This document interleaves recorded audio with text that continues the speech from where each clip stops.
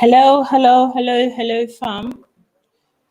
Grand evening, and happy to be with you today on the Woke Africa show. Today, as you can see, I'm actually not on cam, and I'm not on cam because um, I'm experiencing difficulties in power. So it's really dark out here, and I'm fortunate to have gotten my devices charged already. So I have the opportunity to come to you tonight, but there is no electricity at the moment. So once electricity comes on, I would definitely come on. But I hope you can cope with this now. Welcome, family. Welcome. If you're here, please let me see you and throw shouts to you. But before we start, I would like to say a huge thank you to my existing subscribers. You guys are amazing. Thank you so much. I would also like to say a big thank you to our new subscribers. Oh, guys, thank you so much. I see that a couple of you sign up today, and I'm so grateful for all your support. Again, I'm waiting for electricity or power to return, and we can do this live. But in the course of time, I'm actually preparing to get backup power for when such incidents happens. So kindly pardon me as we go ahead to discuss information that are important to us as a people. So shouts to all our new subscribers. Guys, I want to thank you so much. You're amazing. I love you so much for joining our team. And to my how do you call it, my Patreon supporters, you guys, thank you so much. Shouts to Andre Hashit, Len, shouts to Keita, shouts to Akinyi, shouts to Calling on May Art, shouts to all the sisters, DeJoya, and all of you who are supporting me on Patreon. I'd like to say a huge thank you. And I believe that very soon I can be able to overcome the power situation. So please kindly bear with me today. I'm going to have to be showing my photo because power is still not back. And so we're hoping that in the course of the program, if we are fortunate enough to have power back on, I'm definitely going to come live for our new subscribers to be able to have a more personal kind of relationship with me and with the show. So thank you so much. Now, family, with all that is happening in the diasporan community and on the continent, I have like a few words, and I'd like to invite some of my diasporan brothers and sisters to come on board and help me discuss this, because I just find and think like it's possibly an issue of the continent and the diaspora. When there are issues happening, I think that we have to join hands and together resolve situations as possible. So for me, I'm kind of like concerned about how the community is a bit destabilized right now, but I'm not emotional about it. And the reason why I'm not emotional about it is that sometimes, when you're hoping to build something, when you're hoping to make sure that something that you've wanted so much comes to fruition, sometimes when you have such high expectations for something, we tend to forget that before it gets better, it gets nasty. Before it gets better, it gets crumbled. Before you prepare that beautiful meal, the ingredients must be chopped. Before you get that beautiful hairdo, you must take out your braids and you must wash your hair and you must do so many things to it go through stages. So before it gets better, it gets worse. And sometimes we just kind of like tend to forget that that is the situation. Okay. But let's just keep our how do you call it? Let's keep our eye on the ball. Let's keep our eye on the ball because we cannot lose hope in what we represent. We cannot lose hope in what we stand for. But we can afford to keep faith. Because if you look at what is happening and the concerns of most people about what is going on in the community, I would say that as time goes on, members of our diasporan community will come to understand life in Africa. And so I just take it as experience or time is the best teacher. Okay, time is the best teacher. So wherever you find yourself, you should know that whatever situation that you find at the moment and you feel like that is the situation, or that's how it's going to be, is going to be like. Hello, Mr. Pirate Brain. David, welcome. Hey, how you doing this evening? Yes, I'm doing very well, very, very well. And I'm excited to have you here. Oh, thank you. Thank you for having me. Thank you too for coming. So how are you doing? I'm doing all right. I wasn't feeling too well today, but so I'm coming in my other than that, I'm okay. Yeah. Oh, Yeah, what was happening? I'm I just, was kind of yeah, please. excited. I saw you on the ES show today, Yeah, and I yeah. caught you and I caught Juliet, and Oh, yeah. I wanted to thank you for going on there and speaking on it Oh, because thank you. I felt some kind of way. I had been watching the shows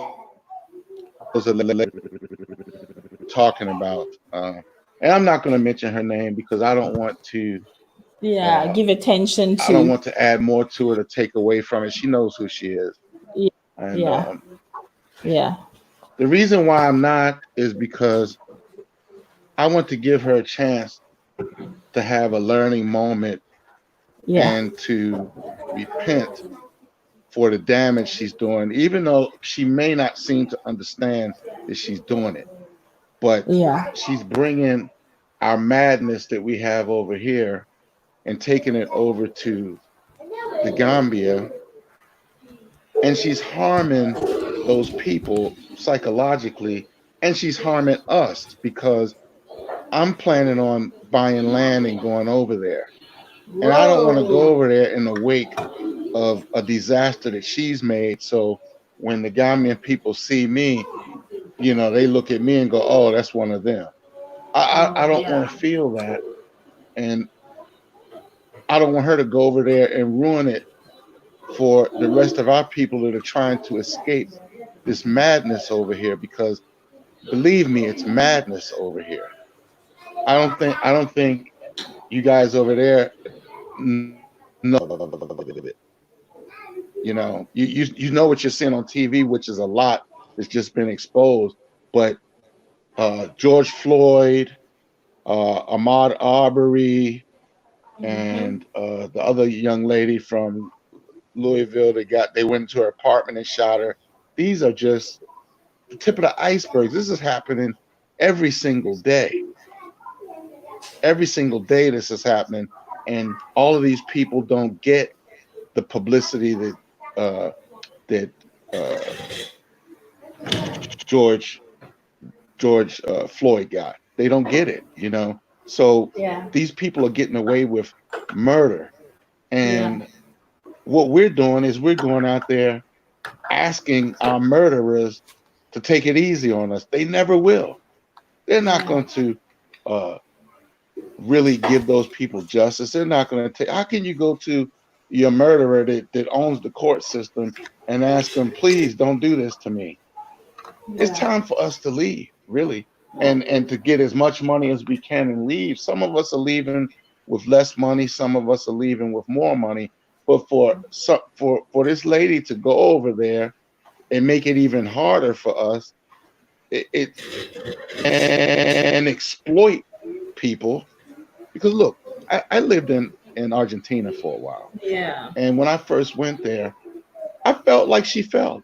I was like, I mean, because they had siesta at 12 o'clock and didn't open back up the stores until 4. And I was like, but dang, these people are lazy. They not work. But I never exposed my thoughts to anybody else but me. And I kept it to myself. And then after I had been there for a year, I love siesta. I was like, man, I got to go to work now. I mean, things that you think that you don't like, you learn to love it Learn to because they love work it. us like horses, like mules over here in the United States, and they don't give us anything for it. So if the people take a slower pace, if you're over there and you say, hey, we're gonna meet around 9 o'clock, and they get there at 11, oh well, they just get there when they get there. You know, Yeah. um, we do that too, but we don't want to talk about it. We got a thing called color people's time. It's not that they're not making that up, and that's us. So to go over there and make fun of people, to talk about re-enslaving them, but only by black people, these things are horrible. They're horrible, and she needs to apologize. Not this half half backhand apology uh, that she left, that she read. She needs a Yeah. sincere apology. Yes. You know, it's not Yeah. right what she's doing. And I Yeah. understand Juliet for being upset with her because she's messing it up for a lot of other people. And we don't need Yeah. that. Yeah. I mean, You I've know, never been David, there. I haven't David, gotten there yet. But I dang, I kind don't of, want her to mess it up before I yeah, get there. yeah. I kind I'm of just like, happy they're I was welcoming really us sorry. home. Yeah, sorry. You know, I was really I'm just feeling happy to be Juliet. welcome home. And if everybody's slower there, well, I need to slow down. You know, I need to slow down a little bit. Welcome, How you welcome, doing? welcome. This is the Woke Africa show. Welcome, sister. You see, I mean, my picture is just showing because Oh, my so her power mic is must be gone, cut off. and I'm still waiting for my Can you hear power me? to return. Yes, we can hear you, sis. What's your name, sis? So, my name is Kathy, and I saw you on the ES show, and I checked out your YouTube page because you're the only person that used one word that needed to be used in this whole context, and that was vibration. Oh And, my we have God. a lot to learn about each other. And my Yes. fear about what language that we've heard from the enslaved and the colonizers about each other. And so in the what was disheartening is if you read some of the chats, it becomes a us versus them and the Yeah. collective is lost. And Yeah. so how we deal with discord in this community is going to be as important as how we build it. Yeah. And there's going to be other people that say things that we don't like. Yeah. But we need to figure out how to deal with that in a way that we don't contribute to the narrative that's already there amongst those Yeah. in the diaspora and those on the continent. And when I you use the agree. word vibration, that was exactly what I was thinking. We have to keep that vibration high for those that are Hi. knowledgeable and for those Yes. that are not knowledgeable. And there were comments that were made on both sides that to me were disheartening. Yeah. There was a point where there was an accent that was used to mock someone from the South. Now, Hmm. I'm a little bit different. I was raised in a Pan-African home. Yeah. Um, Stokely Carmichael was my godfather. My mother was a Wow. part of the All African Revolutionary People's Party in the 70s, and Wow. my parents were Panthers. So this is not new to me at all. Wow. But what I will, Welcome, sister. A well, second thank you. welcome. Thank you. And so I grew up in this space. This is not new to me, but for someone that is just becoming enlightened and their eyes are open to Africa, you know, that may be a turnoff for them if there's somebody from the South who's listening, and these are Yeah. the first conversations that we're hearing. So we have to be careful how we have disagreement, because it is as important as how we build. Yeah. And so I saw those lines being drawn on both sides. And for me, that's really more of the damage than what one person can do for one continent. That damage happens for all of Africa. And that Yeah. damage happens for all the people that are trying to come home. We have to be very clear that we've all been fed propaganda about each other. My husband is Senegalese, and he came to this country 18 years ago. And what he thought about African Americans and what he thought he knew about African Americans were from a French perspective. And he didn't come here on day one and think, oh, okay, now I know about these people. It took him several years to understand our struggle, the racism we face, the institutionalized racism. He never experienced that in Africa. He had the luxury of growing up around people who looked like him. And it took years for him to really understand how deep our pain is. And it's going to take some people years to really understand the complexity of Africa. And we have to give people the space to learn and grow.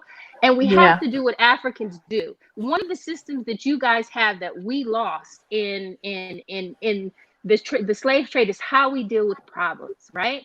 So if I have a problem and I'm in an African family, my elders are going to help squash that, right?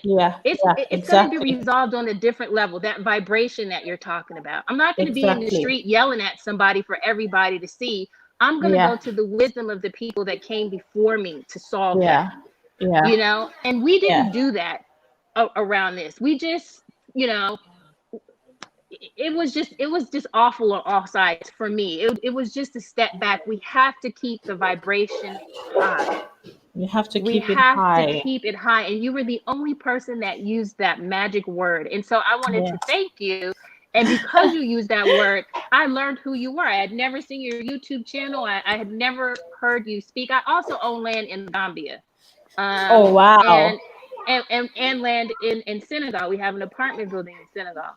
And so, you know, it's very important for me to feel like I can come home. The first time that I went, I had tears in my eyes. People don't understand that we are so connected. And how I try to explain it to people is, hey guys, at the end of the, it's back, and we I'm can here. see you. And you're beautiful. Thank you. You're beautiful. You're gorgeous too. I was like, who is this gorgeous African woman? Thank you. What I was going to say is, what we have to remember is that 401 years ago, the strongest of Africa were put on boats and distributed through the Caribbean and America, and they made it. Just one moment. Let me acknowledge the African superstar. Gina baby is in the house. We are so happy to see you. Welcome, welcome. Please call in. We would love to hear from you. Welcome, Iman. I see you, my family. Welcome. Shouts to the Woke Africa Show family. You're amazing. Please carry on, sis. Please carry on. Okay, I'm just gonna wrap it up with this. A lot of times we think about the cultural difference. What I will say is that more of what keeps us united is the culture that remained. And the Africans that were put on that boat and taken around the world are the strongest of the people that came from your country. And not only did they survive, they then marched and they were hung and they were, you know, Jim Crow and all of that, and they still survived. And so when generations later you can come to this country for education, you have to understand that those Africans that got on that boat paved the way so that you could have the opportunity that you have now, if you so take it. If you want to come to the States and go to college, if you want to, you know, that wasn't always the case. People literally died so that you could be here and take that opportunity. So we are interconnected on so many ways. And Yeah. we forget that. We've got to stop and keep that vibration high. That is what's going to help Africa. And that's what's going to help, build that Pan-African spirit and really help Africa grow into all its glory that it already is. It's an Wow. awakening that's beyond us. And we have to step into that and deal with these things that come up from a holistic way. Keep that vibration high. So I just wanted to thank you for saying that. And you were right on. Welcome, Absolutely. welcome, sis. Thank You you. know, I want to talk about the vibration thing because, when you clear your head and you allow your spirituality, your inner self to direct you, you realize that the things that really get people down, the things that depresses people, give other people power. And who are these people who get power for at the expense of other people's depression? These are spiritual vampires. They need your energy to be able to survive. They need your energy to be able to go on. And the question is, are we going to give that energy to them? Because at this moment our energy is focused on getting back to the motherland. Our energy is focused on building connections in the motherland. Our energies are focused on planning our time to repatriate to the motherland. Our energies are focused on building our communities, even if we can't come to the motherland, wherever we may find ourselves. Our energies are focused. Hey, David is here with us. Hey, I'm David. back. Yes, Hi. our energies are focused on building our business. Like my sister Gina, she's a powerful entrepreneur, and I look forward to becoming like her someday. Hey, the African superstar is represented Hi live. guys. Hi. I want to say what's up, Mr. Pybrain. Good to see you. Ajua, Medogana. How you Hi. doing? Medase. Yes. To the sister, you were right on. I love what you had to say. It was amazing. Africa is lit. Oh, it's so lit. And I'm really happy that you had a wonderful experience reconnecting. And, I hope more of our people will have that, because it is truly a very special sensation, especially like being rejected constantly in the West, constantly having to explain ourselves. That's something I really hate. Oh, I hate having to explain myself. Right. To just like be yourself, like you don't have to answer stupid questions. They're always asking No. stupid questions. She knows what I'm talking about. Yeah, I do. It's I like, do. asking dumb questions all the time. So we don't have to answer those things in Africa. We're already like nobody's questioning our blackness. Nobody's questioning No. where we went to school. That was a big thing. I grew up in Ohio. I'm not sure where you're from, but oh, what side of town are you from? Where school do you talk like this? You do this, you do, Well, I'm repping my city on my hat. I'm from LA. Oh, Oh, okay, so LA. California. Okay. Yeah. That's cool. Yeah. Yeah. So, I'm South Central LA. Yeah. I just wanted to say, Sister Gina has been powerful today, and I've listened to it. In fact, it was your first show about your the apti up. Am I right? Uppity niggas or something like that. Oh, no. really? I think that was ES's show that I was on. But you did a show talking to our brothers and sisters from the diaspora Oh, about, yeah. yes, the responsibility we have. And I wanted you to enlighten our people a little bit on that school of thought. Yeah. Well, basically, I had to. Basically, some comments were brought to my attention. There's been several people, unfortunately, when they go to Africa, they have, a negative mindset, and they kind of go there with the wrong frame of mind. where I think that we need to be going in the spirit of collaboration, because neither one of us has all the information. But if we kind of plug in, then we can bounce off of each other, and that can be very positive. So I kind of just had to bring the message about, when we go to the motherland, we need to have that spirit of brotherhood. We need to humble ourselves and not come with the Western mindset and trying to basically impose our views on our brothers and sisters on the continent. We need to kind of know where they're coming from and learn where they're coming from. There's a lot of things they can teach us as well as what we can teach them. But if we come with that whole, superiority complexes and things like that, that's not going to serve us well. So yeah, I made a message on my channel yesterday, which is the African Superstar, kind of elaborating on that, because naturally when people make crazy comments, people send them to me like, oh, what do you think about this? Did you see this? Did you see this? So it's like, I'm like, oh, the unfortunate thing is, it's been several people. So there were some recent comments that happened, but this has been ongoing. So I just chose to address it yesterday. So everybody's like, oh, who are you talking about? Whose channel? Who's the person? And I'm like, no. Yeah.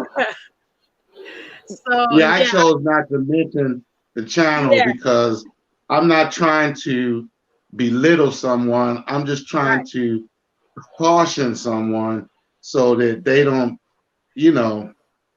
put their foot in it to the point where you can't take it out, and I just want to protect our people, the people that are on the continent and the people that are trying to go. We want to go to a safe place, and a place where we can love the people, and I want to go to a place actually where I can slow down, where I don't have to be running with like a chicken with the head cut off, Right. All right.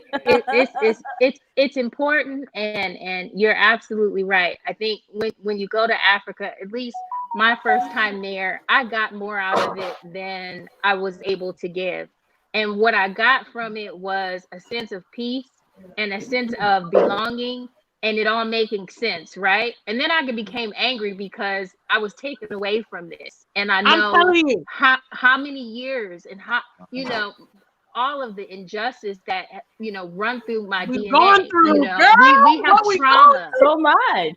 We have generational trauma that people don't really understand. And when I was there, it was a healing. When I put my foot in the ocean, tears came from my eye. I wanted every Black American to be able to get on a plane and feel that once in their life.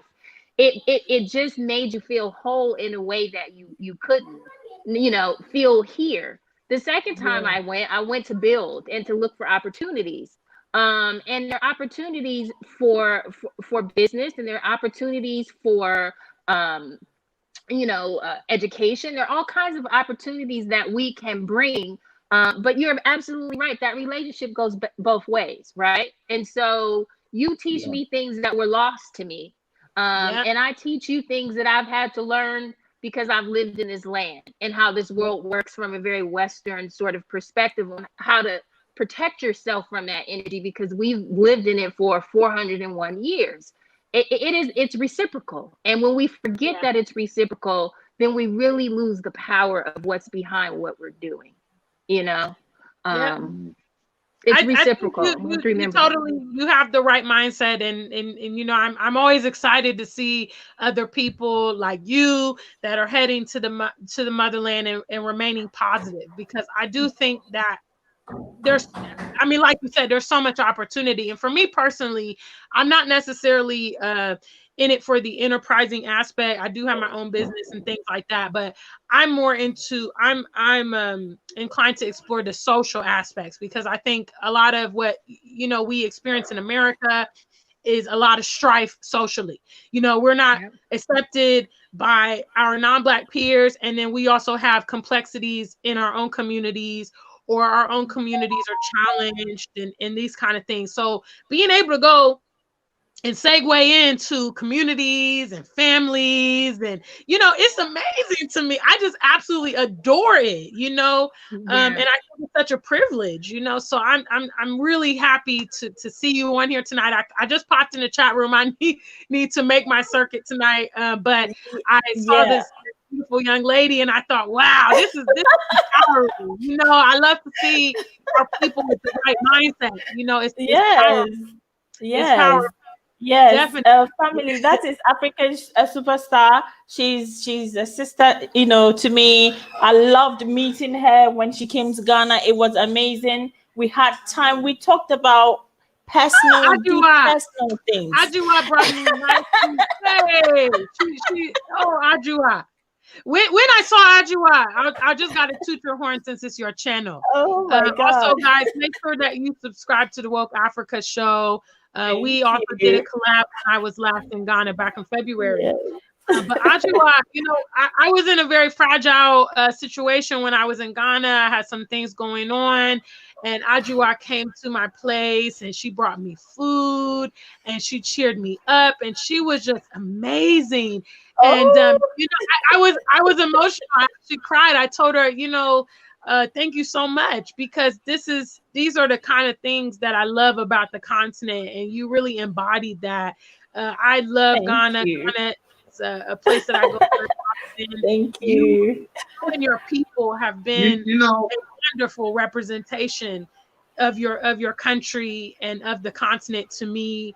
Everywhere I've been, from America, I currently live in Europe, and throughout the world, my world travel. So I really, really appreciate all you have done for me, Ajua, and for having me on tonight. And it's wonderful to see you again, Mr. Pipebrain. He's one of the moderators on my channel. He was saying, so thank you so much. Dave is a bomb.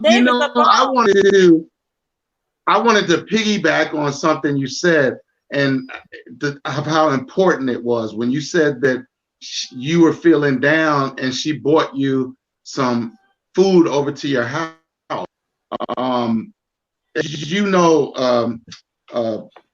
African superstar, that my mother passed away about 1.5 years ago. Yes, you told me. I remember. I was feeling down. Yeah, and when I came back home, I had a few friends that I thought were friends, and I was like, man, I don't have any food in the house, and they were saying they were at their kid's house and they were having dinner, which wasn't too far from me. I said, can you bring me a plate by? And they said no. And I even came out to ask. They said, no, I'm busy. So, but this is not uncommon here in the States. This is not uncommon. Yeah. In the States, you're on your own. I don't care. Exactly. You could have a car accident and be like hanging out the car and people just be passing by, like they wouldn't even stop and entertain you. It's unfortunate, but we've got that mentality in the West. It's desensitized. Yeah, it's unfortunate. Yes. And when I was in Argentina, it wasn't that way. When I lived in South America, people would come over, bring food. You would take food over to their place. On a weekend, you would get together and cook out like it was family, and it wasn't even your real family. But we're the only country here in the States and then over in Europe that they treat people this way. I know. I agree with you. Yeah. And for me, that's what it's about, because I'm a community oriented person. I very much crave that. My mother is from the Caribbean and my father's from the continent. So I think it's innate for me. And so growing up in America without a community has been difficult for me, and I've never really liked it. So getting involved in different African communities, even when I lived in America, I felt it was natural. They just embraced me, and I was like, this is great. This is what I'm talking about, Amazing. And much like the sister, I don't know your name. What's your name, LA? It's Miss Coffee. Hoppy? Coffee. Like Kofi, but with an A. Coffee. Yes. Mm-hmm. Okay, Coffee. So wow. Like Miss Coffee said, when the first place I went to South Africa. And when I got off the plane, I got angry. I got vexed straight away. when I saw all those black people, I was like, y'all made me live with these white people. Right. I was pissed. I was like, yo, this is messed up. Cause like I grew up predominantly white area, you know, all white schools and all that. And I've never liked it. So when I got to Africa, I was like, yo, this is bogus. Like I saw the black pilot at the airport, the gay agent was black. I was like, hold up. Oh my God. Like was Gina, so I was watching a video from a brother. I think I have to go back to YouTube and find him, because at the time I found him, I wasn't really searching for his channel. I just pounced on it, and he and his wife were like expressing their feelings for the very first month or two that they moved to the continent. They just listed all the things they were worried about in America for being black. And they listed about 12 items on the sheet. And they were like, if I go to the grocery stores, nobody follows me around. That is a privilege. And he went on and on and on about the things we Africans don't even think about, the things we Africans take for granted. He was talking about it, and, it humbled me. It takes not too much to get me to a humble position, because I realized that sometimes I close my eyes and I try to walk around my house, and then I find out that it's very difficult to get to where you're going to for that few seconds you close your eyes. So imagine somebody who is blind. The very things we take for granted the things that means the world and everything to someone else. So number one, I don't take the feelings of my brothers and sisters from the diaspora for granted. There's nothing that is way too much for me, except maybe you realize that this person has some kind of arrogance about them, some attitude about them, who wants to be seen, or who wants to, like let's say, be worshipped wherever they go. And so I may want to distance myself from that person, because, as I said, I want to keep my vibrations high and I want to be tuned to my frequency, But you're that very humble. You're a very hospitable and humble lady, Thank you. Thank you. You've so always much. been kind. I've actually never really had a bad interaction with any Ghanaian person. They have always been good to me. From my very first friend, Kofi, my best friend throughout uni. He's the first person that, started bringing me to outdoorings, and, gave me my first, banku and kenke and all that stuff back in university. And, I have a very fond relationship with Ghana and the people of Ghana. They have completely embraced me. I look forward to coming home soon. Wow. Well, we can't wait to have you back, Gina. Gina, I know you're busy, and I don't want you to check out before I ask you this. Now, if you look at our title, it says The Motherland and Her Children, Open Arms and Open Hearts. What should that mean to us and the diaspora? What should that mean to us? It means it is available if you're ready to, take advantage of that opportunity. By all means, you're not being forced. Some people get so emotional when we suggest, exploring the motherland, but there's a lot of things, even what we've talked about tonight on this panel, from the receptive, being received, the courtesy, because, I was so emotional when I saw you, Ajua. I was so emotional, and it was a very fragile time for me. And I will never forget that, how you were, and I mean, literally, guys, she spent her whole day with me in my house.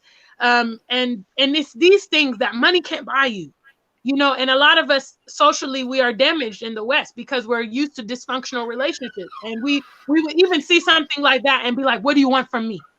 Why are you doing this? You don't even know me. Why would you do something like this? Yeah. Like you have motives. And I think there's just many, many positive aspects about coming home. Those of us that have struggled in the West for various reasons, we can, plug into a community and gather our strength and be able to regroup. So Africa it's always been my experience that the people in many nations, I visited 6 nations currently, have received me. I've never been rejected anywhere on the continent. Language barriers, different cultures, different food. I've never, ever, ever gone through that. So people that are willing, people that are interested in the continent is there for you. If you want to go, there's so many of your brothers and sisters here. Even I just popped in to say hello, and I saw Kafi, and talking about her experience, and she's saying similar things as me. We don't even know each other, so this just goes to show that the message is consistent throughout people that are going to the motherland. For other people, it's financial. They want to do their business, they have opportunities to expand, and I'm all about the social and families, so I want to create my family on the continent. I want my children to grow up safe and aware of who they are. And, I think the continent has that environment available. So, and for them to have chocolate aunties. Hey, I can't wait to, hey, in your experience going around the continent, how about love, relationship, marriage? Is it something, is it a prospect that can be exploited on the continent, on the motherland? Finish now. Let's spice it up a little bit. Oh, come on. You guys are not going to let me rest. I tell you, I took a hiatus from YouTube for a couple of days, and I'm paying because everybody's like, yo, you got to come through. You got to come through. Yes. As far as romance on the continent, Mr. Pipebrain knows this. I have a reality show called Love on the Continent. I'm dating someone in Ghana named Joseph Mayas. He's a photographer there. One thing that I would personally say, just from my own personal experience, so please, audience, don't get all bent out of shape, is it seems to me that people on the continent, they're not as guarded when it comes to relationships. The probability of you being able to actually have your family and move forward is there because, first of all, it's a way of life. Getting married, having children, it's not abnormal on the continent. Whereas in America, some people think that's far-fetched. Some people don't want it. Some people, it has to be a long process to get to the point where you guys settle down and create a family. It's more or less a norm on the continent. So for me, dating on the continent, obviously when I'm there, it's great. Long distance is difficult. I only chose to have long distance because I knew I was migrating to Ghana. I probably wouldn't have entertained it otherwise. And I made sure that he understands that I'm coming to Ghana, not him coming outside. So I think those kind of things you need to establish. Other people have different agendas. They may want to bring their partner to the West with them and things like that. But for me, I'm going the other way. So it just makes sense to do it. But I think there's a lot of prospects. There's a lot of things that threaten our people in the West that are not necessarily at play on the continent. Black men are extremely targeted in the West. I think you probably know that, Adjua, just by seeing George Floyd. Police brutality is a very real threat towards our men. They also promote homosexuality. They also promote interracial relationships. And all of these things impact the Black males, Black females, and that consequently translates into our community being affected. So a lot of those things are not also popular on the continent. Not to say homosexuality is not there, not to say there aren't problems and people living various lifestyles, but it's not promoted. So it's not as pronounced, and then violence. Black on Black violence is nowhere near the same type of proportion where it is in the West, because like Kafi mentioned, people will try to negotiate, the problems. They will try to solve them. Very seldom does it come to the point where it becomes violent or fatal. Black African people do not like to shed blood casually. That is like an absolute last resort. So I think the environment overall is just more conducive for family and relationships. You know, the people I've met on the continent, they're open, they embrace you. You know, if you're if you're in England or you're in Africa and I mean in America, you just meet somebody, like say you meet somebody at the bus station or you meet somebody at the mall. It's probably highly unlikely you'd bring that person home and feed them or sit down and have a meal with them, you know, because everybody's going to be like, it's not going to happen. Not but happening. It's happen on the continent. You can run into somebody, hang out all day, and then they'll be like, hey, what are you going to have for dinner? Why don't you just come to my family? Literally, this has happened to me.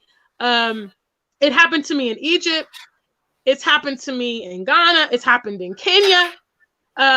People are just like, yo, what are you doing? Like, you're hanging out, and they're just like, well, you know, what are you going to do for dinner? Come to my place, you know, type of thing.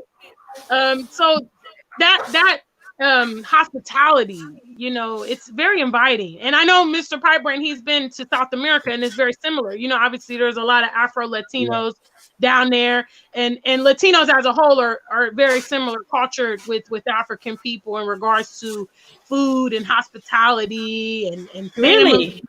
These are the Latinos are big. Wow. It was like that down there. It was real friendly. And you know, I was kind of holding my thought on something you said when you were talking about how we're targeted. A lot of people don't realize there's more Black men incarcerated now that were in slavery at the height of slavery. Wow. Prison industrial complex. On that for a minute. Exactly. Yeah. The prison industrial complex is real. It is new age slavery. It's corporate now. So it's a big business, and prisoners can work for large corporations for $2 a week, and it's next to nothing. And then it's a big business. And so you're absolutely right. It has impacted our community in a way that people don't really understand. It's impacted our families in a way that people don't understand. The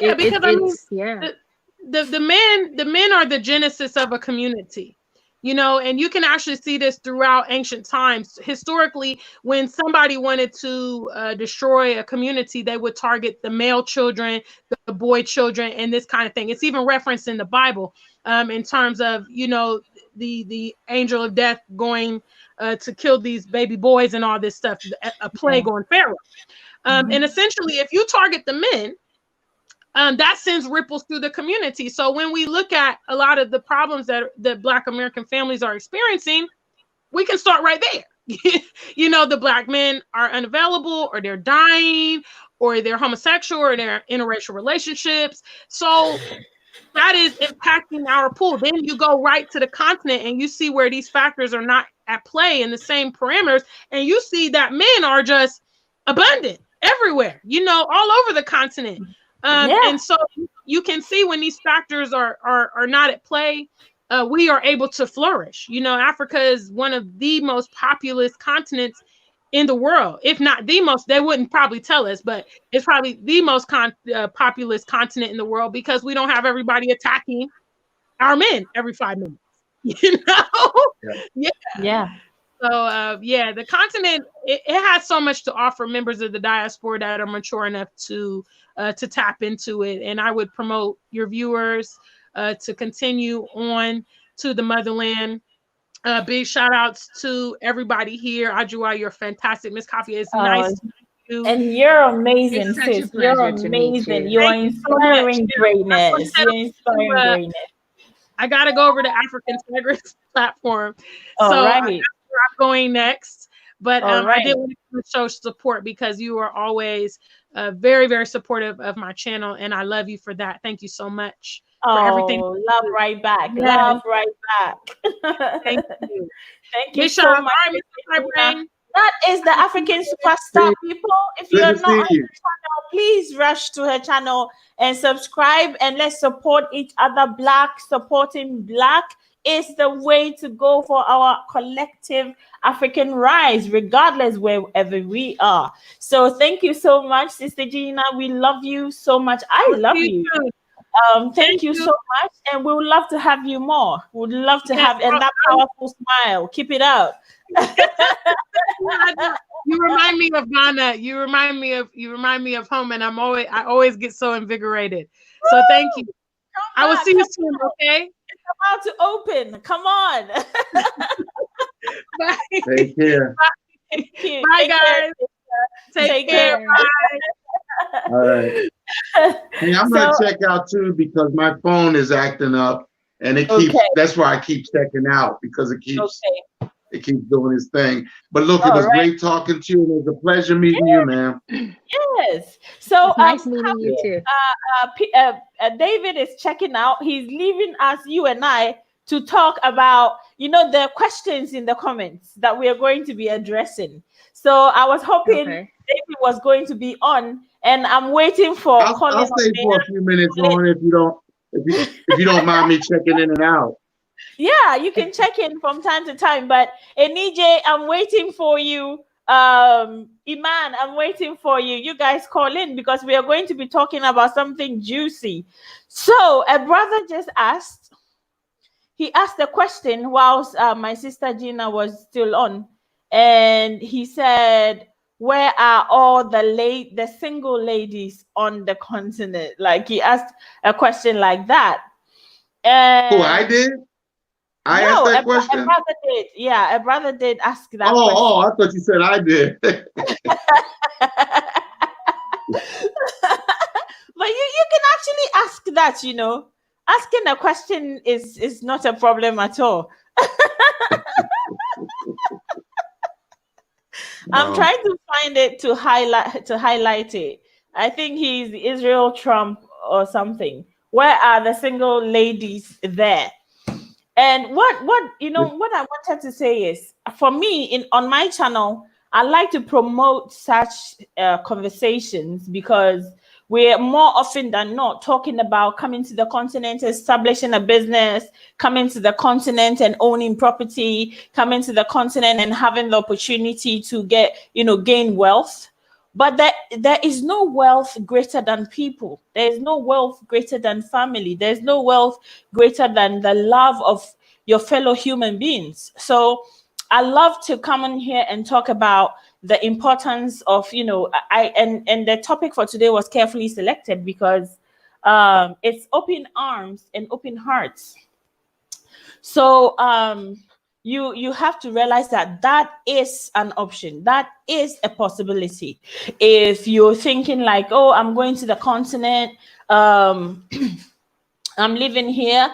Is it possible to find somebody that I can relate with? Well, finding a woke African female on the continent might be a bit, extensive. It might be a bit of a hard work for you to arrive at because, I've kept on saying on the channel that you come to Africa and you find out that not many people are awake. Okay, not many people are awake, but you find the traits, the characteristics of an African woman in the person. You find the characteristics of a cultured woman in the person. But if you're looking for somebody who completely understand our situation as African people and has their lights on, I'm not saying there are not people like that on the continent. There are people like that, but they are not common. So if you want to come to the continent and you are a woke person, you are awake to the times, what you must realize is that we are coming to the continent to take it back. I mean, you get the code.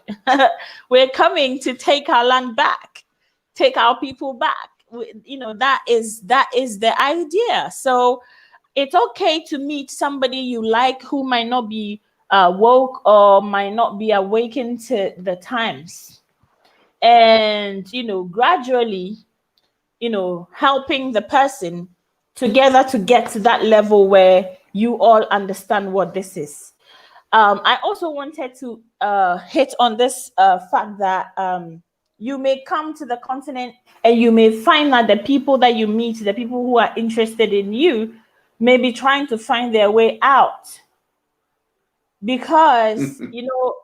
Good luck with that. Yeah, and maybe trying to find their way out.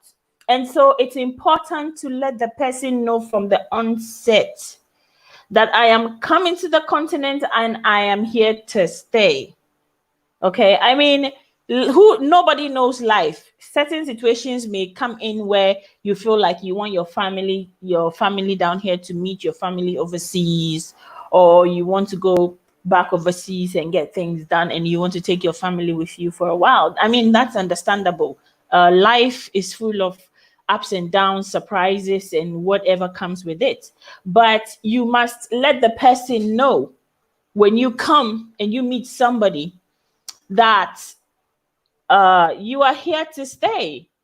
And so if the person is not interested in such a person, it's better for them to move on than to lead you on. And then at the end of the day, it causes problems. Because the reason why it's still like this is that, and I stand corrected, but I feel like most of the people on the continent are not up to the level to understand the reason why we must stay true to who we are as Africans. We must rise up to understand that home is on the continent, and if we stay and we build and we make it better, it will be better for us living in the continent.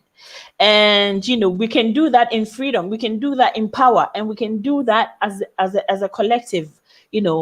And I know for a fact that when I say we can do that as a collective, or we must unite, is something that people say all the time and go like, well, you say we must unite, but look at what people are doing. We have problems, we are bickering, we have issues within and our communities. And I say that before something gets better, it gets bad. Before something gets better, it gets bad. Yes, please go ahead. I want to add something to that. What a lot of people don't realize also is we are brothers and sisters, mothers and fathers. And David. Me and my brother. David, hold the line. We have 18 people online now, and it's the most people that have been on my live, and I want you guys to celebrate with me. Thank you so much, everybody online. Congratulations. Keep that vibration high. You see what happens when you keep that vibration high? Yeah. Thank you, guys. Everybody online, you're amazing. Thank you. I can't even thank you enough. Thank you. All right, please carry on, David. I saw two of my friends, Eric and Gina, in the chat. I wanted to give them a shout out. Yes, shouts to Eric. What I wanted to mention is that we do bicker, okay? But it doesn't always have to be bad, because me and my brother, we just don't get along. I mean, we haven't got along for years. He's got his issues that I have a problem with, but nobody else can mess with him. That's between me and him. But if somebody outside the family comes to attack him, then we got a problem. So we're not all going to get along, but as long as when something comes up, we get on cold. Look at these white folks. They don't all get along. I mean, the French fight the Germans fight the British, the Americans. Look at what Trump is doing through the whole world right now. Yeah. But they all get on cold when they're dealing with us. That's how we have to be. Yeah. We don't have to love everybody. We just have to get on cold and know that, hey, when the fight comes, we're one nation. That's all we need. Well, I hope you heard that, guys. He says when the fight comes, when the difficult times come, we must all get on code. We may have our inner differences, but when the issues come, we must get on code, and we must realize that we all of us, we all are one people, and we stand together and we fight together. Okay, so that is it. And I wanted to put across here that I actually wanted to listen to the said video in quote that hurt the people of Gambia. And I just wanted to say that, you know, I didn't just listen to that one video. I went through the channel and I listened to some parts of it. I felt like, okay, this is a very confident Black woman who knows what she's talking about and she's not afraid to say it. So I was like, okay, let me just listen. Then it kept going, and then I started to get disappointed as, you know, time went on. As time passed, I started to get disappointed. And, you know, as African, that's why I brought this up, because as David is saying, that we may have our internal bickering, but we don't turn that internal bickering as a weapon for others to use against us. Okay. What we can Right. do, yeah, what we can do is that we can have our squabbles. But you know, there's an adage or a wise saying or an old saying in a can that you don't wash your dirty clothes in public. And so when, you know, when things like this happen, for me, I love the fact that some elderly people amongst us have contacted her, they've spoken to her, and that resulted in a not so apologetic kind of, you know, but it's a process, you know. Yes, Yeah, in quotation marks. But it's okay. She started. You know. yeah. Sister Colin or Mayat, we're waiting for you. Actually, we're waiting for you. David is waiting for you. So you better hurry up and get on. You better hurry up and get on. So, Sister Kafi, Yes. what is your aspiration? I'd like to know, embodying our brothers and sisters from the diaspora, what is your aspiration coming to the continent? What is your aspiration? What do you hope to achieve on the continent? Well, for me, you know, it's not one thing. It's several things. So, like I said, my husband is from Senegal, so lots of my family are on the continent. And I was raised here, and so my eventual plan is to live in Africa full time. But in doing that, you know, we have to be able to sustain ourselves. So, you know, we will open a business. But what I really, my focus really is one of the things that I realized when I was there, and what I wanted to focus on was the women of Africa, and giving them Oh, opportunities, giving them opportunities. So I'm in a unique position where, um, you know, just in my own family, realizing that men, many times when it comes to income and what a family can do, will be the ones that go further in education. And mm, sometimes the women are not even educated. And it's not because they don't have the ability, but the focus, especially in certain countries, is the men, right? It's kind of an old yes. way of thinking. And there are brilliant women who don't have access to full potential because that resource is not provided to them. And when they have more skills and they have different skills that they can be self-sustaining, their only option won't just to be getting married, right? For economic purposes, but that they'll be able to carve out a life that is meaningful for them. So just based on what I've seen in my own family and sort of the stories of the women in my family, and seeing how the women have not really been empowered in a way. If the choice is to send two people to school, usually the boy goes and the Mm-hmm, girl doesn't, mm-hmm. right?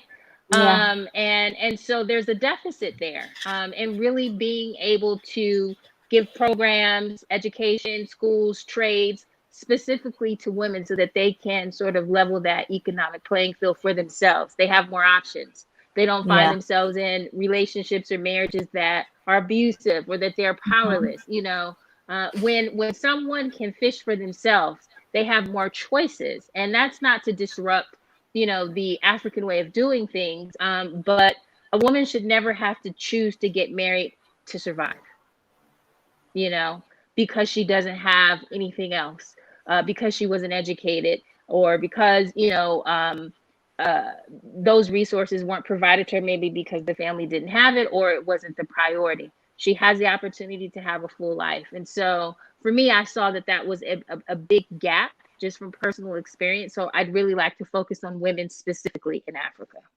Wow. So I wanted to ask you, the African culture is one of um, a kind of like a tree that has the man on top, the woman, the firstborn child, the Yeah. rest of the children, then the grandmother, the grandfather, then the aunties and uncles and all of that. That has been, when Africans say family, that is the idea of family. That is what we see as family. Now the nuclear family, where it's just mom, dad, and kids, is something that was introduced when the colonizers set foot on the continent. So it's never been our way to kind of like have these small families, and then to have people who eventually even have, I mean, if these were the times of my forefathers, I personally, Ejewa,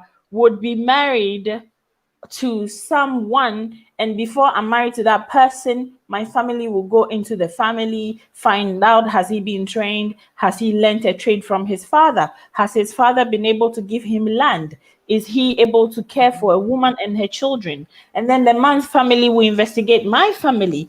Am I obedient? Am I respectful? Am I dutiful? Am I supportive at home? Do I support my mother? Have I learned how to cook? Have I learned how to, take care of a family from my mom? Have I learned a trade? So I hear like people talk about, oh, well, African women are subjected to the kitchen and all of that. The whole subjected to the kitchen thing started when Western education came into our Absolutely. community. It started when mothers had to pay, or parents had to pay for children to attend school, because before the Westerners came, there was what they call informal education, but what I say African centric education, where a father passed on knowledge from what they have learned, what they have experienced, to their children. The male children will study the jobs, or the working life, or a trade that the father did. Then the mother, the female children, I grew up when I was like 7 years, 6, 7 years. I remember helping my grandmother bake her pottery. you know Mhm. she made pots for women to cook in, and for grinding spices and ingredients. And so I know how to use a clay to mold a pot, just because I used to help my grandmother with her pottery.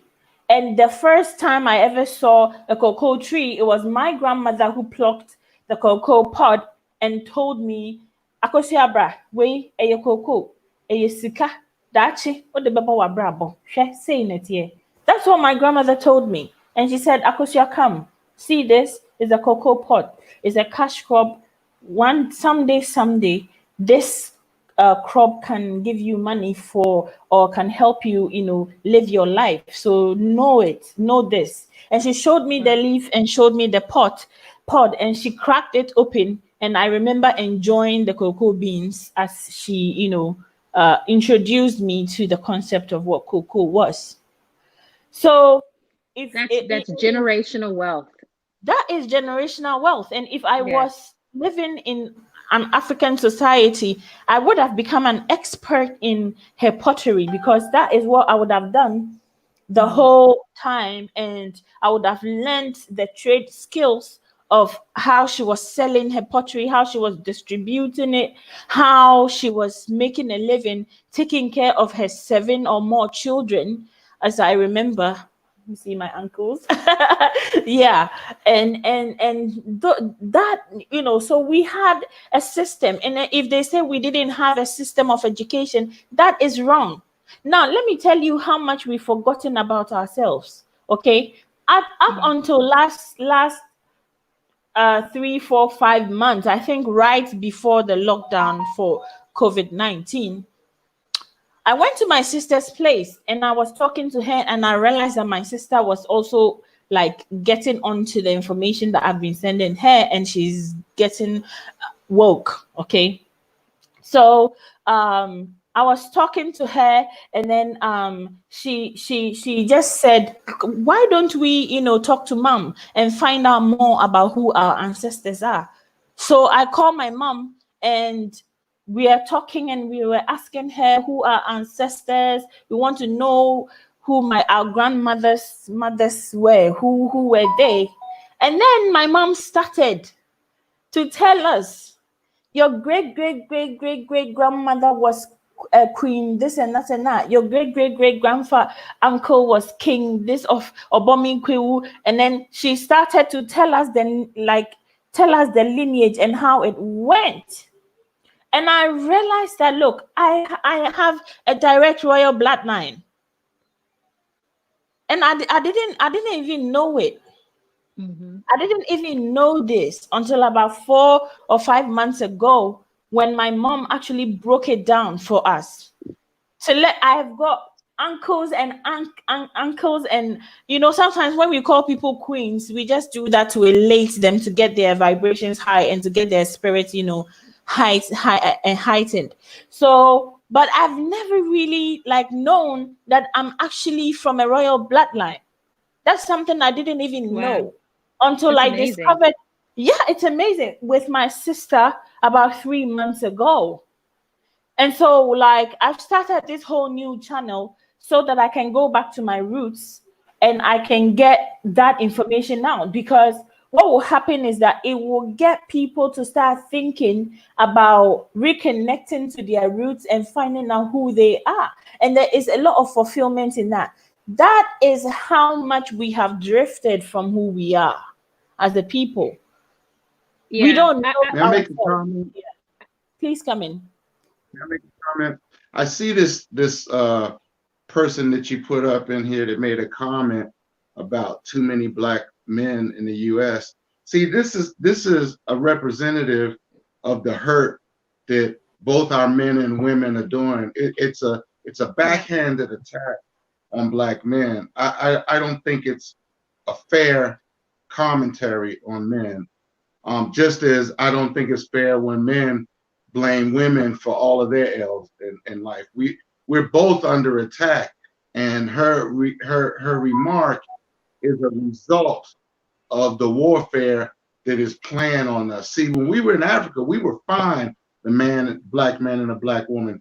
It wasn't until the white man and white woman jumped in our bed and ruined it for us. So I'm making that comment to her. I hope she takes it in a good way. So one of the things that we have to remember, and I love your story about your roots, and sitting on the other side of the ocean, I've done very similar work for my family, but it looks different, right? So there's only so far I'm going to be able to go. I already know that. I'm never going to get to the person in Africa that was taken. I know that. And I've got to go through so many hurdles and dead ends, trying to find people who are listed as property by just the first name, and trying to sort of nail that this may be my relative. And along the way, I'm going to find a couple of Caucasian people that were not in my bloodline because of marriage or love. And so even just the exercise that you did, I don't have the luxury of ever knowing. And it's such a gift. What I'll say about the black men and black woman scenario, this is by design. In order to capture us, in order to enslave us, they had to separate us from our men. And once they separated from our men, they separated us from our tribe. And once they separated us from our tribe, they separated us from our language and our indigenous religion. This is all by design. And even when we created new families, perhaps I was originally from Senegal and my new husband was from Benin, and we met on this plantation. Once I had a family in place, he could then be sold somewhere else like property, and I don't have a family. Okay. So this is so by design that we have this breakup in our Black American community, right? Because if we were strong as a family unit, these things couldn't happen as easily that happened to us, right? And so the comment about Black men, you know, is really one-sided, because you have to understand all that a Black man has gone through just to be standing today. I It's mean, not we easy. have so much generational impact on ourselves, how we see ourselves. A Black man has been devalued in this country since he got here. I mean, Yeah. just devalued. Because as you said, in a traditional African society where the man sits in that tree, is powerful. And if we can remove him from that position, then we totally, the ecosystem of the Black family has changed. So you have women who have had to perform duties of man and woman. You have men that have had to perform duties as man and women. It's not just women who are single parents. There are men who are single parents. There are women that don't I, have their stuff together, you know? And so you're looking at people who are grabbing at straws to survive. You can't look at them in the same lens because it's not the same story. So the fact that you were able to do that for me is so priceless. The fact that you can go back and your mom can tell you that you are the descendants of kings and queens. I mean, sis, you don't understand how lucky you truly are. Yeah. Yeah. yeah, and You really, truly are. another thing, we've been sold a lie on how to choose our mates. I mean, we see all of these romantic comedies, and it's like boy meets girl, they get together, they make out, and then the boy messes up, and then he tries to go back and get the girl. Right. Whereas in our culture, our true culture, our families actually were the ones arranging it. Even maybe not quite like in India, but Right. they were still getting involved in it. And love is not the sexual act. Love is, okay, how are you going to take care of your wife and your family? You know, and how is she going to support you while you're out there Right. taking care of your wife and your family? That's love. Love is not a noun, it's a verb. And we look at it like a noun, you know, Yeah. and if you look at it like a noun, you can fall out of love. But if you look at it like a verb, you create a habit of taking care of your family, and you never fall out of that habit. Yeah. Yeah. Let And me share something with you. yeah, please go on. Please go on. So I've mentioned a couple of times that my husband was born on the continent and I was born here. And I'm gonna be very real with you. There was adjustments that we both had to make because we are socialized differently. And you're absolutely right. My idea of love and his idea of love were completely different. I was, okay, are you gonna buy me something nice? You know, a little gift, or are you gonna hold my hand as we walk down the street? Are you gonna profess your love to me every night before we go to bed?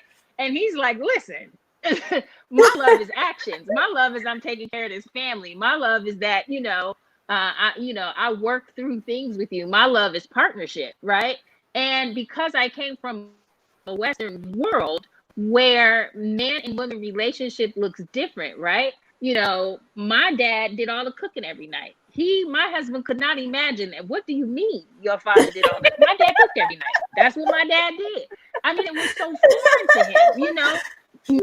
Boys in this country learn to wash their own clothes at a very early age because mom may have to work 2 to 3 jobs. You're gonna learn how to make a meal for you and your brothers and sisters because I might be getting home late. It's a completely different culture, and we really it was interesting because I never really understood what being in an intercultural relationship was. We always hear about interracial relationships, but we had to learn how to make this thing work. And I had to learn how to come down on a lot of things that I thought was love and marriage and family, and realize that was sort of a Western idea of thinking of partnership. And traditionally, who I am, it probably wouldn't be this way. But I was mature enough to be able to look at it that way. Not everybody is able to. And he was mature enough to say, okay, she may never be 100% African socialized. She grew up in this country. So I may have to learn how to do some things on my own that I traditionally wouldn't have to do, but it's okay because I understand where it's coming from. And so we have made it work, but you're absolutely right. Our ideas of love and partnership and, I got to feel a certain way. You got to tell me some certain things, That's what we think love is. It's so surface though, you know. And when we don't get that, then we're ready to walk away because, you know, he doesn't ever tell me that he loves me. But does he show up every day for you? Because that's him telling you he loves you. We have to be able to hear that differently. And I had to learn how to hear that differently. But it was not easy. It was relearning what relationship is. And like you said, traditionally, somebody in my family would have sat down with somebody in his family and ironed all of this out. We had to do that on our own. So even for people going to the continent and looking for, you know, well, I'm going to marry a woman from Africa, or I'm going to marry a man from Africa, understand that there is an adjustment period because we are socialized different, and you're going to have to get with the program. Period. That woman from Africa that she loved you. What'd you say? I said, as a man, that woman from Africa may never tell you that she loves you. Exactly. It's going, but she does. She says it in a different language that you have to learn to speak. Sister Gina, what's your take? Hey guys. I was just listening and I was like, this is a mature conversation. Let me jump in. You know, but the thing is, you know, I'm telling you that even on the continent, a lot of us have been brainwashed to the point where we expect romanticism in our relationship. We expect our men to be able to tell us how they feel about us from time to time. We even for the men who are not capable of expressing how they feel about us, like there are certain things you do for a woman and she knows you love her. Like, for example, from time to time you surprise her with tiny things, but you don't really say the words I love you. But every time you do that is an expression enough to reaffirm your commitment to the relationship, your feelings about her, and the fact that she's still a woman you feel attracted to. And that is so important to a relationship. For me, I think that, you know, sometimes when you learn things and there are positives that you can take from other cultures or other places and add on to the values that you have, I don't see nothing wrong with that. You know, so I think that our men should start learning. If we're actually going to be the queens that we're supposed to be, then our men should start learning what it means to be with a queen and what it means to treat a queen the way she deserves to be treated. Because when you come to Africa, you find that the men are revered, they're respected as the head of the house, but there's always a problem with the men reciprocating that respect back to the women, that commitment back to the women, that affection back to the women. And so you find women fighting over men most of the time. You find that society allows men to cheat because they say, hey, that's how men are. They go unpunished. Nothing holds them accountable. And, you know, the sickness is everywhere. You know, you may find it in a different way in the diaspora, but when you come to the continent, the sickness is there. And what has characterized this whole kind of behavior in our communities, I strongly believe, is the state of mind that sees the African as not good enough for anything. So even our men don't think it's enough for them to express their romantic love to their women as though they're not deserving. But if they go outside to even marry a black woman with a different accent, for example, Kafi, if we stand, you and I, if we stand there and we have the same body type, we have everything, a Ghanaian man would definitely treat you differently from the way they would treat me, because, you know, I'm part of the lot. You get my point? And they treat women who are perceived to come from a different background differently. and are more understanding towards those women and are more accepting of the weaknesses of those women than they are of accepting the weaknesses of women on the continent. And I say, when I say they, I mean the men who are like that.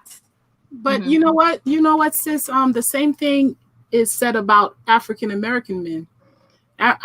You know, when I talk to my sisters and, you know, the African Americans, the Caribbeans, you know, because I'm in that circle, you always hear that they're more respectful or more appreciative of, let's say, Spanish women or white women or women of other cultures.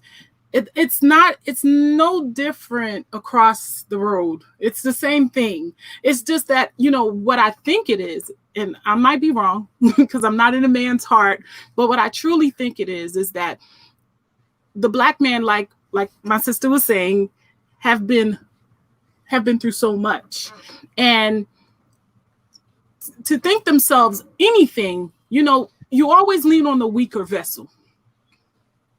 It's not that you mean to. It's just like, you know, this thing that we do. You know, we do it not on the black man does it to the Black women, and the Black women do it to the Black children. Now, the way they do it to the Black children is, I know I'm from the Caribbean. Please say that again. Please say that again. I said that it's something that we do in our culture where we lean on the weaker vessel, because I've seen it in our community where the Black man does it to the Black woman, not just in Africa, but everywhere. And the Black woman in turn does it to the children. Thank you very much. When you say lean on it, what do you mean by lean on it? Let me confirm this. Let me just 1 minute, Dave. Let me confirm this. Because, you know, you in communities in Ghana where the men are marrying 2, 3, 4 women just because they have the right to do that, but don't have the resources to ensure that all these women are taken care of, including their children. What happens is these women get frustrated with the man, you know, for giving that woman more attention, for providing more for that woman than she and her children. Then they fight amongst themselves. And when they fight among themselves, then it trickles down to the point where this woman hates the children of the other wife, and the other wife hates the children of the other wives, and they all protect this man because the man is the source of the house. The man is the one providing the food and everything. And then they all convince each other that this woman did juju to my husband, and that woman also convinces herself that that woman is a witch and she's bewitching the man to favor her more. You know, and then this happens. So the fact that the Black man has gone through all these terrible attacks over the years, either by brainwashing or either by incarceration or either by broad daylight lynching or either by just the fact that they are women get raped, for one thing. Having to sit there and watching your women get raped, watching your children be taken away from you, watching them be killed, watching, you know, you being raped in front, you know, this is, even though this didn't happen to this generation, our DNA carries that pain. Because That's a fact. I know that I was not there when we were slaves, but I could still, like, if I see something, I'm in tears as if I was the one that was there. So I know there is an ancestor inside of me, you know, that's responding to that. It's in your DNA.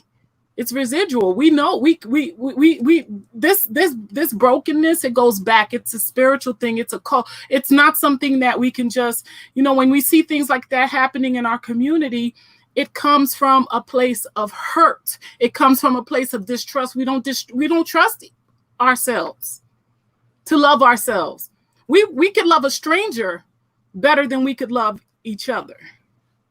And so Gina, that's why I always keep talking about interrelations between the diasporan community and the African, local African, you know, people. The reason is because of this, we are able to kind of like how do I explain this? Is, for example, I am open to the prospect of dating someone maybe from the diaspora, or someone from maybe another country in Africa, or any, that's what I'm trying to say.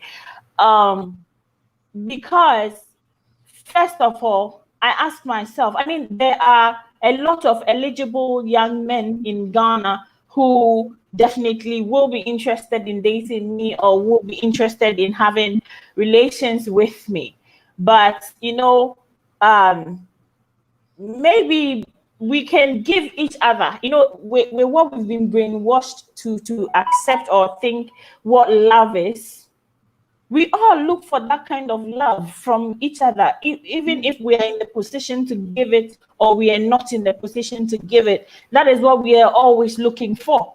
And in a relationship, how can you achieve that? You can achieve that when one person decides to be the fool, when one person decides to be the one who brings peace. I mean, in our language, we say the fool because I don't have the literal translation to that. So I'm translating that from my language, but it's not the literal meaning of being a fool. It's just like you trying to turn a deaf ear when your partner is unstable emotionally.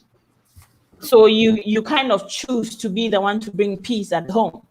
Yeah. And that is what sustains a marriage. That is what sustains the family, as you go along the way. So I think that our Black men, or our African men, our indigenous African men are willing to be that kind of backbone in a family situation with women from maybe the diaspora or from other countries and all of that. It's exciting to them to meet a woman who speaks differently, to meet a woman who brings something different to the table. And believe you me, there are women like that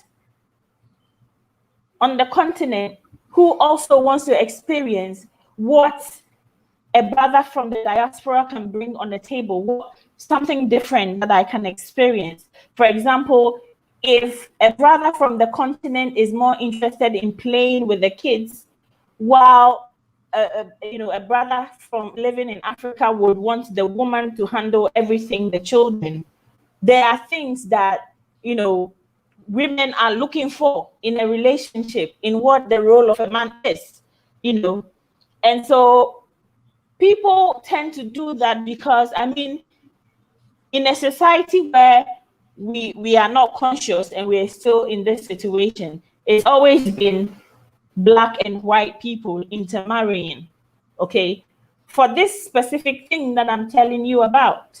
Because an African man, let me tell you, a typical African man will never accept it when you tell the person, I can't cook, or I don't feel like cooking today. Can you, I'm talking about a typical African man, will not accept that. They may not want to confront you or do anything, but they will start looking for a woman who will do those things. So eventually you realize I like to cook. I enjoy cooking. And I don't see it as a thing against my manhood. I do it every day.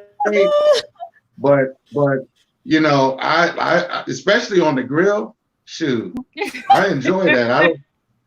Now here's the thing. I don't like washing dishes. In fact, I'll cook every day if my wife will wash the dishes every day. That's the trade-off. Well, that's more than what a Haitian man will do. A Haitian man, and because I could represent African American and Haitian because my parents were Haitian. They will not cook. They will not clean. They will not do anything. They act like African men in that sense. But you see, the thing is that then you come here, and I have African American friends that say, well, a Haitian man provides. You don't have to work. They pay all the bills. You know what I mean? So it's like, yeah, So everybody have what they bring on the table. Everybody have what they bring on the table. And I mean, well, sis, you're right on that, because every woman wants a man who provides, even if even if she's supporting, she wants the man to also chip in.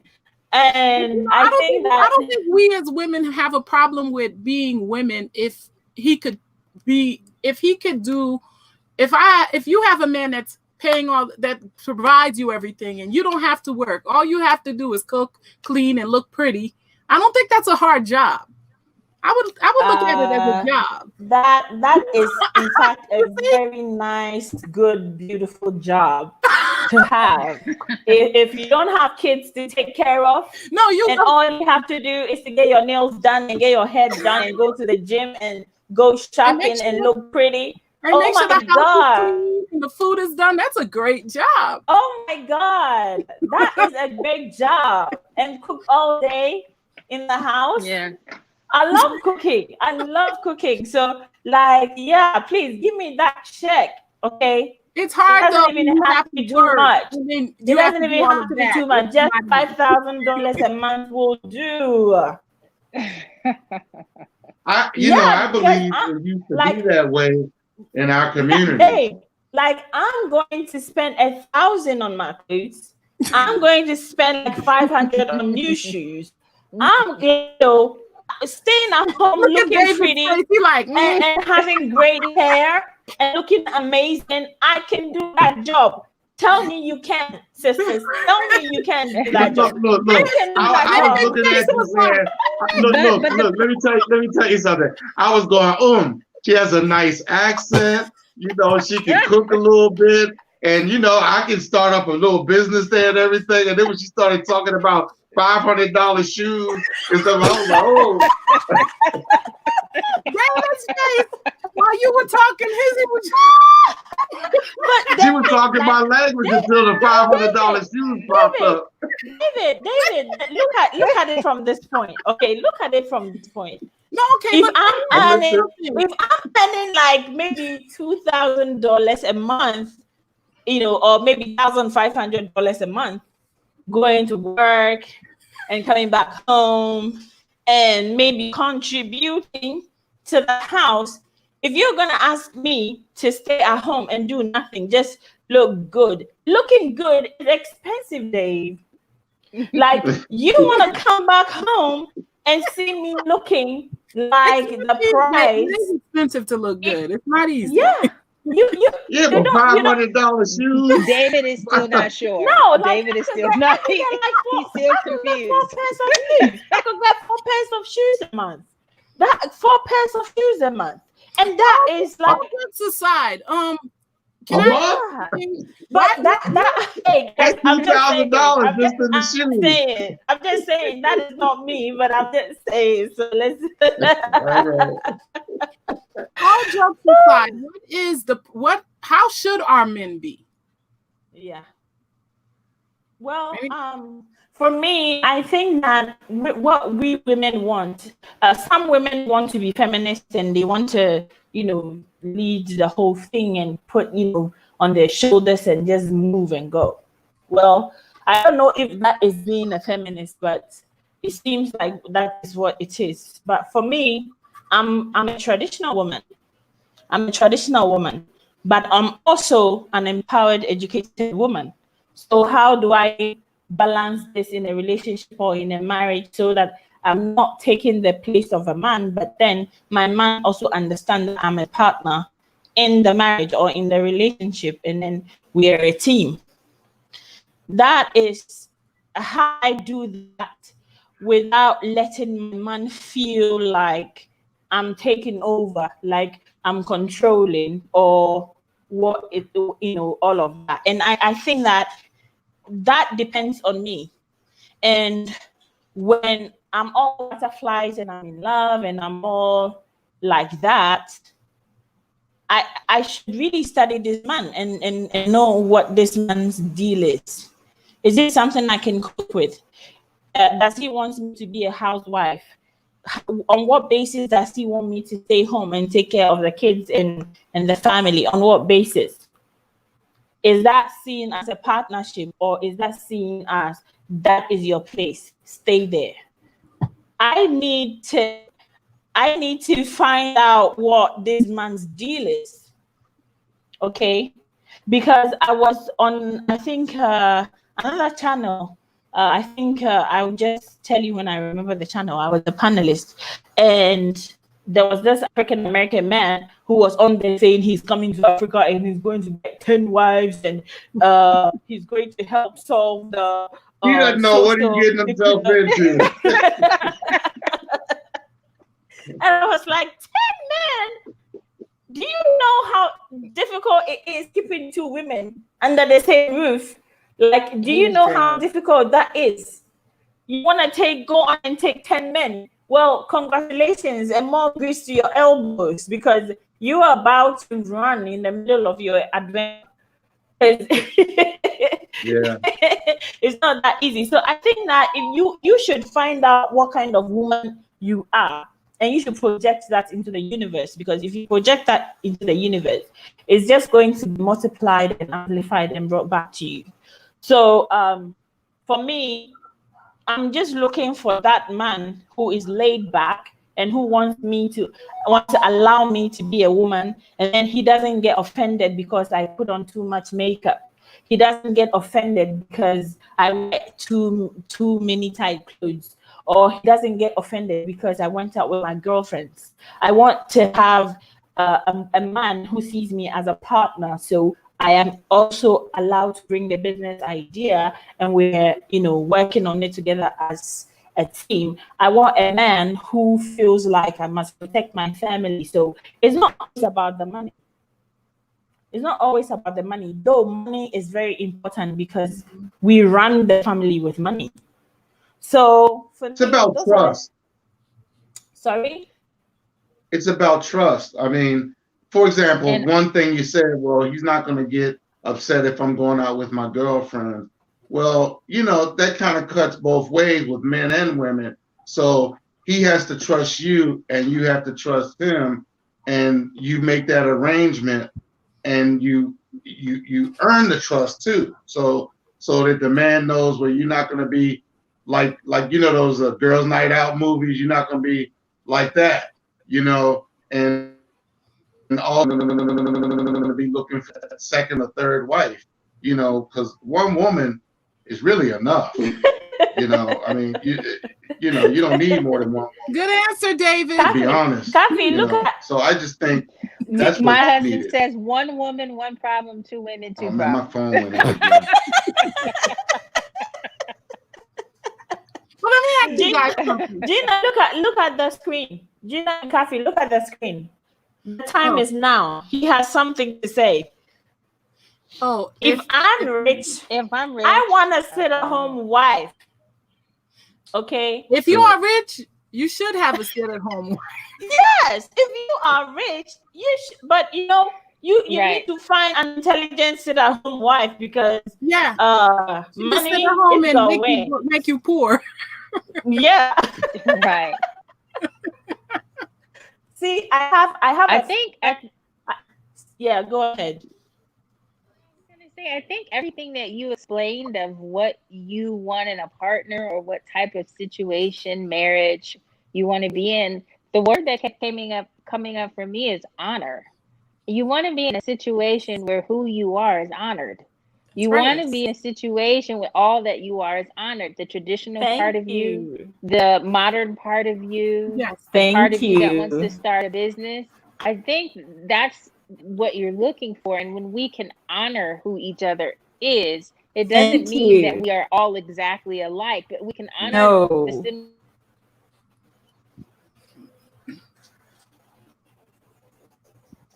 Hello, I sis. think she was right with you. She was it's very true. Honor, that's the word. You want to be honored, and you want to be with someone that's loyal to you, just as you are loyal to them. Yeah. Loyalty to me is everything. Everything. Loyalty, it's all that it is. And I guess that is where you expect your partner to be loyal to you, And that is where the pain comes in, when you feel betrayed or deceived or unappreciated or all of that. Because people think that, oh, you see this person and this one is like, oh, she's like she's from heaven. There are stars in her eyes and they're sparkling. There is nothing like that. Okay? Attraction is a chemical reaction. Once the chemical reaction wears off, the rest is love, and love is work. Love is not a sparkle. It is the word love itself is work. Is you work. What was Yeah, love? please. What was love for our ancestors? What was love for them? I mean, what is the natural or the correct way to love? That's my question. Yeah. And you know, I'm on the continent, so maybe I saw something. I never had my dad say I love you to my mom, but my dad always called my mom mother. My dad always called my mom mother. And when my grandmom was not in support of the marriage and the whole thing fell apart, my father, until the day he died, would always talk about how long he was heartbroken when the marriage between himself and my mom, ended. How long he was heartbroken, and my mom only ended the marriage to have peace of mind at home. Oh, Mother. wow. And that was like so That's it's sad. one of the most profound stories I've heard. Like, my dad will practically be walking in town and be calling people by my mother's name before he realizes that person is not my mom. And he told us these stories like constantly when we were kids. And it's now that I've grown up and understand love and relationship that I kind of like understand what that meant for him. How old were you when your parents split up? If you don't mind me asking. Yeah, I was like 7 or 8. Oh, wow. Yeah, I was about 7. The story of my mom and my dad is something I can actually write a book about, because they were so perfectly in love, but circumstances of tribalism is what actually affected their love so much that my mom never married again after my dad. And a lot happened between them and the rest of our family. I don't like bringing stuff like that on the surface, because it's not easy to talk about. But at least the little time that I knew my dad was with my mom, I never ever recall a day my mom and my dad were fighting or had a disagreement loud enough for us kids to hear. There wasn't one. And I don't recall any of my brothers or my sisters the older ones referred to when mom and dad fought. No, it never happened. So the family has to really meet with the both families have to meet and agree on each other, or if the other person doesn't have a family, the one that does has to meet and approve, or the marriage will never really work. Well, I think all of that was done because they come from a lot more traditional background than we, because we are contemporary children, and we there's a lot that we bypass before we get married. But they had to go through. My mom is 80 plus, so that's she had to go through some processes that were laid down, and all of that process happened.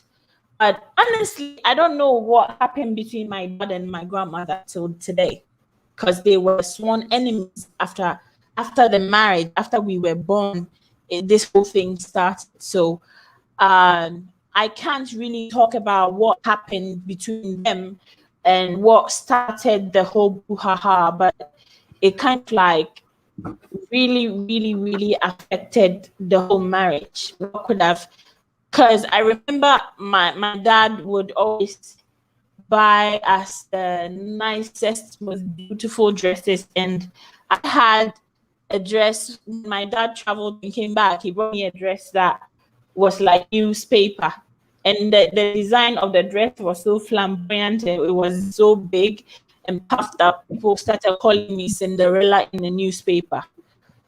That's that. Wow. That's what people started. I was so proud of it. I was so proud of it, and I was always the best in school. And my dad would be so proud and wear his royal kente off and come to my school and see me take my award. And all these things I remember when I was like about 6, 7, 8 years old, around that time, that every time my dad was around, it felt like the most luckiest kids in the community, because my dad would bring us toy trains, things. During those times, it wasn't common to have actually moving trains as toys, trains with batteries, and all the kids in the neighborhood would come around and see the train, the toy train that moves, during those times. I was born in 83, so during those times, it wasn't something that was too common. And so every time my dad came around, we all like felt so special. And that is, as I'm saying this to say, because you're asking me what is love. And I remember when my mom and dad were peacefully together, I now understand that to be love, because when I was a kid, I felt like I was in this paradise during that time, but I didn't know that paradise was as a result of my mom and dad kind of like making it like that for us. So I just remember so well my dad always doing his part to make sure my mom was happy, and my mom also doing her duties as a wife and making sure the whole house is taken care of.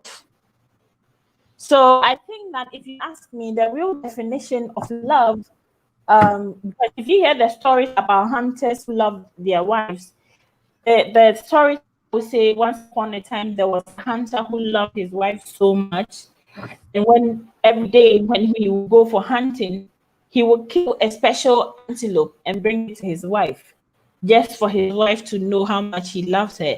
But there isn't one legend that said the hunter told the wife verbally that I love you. But the love has always been described to us and handed down to the generations as the hunter loved his wife, so he did this and he did that. And it's such an unconditional love, but also attached to romantic love. So it makes it more fulfilling, because even if you look at the Bible, it says that for God so loved the world that he gave. So since I was a child and I've been growing, and with the stories the community has been telling, it's always been that this person loved that person, so they gave. And you see, giving in a relationship is, for some people, the way they express the kind of love they're feeling. But giving is not always material. Giving can come in all forms and all kind of aspects. So the fact that your husband is not buying you golden trinkets doesn't mean he's not giving you his time, he's not giving you his attention, he's not giving you his love in different ways. There are women who are in marriages and they have all these trinkets, but they lacking sex because the man is not even there. And if when he's there, he's absent-minded, his mind is somewhere else. But you're always getting this gold trinket, you're getting fat checks, and it's not fulfilling. I'm not saying it's always like that, but sometimes it's like that. So you need to identify where the man is giving and how he's giving to kind of. Well, I mean, you mentioned the Bible. You mentioned the Bible at one point, and if you look at it from, I'm not Christian or Muslim, and I don't buy into any dogma, but I do I have read the Bible, and one part says that a man should love his woman and a woman should respect her man. At no point in the Bible does it say a woman has to love her man. It says she has to respect him. And I've pondered that thought a lot. And what I've come to believe is that if you respect your man, you're actually kind of loving him, you know, because you hold him in the highest regard, and everything you do is with respect to him. But a woman's makeup is different from a man, and I think a woman needs that love more than a man does. I think, you know, I could be wrong. You could respect someone out of fear, though, David. I'm sorry. You could respect someone out of fear. Yes. I don't believe it was talking about that, though. You could respect someone out of need. I don't believe the Bible was referring to it like that, though. Yeah. I don't think it was. Yeah, but to add to what Gina just said, you know, there are women living in abusive relationships where they comply, not because they respect the man, but it's because they fear him, and when they get the chance, they just elope. Yeah, but so compliance and respect are two different things. Yes, I think. Yes, I mean, at least that's the way I see it. I wouldn't want anybody to be with me. Calls respect, you know. Excuse me. Yeah, I guess it depends on what a man sees as respect, because different men see respect differently. Exactly. You might see it one way, and another person might be like, for you to be afraid of me, that's respect. Or for you to, do everything that I say, that's respect. Different men see respect differently, you know? Yeah. I feel what you're saying. I mean, I'm only quoting that part, that quote. And you know how people tend to take Bible verses and twist them around to suit their purposes. Yeah. And that's one reason why I don't believe in religion, because I don't buy into that. Yeah. I want to treat people how I would treat, I'm single now, but I would want to treat my wife how I would want her to treat me. Yeah. I think if you go by that one thing in the Bible, treat others how you want them to treat you, that'll solve everything. Exactly. Really. Exactly. I agree. Yeah. What were you saying before you got cut off? You were saying something, and I was really interested, but you got cut off. What were you saying? Do you remember? David? You talking to me? No, the sister. What were you saying before you got cut off? Coffee. Yeah. It's a coffee. Oh, I don't even. I forgot. I don't even remember. We've gone around and around in different topics. I don't even remember. I know we were talking about what were we talking about? The love and what love is in the Black relationship, and what it is not, and what should it be, we know what it is. We know what I was interested in that. But what should it really be? What should it really be? Should it be where the woman is humble and puts her man here and humbles herself here, or should it be here, or what should it be? What is the right way to move forward? I think for us in this country, it looks a little bit differently. And the reason that I say that is because we're functioning in a different system. So theoretically, right, if my man is the breadwinner and I'm not required to work because we have enough income, then my focus will be the family, right? The house, making sure that the house, that is my job, to make sure that the house operates. I'm like, we can't hear you. Since we can't hear you. Legally, times there has to be 2 income households to survive, right? Yeah. So then you cannot apply the same standard. I can't work 45 to 50 hours a week.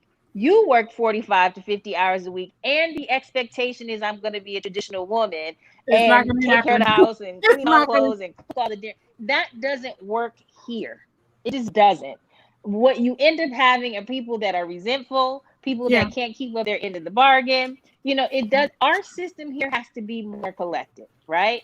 So Yeah. we fill in the gaps in what's needed to keep the households together. And that looks very different than on the continent. The gender roles are a little bit different here. Men do things here that they may not necessarily have to do in Africa because they just have to be done, not because we're trying to make a man a woman, but because it's what's needed in the family structure. So our family structure, what we need here is different. What I will say though is that when it comes to seeing the value in each other, that has really come. We've been westernized to the point where we think that the only value a man has is what he can provide. The only value he has is his credit score. The only value he has is how big of a house he can purchase. And I think we have to look beyond that. You know, you may make more money than him, you know, but he's a good man. He may not have the, you know, the MBA that you have. Maybe he just, you know, didn't finish college, but he's a good man. He's a good provider. I think we have gotten so narrow in what is valuable to us that we don't see each other's own, you know, true value. We look at it as what can be given to us and not necessarily what we can build together. Okay. And I Kafi, think can I that's one of ask? the biggest problems. Can I I, mean, I've had friends say, you know, I don't want a worker bee. can I What does have? that mean? I don't want Can the I blue ask you? collar worker. I want the executive. So you mean to tell me you're going to pass up a whole bunch of eligible, wonderful men that may treat you well because he doesn't have the right title? And this is, to me, where we have gone because it's a very Western way of thinking, you know. And so we're contributing to the breakdown of our family because we're not looking at people's true value, which is what they can provide for us in harmony, what can they can provide for us emotionally, how they can provide masculine energy in our lives. Like we've gotten so far beyond that that we're looking at all the superficial stuff. And I don't know if you have experienced that as being a Black man, but there is a whole subset of Black women that won't date particular types of Black men just because of how they Oh, look on paper. I've dealt with that, and but I've also noticed there's a lot of bitter 45-year-old women running around because they never found that dream person, you know, the person that looked good on paper, and then they get to a certain age and say, well, we're all the good men now. We're all the good men now. I'm like, they're laying on the road, the ones you left by, you know, and they're married to a woman that could appreciate that that type of man. You know, it's we only get one life, and if you wait too long, you're not able to live your true self. You know, so they really put into our minds a spirit that damages us. You know, and it damages our women because I understand nobody wants to be with a loser, but what is a loser? You know. Wow, that is powerful. And okay, what happened to my camera? Just hold on 1 minute. Okay, so that is powerful. And so I was trying to ask Sister Kafi a question, and I throw this question to everyone on the panel. Let me ask this question: as Black men and Black women moving into our own time, moving into our own prosperity, moving into our own successes, do we not have a moral value or a moral responsibility? Let me say that a moral responsibility to improve ourselves, every one of us, so that we become an added value in a relationship wherever we may find our trajectory in a relationship. I just want to ask this question because there is, I'll tell you, there's a new trend. I don't know if it's new or if it's old in Africa where young Black men are looking for the 45-year-old women or 50-year-old women who are single to date them as sugar mummies so they can take money from them. Some young Black men are in this culture, and sometimes even a man can come to you and ask you out, and then you realize that in the next maybe 3 months or 4 months, or maybe earlier than that, they're asking you, can you borrow me this? Can you borrow me that? And you start on the onset, start realizing that I decided to give this man a chance. I know he doesn't have my degree. I know he doesn't earn as much as I do, but I decided to give this man a chance. So I can also see the value in him. But the second I gave him this chance, he thought, oh, she's kind, I can take more. She's accommodating, I can show her my ugly self. She's that. And this is real on the continent. And a lot of women are kind of like dating outside of the continent because they don't want to deal with that bullshit, excuse my words. And it's so disappointing for me. The minute you ask me out and I start building something with you and I realize you're this kind of person, I disappear. Because if I'm a woman and I think I should work hard enough, I'm not asking you for money, I'm not asking you for nothing.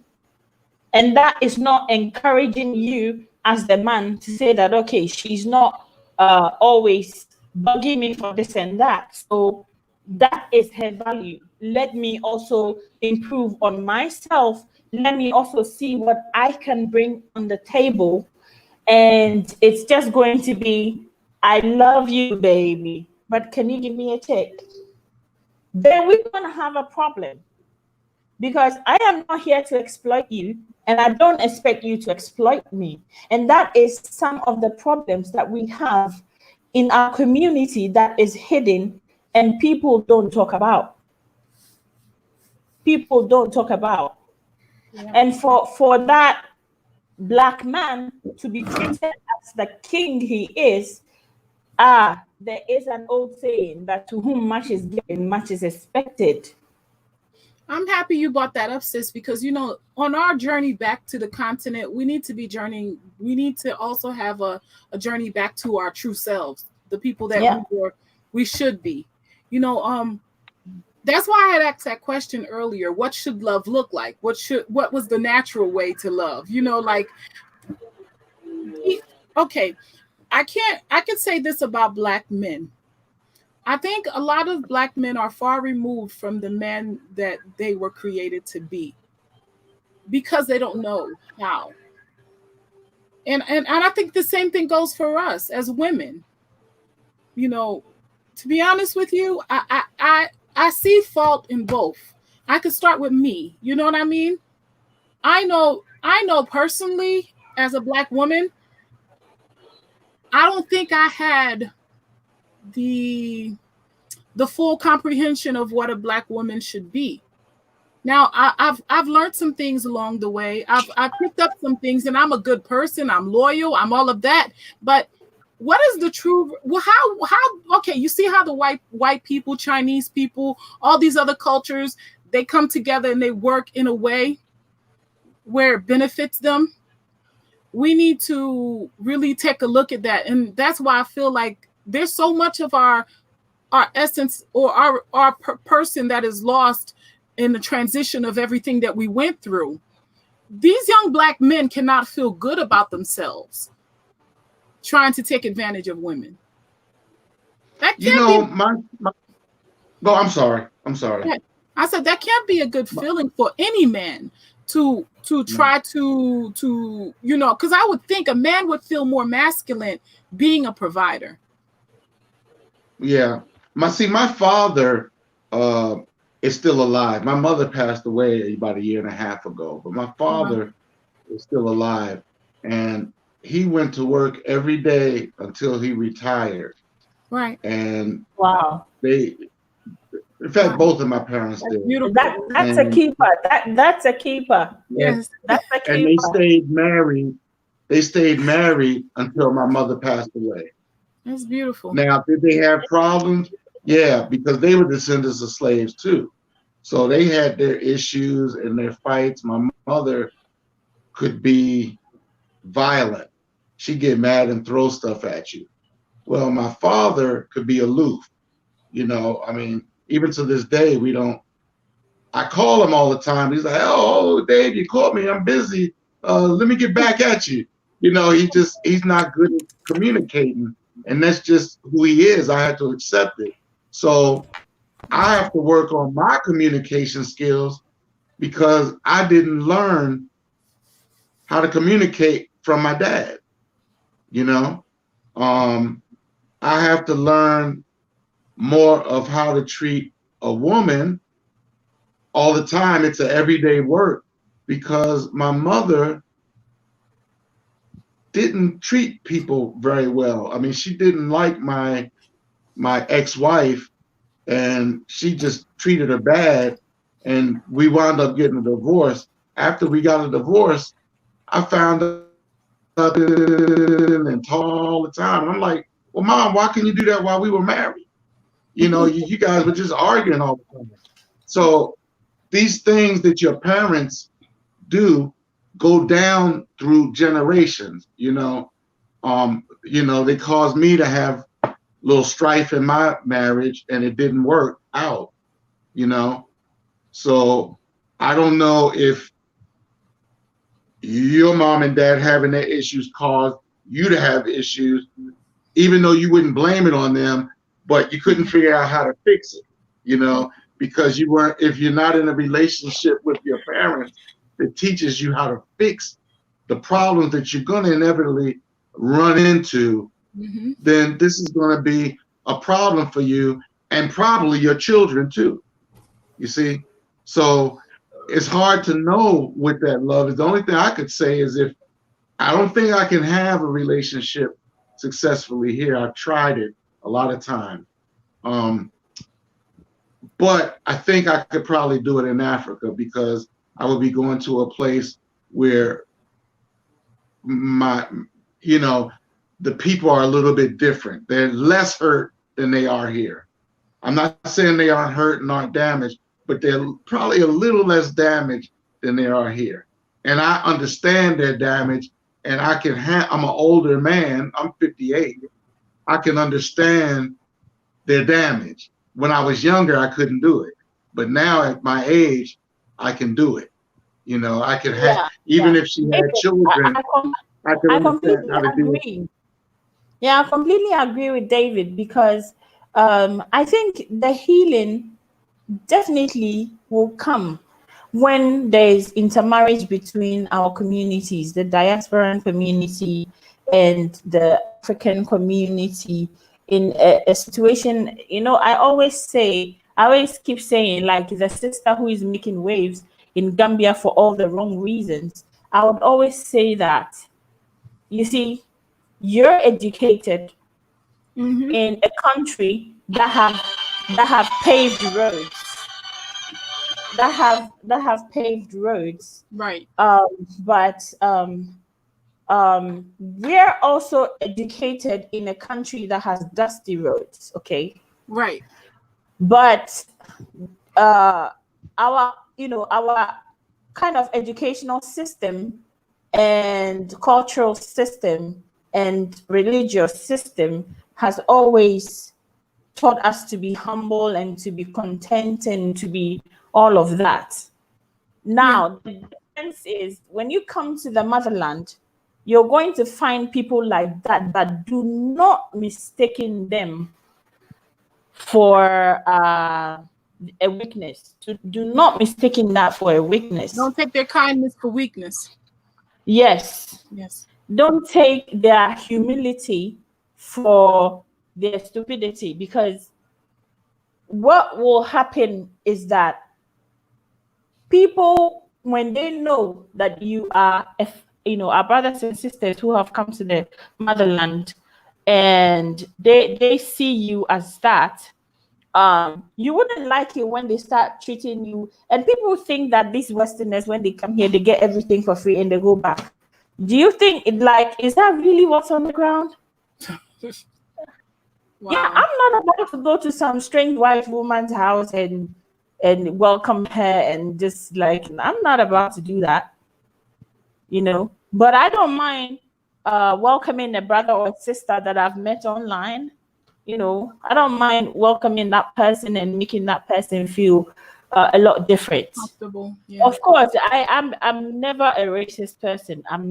Anyone who knows me know I'm not racist, but I'm also I have a special love for my community.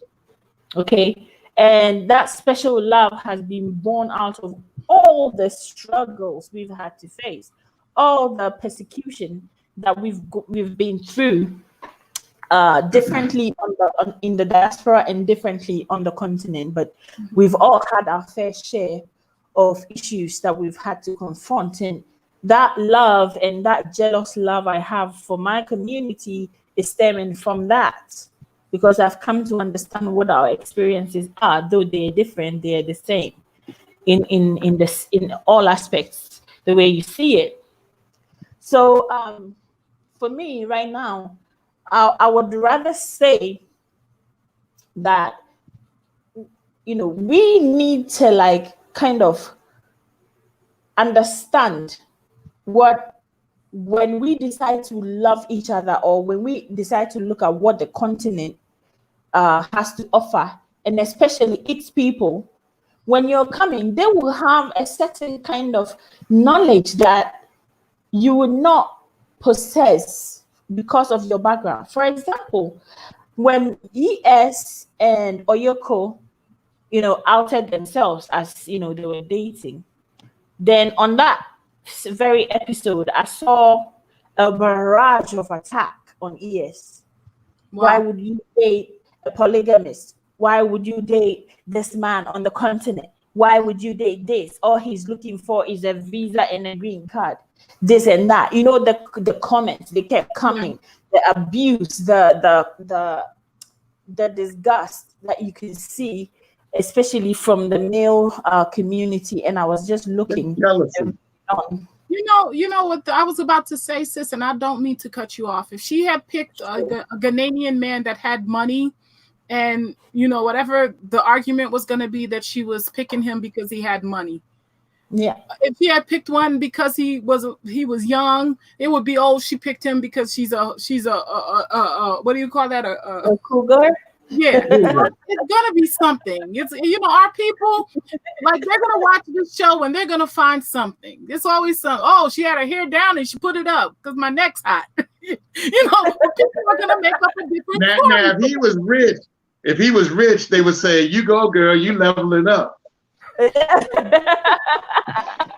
It's always something. So I'm just saying, I think we're spirits and we're returning to each other. I truly believe. I know I keep going in the clouds with this, but I feel like some souls are connected. It's like you meet somebody and you feel like you've known them forever, and you feel like it's a return. And I think that's what love is, and I think that's what is happening with us with the continent. This pull that's pulling us towards there. And you're right. There are some sisters that are and brothers that are, some sisters are in a continent that their husbands are probably here on their way over there, and vice versa. So I truly believe that. I believe that we're being pulled together. So yes. Gina, you're absolutely right. You're not being in the air, because it's like when I first met Eric, we became really good friends. It's like we had known each other. I was like, yeah, you from the same town I'm from. I mean, we're like brothers. He's talking about his best friend, y'all. Exactly. Like we've known each other all our lives, and this is the way it is. This is the way I feel about him.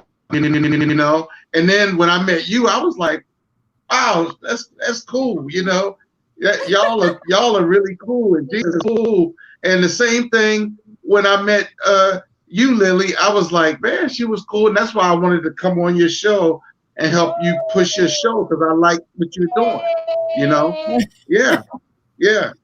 So, and I told Gina that. This is, so souls connect, and, you can make really good friends and really good soul connections with people, and they're halfway around the world. Like I got a really good friend in South Africa. We've been friends for 5 years. Wow. 5 years we've been friends. We produce music together, and he's a really good friend. I love him dearly, you know.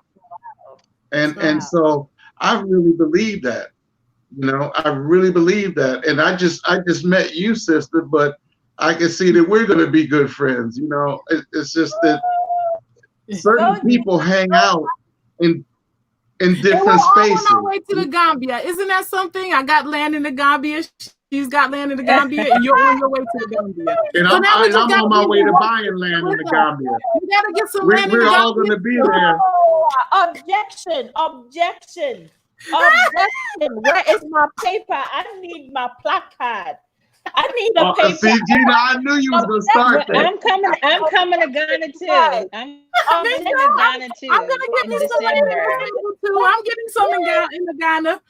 I have a little bit of Ghana in me. I got Gambia in me. I got Senegal in. I'm gonna get all my DNA, all the things that's in my DNA. I want land in all those places.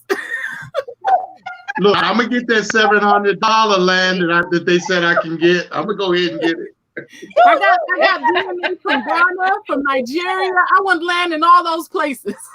Like guys, like, where's my placard? Like, I'm gonna protest this. I'm telling you, I'm gonna protest this. What, you guys? You all going to the Gambia? Yes, I'm coming to Ghana. Well, I'm gonna come. It's just that the Gambia is cheaper right now. It's not that I don't want to go. I wanted to go to Ghana, but the prices were more expensive to get land and build a house. Well, but I really want to go there. But you know, you can build a really cute, nice house for like as much as maybe 40,000 cities, and 40,000 cities. Divide that by 5. How much is that in dollars? Do the math. How much is that in dollars? Divide that by 5. Divide it by 5. Somebody can do the math. Oh. Let me do the math. 20, 30, 40, 50. Okay, so that's what, 30 something maybe? 30. No, it's less. It's less, actually. Okay. I'm telling you, if you have like $10,000, you can build a house. You can build a cute house. You can get a land. You can get a nice, beautiful little house. No, she put $8,000. Is that true? One of the. I'm telling you, $8,000 to $10,000. You can get a land. You can get. I'm telling you, it's like I'm dead serious. So you can get the land for $700 and build the house for $8,000. Okay, that's my vacation. You can't build no house for $7,000-8,000. Stop it. Everybody be running to. Maybe that's why everybody's trying to get to Ghana. I live in a 1-bedroom house, 1-bedroom apartment. I built on my mom's land right now, and I don't think I spent more than 20,000 cities, maybe 25,000 to 30,000 cities for this house that I live in. So and what I can see is because I had the land. It's because I had the land. So I built it. I used the louver blades instead of the sliding windows, which the sliding windows is more expensive. So I use the louver blades. So in Ghana, we have this thing. We have the standard of living and we have the cost of living. If you're living at the standard of living, it is expensive. And the standard of living is what you see. Because people think you're from the diaspora and you want the plush, like you have a champagne taste. But what they don't know is that we may have beer budgets. We got wine pockets. Okay. We may have beer budgets. People think that you have, people think that you're used to the plush and the glam. So they want to propose things to you, but you can actually have like $10,000 and you can have a bedroom, living room, a bathroom, and the kitchen, and maybe a small storeroom. Wow. You can have a small storeroom where you can put your excess things. And you can build on that, right? And you can build on that little by little. You can build on that because the rest of the land will be available. Okay. but it might not necessarily be at the heart of the city. You may have to move outside the city to be able to access, not too further from the city currently, but a bit outskirts of the city to access lands like this. And there are lands that you can even buy for maybe 7,000 CD, which is like $1,200 or $1,300, and then you can pay it in installment. So, for example, if you trust me, I could get a deal for you, and I could get their bank account for you, so you can put the money to them, and then I'll just make sure like they do your papers and they get your papers done and everything like that. You can, if you have people you trust in the country, they'll be willing to help you do that. There are companies that are selling lands but the thing is, if you buy the land, you need to be able to commit to coming to check that the land is purchased, and you need to be able to commit to put a foundation to mark the land. Wow. That this belongs to me. Because if you're getting that cheap land, you better hold it. You better hold it. You can build a fence around it if you like. Oh yeah, you can build a fence. Yeah, you can start a farm. And that marks it right there. A poultry farm. You can start a poultry farm on there. Yeah. You can do anything. Block factory. You can get a block making machine. Dave, you can get a block making machine that will make blocks, that will make pavement bricks, that will make building bricks, that will make good idea. culverts for gutters, that will make all kinds of how do you call it, tiles for the compound of the house. And you can have that kind of molds, and you can get people to start doing that business on the land, and you can come and also take care of this business. And this is an existing opportunity that people are into already. So if you find yourself located on the outskirts of Accra, definitely people are building around you every day. So you're in business. You're absolutely in business. So when you buy, how is it easy to move to travel back and forth from the Gambia to Ghana? Because I heard traveling between countries is difficult. Honestly, I am ashamed to say I haven't really traveled within Africa. And I think, but the Gambia is right next door, isn't it? Yeah, I should actually,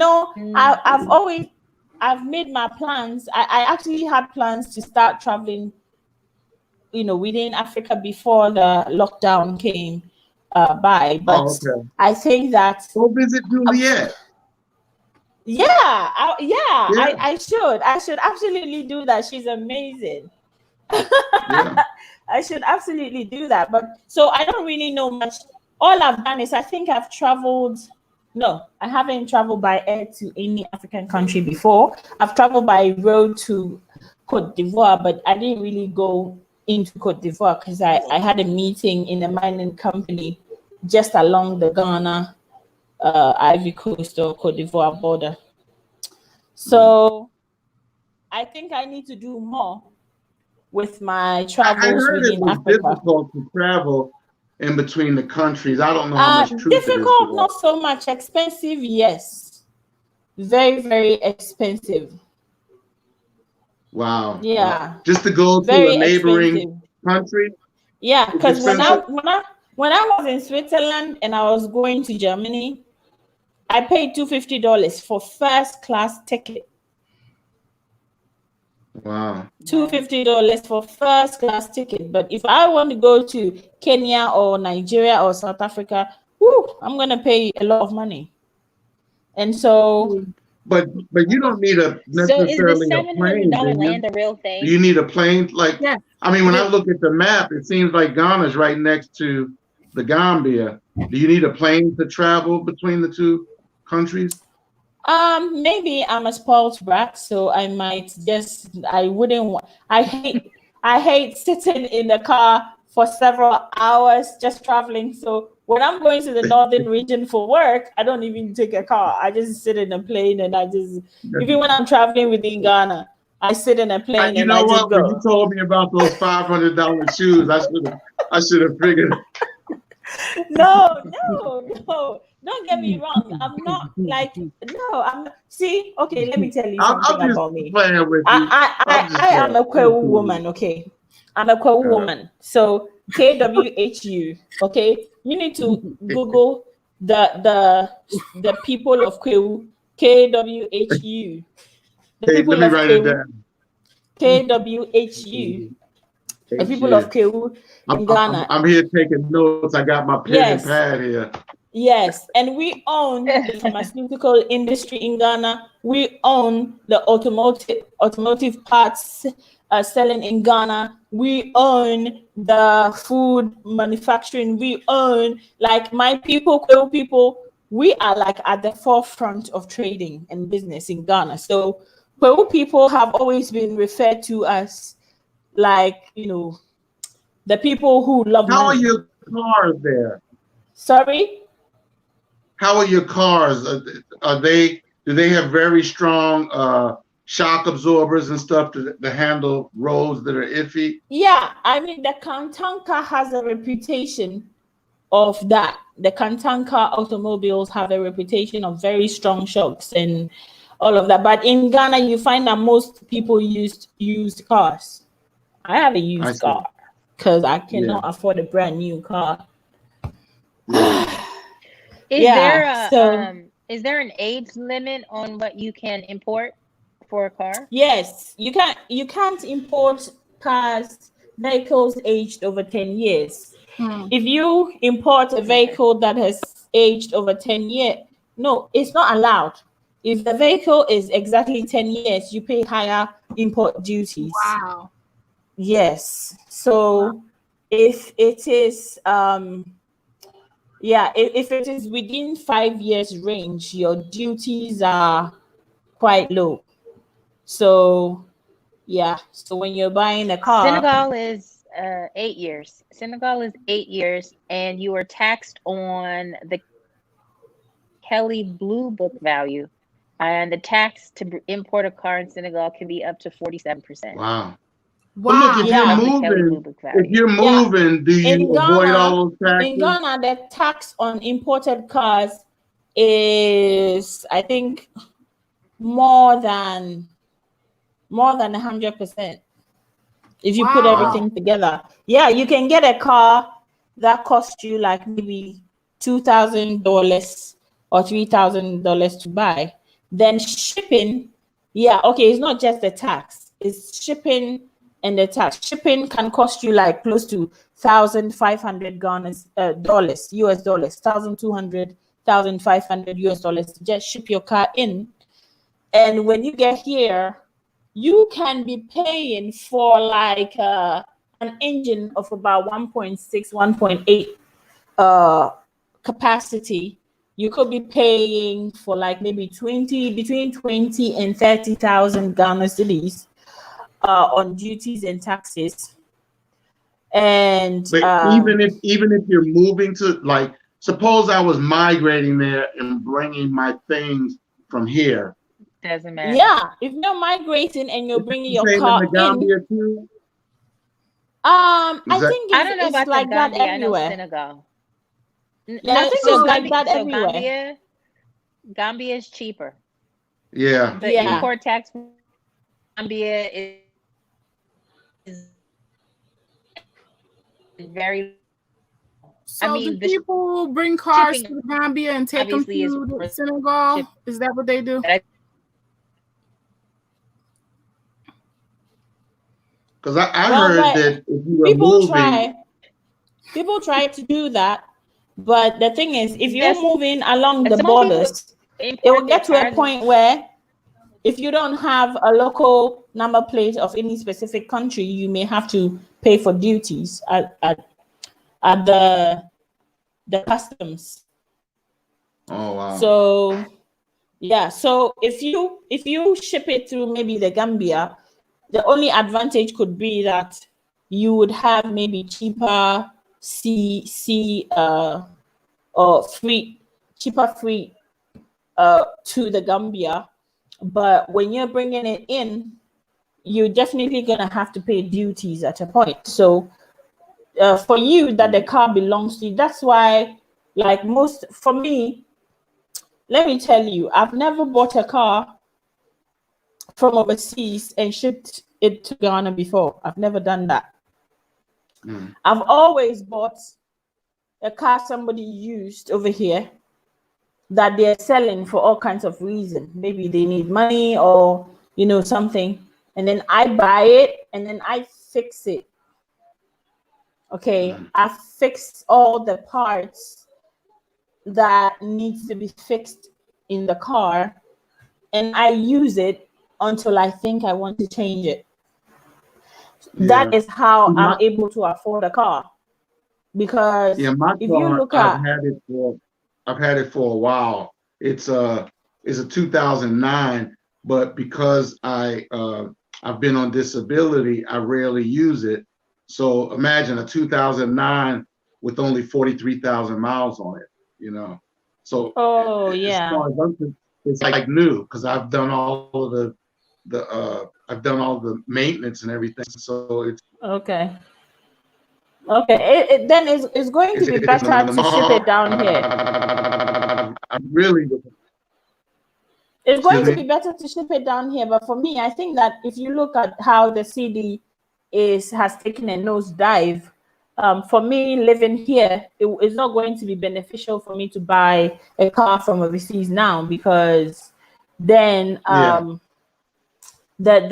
would need so much CDs to be able to do that. So what I do is I buy a fairly used car in Ghana, and then I fix it up. I fix all the faulty areas, and there are good mechanics who will charge you a fraction to fix it for you. When you come to live in Ghana, people think Ghana is expensive because when they come here, they want to do everything as according to the book. But I'm telling you, the people living here, if you're humble enough and you come to the level of the people, you will find life hacks that will allow you live a very affordable, comfortable life in the motherland. It's just about how you relate to people. Because if you're going to go everywhere and lord yourself over people, they're just going to look at you and just allow you do your thing. But if you're going to, you know, have a kind face and a kind heart and relate to the people well, then they're going to teach you the hacks, you know. They're going to teach you all the cracks that you can use to live your very fulfilling, you know, easy, righteous, and, you know, malleable kind of way to live your life in a way that your life is not rigid, it's bendable as you go ahead. And so that is the thing, because I drive a RAV4 car, and when you sit in my car, it feels like, wow, this car has a good engine. This car is good, but it's not a brand new car. And it's because I've got some really amazing, like I have a very good electrician. I just call him whenever I have a problem, and he comes, he fixes my car, and he takes 40 cedis, 50 cedis, 60 cedis, and that's like $10, $20. He fixes it for me. I'm on my way. Everybody in the States will shake their head. Yeah, that's magical. And sometimes if he has to buy parts, like the parts may cost $20, $30, $40 or $50. Or maybe sometimes if it's a very huge part that he has to buy, maybe it might cost you maybe $100 or $200. But once you buy that part, he doesn't like mind taking $30, $20, $40, $60, depending on what kind of fault he worked on. And you are on your way. So I always have a car. If I have to go to work, I have my car. Not many people have seen me walking or taking the public transport, and I'm so grateful for this lifestyle. But I'm saying that you can have it too, because they keep saying, oh, and I watched the video saying Ghana is expensive and it's a terrible place. And when I came, oh my God, this and that. Were you humble? But they were staying at the Sheridan. Right. Did you come here feeling like, oh, I am a professor in this and that? Oh, I am a specialist in this and that, and I am here and I am there. So how am I going to like go all the? No, if you can humble yourself enough and you can have a kind face, because you can start with a kind face, but if you have a dark heart, it shows. So if you can Yeah. come down and have a transparent, translucid, beautiful glow in your heart, expect the same measure pressed down, shaken together, and overflowing, coming back to your bosom. And people are going to help you. You know what they're going to say? Let me say it in tree. Ah, sir, papa, wait, you're yeah. The person is going to say, ah, this man is a good man. Let's help him. You know, that's how people are going to say, and they're not even going to say it in English for you to know. So you think you are like the luckiest man in the world because you have these Africans, everybody trying to help you. And some people think, and that's one thing. When people identify you a good person and they want to help you like that, it's not because they want something from you. I mean, sometimes people do that because they want something from you. But for someone like me, if I'm kind to you and you try to give me things like that, yeah, maybe in the first time I'll just maybe think you want to gift me something, so I'll just take it. But when I realize that every time I do something for you out of my heart and I tell you, oh, this is out of my heart, I just want to help, and then you end up giving me something or trying to give me something like your phone or trying to, I would just draw away from you because you don't understand my value. You don't understand what I bring to you. You don't understand what I'm trying to establish. I'm trying to establish family. I'm trying to establish relationship. I'm trying to welcome you. I'm trying to let you feel at home, and I'm trying to tell you that it's okay for me to support you. So you would find people like that. But you know, the only way to know that that person definitely wants something from me, look at the standard of that person, respect the standards of people. If I drive to you, and this happened to me before, if I drive to you in my car and I come to you and I help out with something that you are doing, and when I'm done and you're coming to do something else and I call you and I say, oh, I want to help, I think I really believe in this, and then you tell me that you will give me something or I should come for something, then I'm done. Because if I want to charge you for my service, I'll go like, hey, so let's talk about how much you're going to pay me, or let's talk about what I'm going to get from this. I'll ask you. Or if you can offer and say, well, I want to pay somebody to do this and this, and I can say, oh, okay, I can do this for this amount. So that's like me telling you I want a job or I want your help. I want you to pay me for what I'm doing. But if I'm not asking for you to pay me and you haven't told me you will pay me, but I've offered to do that for you, that means it's a gift to you. Don't misinterpret it to mean something else. Because yes, in Africa, people will give you things that you feel you don't deserve. And that is time, support, attention. Some people That's may good to want know. something for it, but sometimes and most of the time, people are not going to be looking for anything for it. Please go That's good ahead. to know, because in America, if somebody comes and does a big job or something for you, you think, well, what can I give you for it? I mean, it's our culture. It's not something that we want to insult, but some people will be like, well, I did this for you.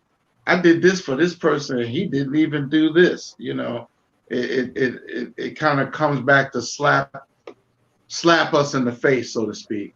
So this is the type of culture that we have over here. And most of the time, if someone does something of real high value, they're going to offer you something. No, but you From see, I just need to say this because I've encountered some sisters from the diaspora who have done things for me and haven't asked me for money. I don't know.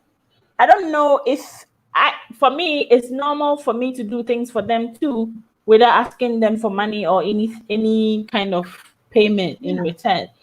So I don't know if by they doing that they expected me to do something, like, you know, they paid for something for me, and I don't know, but at the moment, at that time, I had no way of paying for the thing I needed. So the sister kind of paid it for me.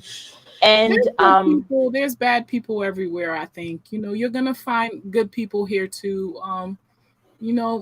It's funny because you don't communicate that much with people here in the United States. You go to work with people, sometimes you may small talk, but I find that there are some people that will, there's some good people here. It's just that the communication, we don't communicate as much as you probably do in Africa or in other places. Yeah. Well, we used to have that here. We used to have that here. Yeah. And I think one of the things that we forget is that, segregation was forced upon us, but when we were segregated, we were forced to be a collective. Yes. We circulated our own dollars. We had Black doctors, Black butchers. We had our own micro economy and community, and we did that for each other. Exactly. You couldn't mess up, on a street and somebody's mother not correct you. Exactly. You had 25 mothers on that street, and women took care of each other, and men looked out for each other's families. And we had that. And the kids were comfortable playing on the block. Absolutely. You would go out there in the morning and sun come down, you be coming in. Absolutely. Look, if we did something messed up, we would get 5 spankings. We would get a spanking and then hand us over to the next one. Right. On your way home. Now, see, I wasn't born at that time. My mom was born into segregation. But I know, based on her raising me, how the values that she grew up, the stories that my aunt and my grandmother and my mother tell, and that existed. And it even existed for me early on in my life. But as we began to mobilize and become more affluent and move into different neighborhoods, we lost that community amongst each other. And now I have to admit that there are people in my family that if you don't call before you come, they are not answering the door. Okay, that's sad. Y'all know that is in our community. Call before you come. That's one of the rules that we live by. And so I think we did have that. We haven't always functioned in this country like that. That's the last 40 to 50 year thing that we have. We don't talk. We live in amongst the community. We don't know our neighbors. We don't even see our children. I mean, sometimes you live in your home and you don't even see your children, or you live in the same city, or you live in the same state. Right. Exactly. So. But that did exist, and we did have it. There is an aspect of that on the motherland too. Wow. Since formal education and formal jobs came about. Because imagine that you live in for example, my mom lives in Ko because she says Accra life too polluted, too busy for me, so she lives in Kwewu, and she doesn't want to live in Accra. But like I go to work 6 a.m. I'm out of the house. I get back maybe 7 p.m. and I'm home. So imagine if I had a brother, like I have a brother like living in the same compound, and sometimes I don't see him for 2 weeks, 3 weeks. Wow. I don't see him until the day he's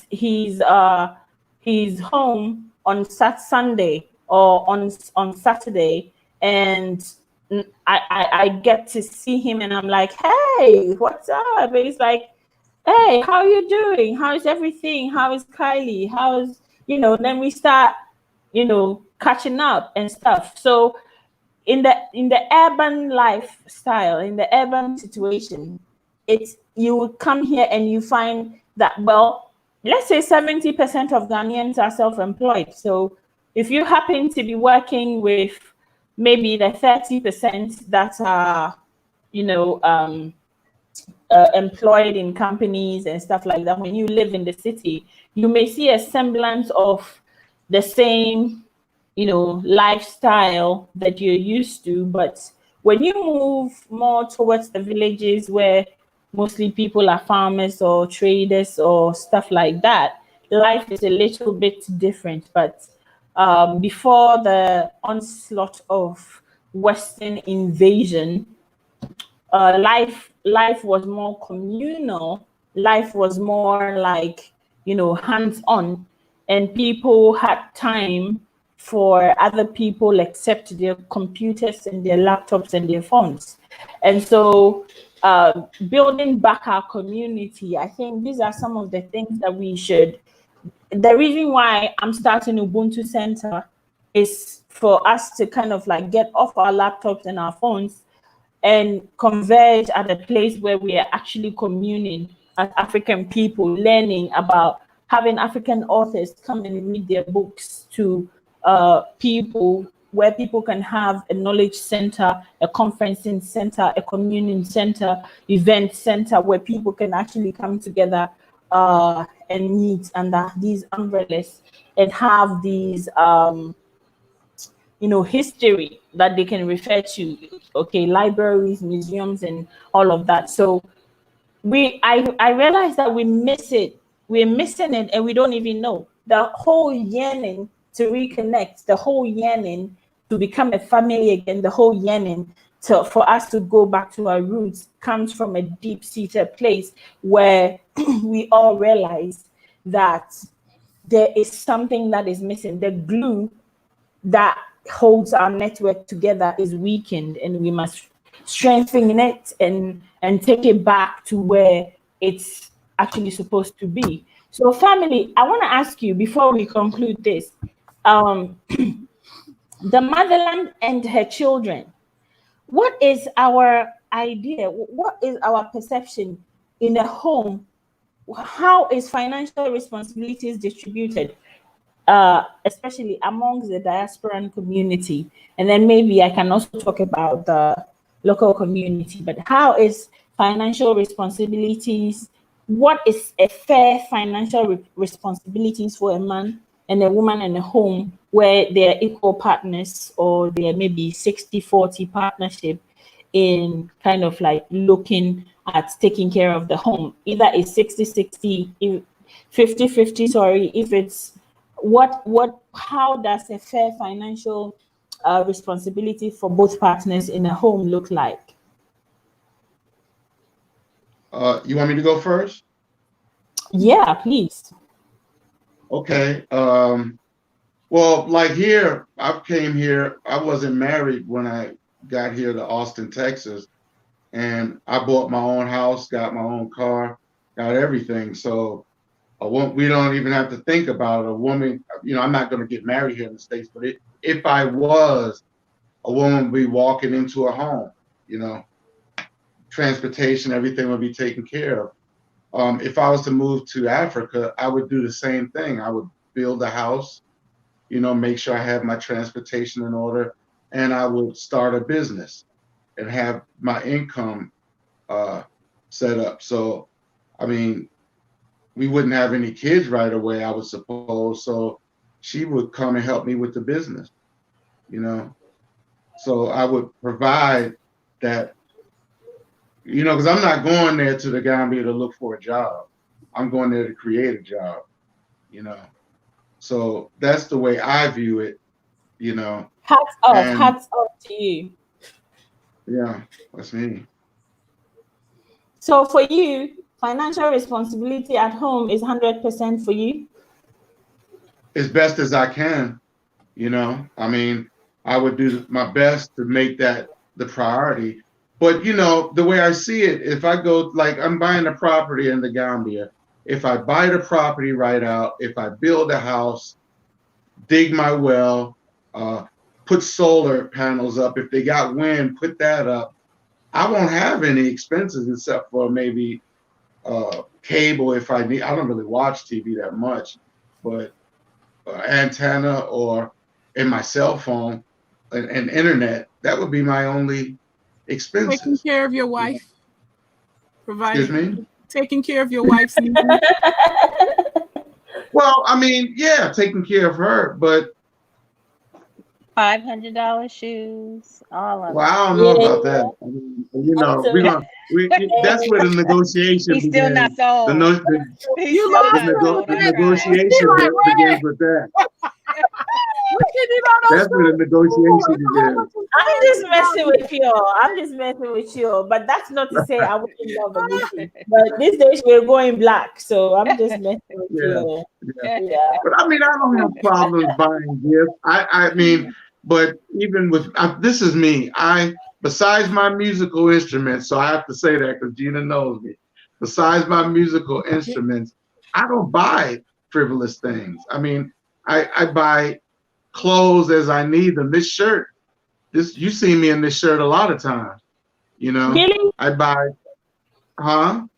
I've always thought that's a new red shirt, though. Well, you think I got a new? You think I got 5 or 6 of these, right? Yeah.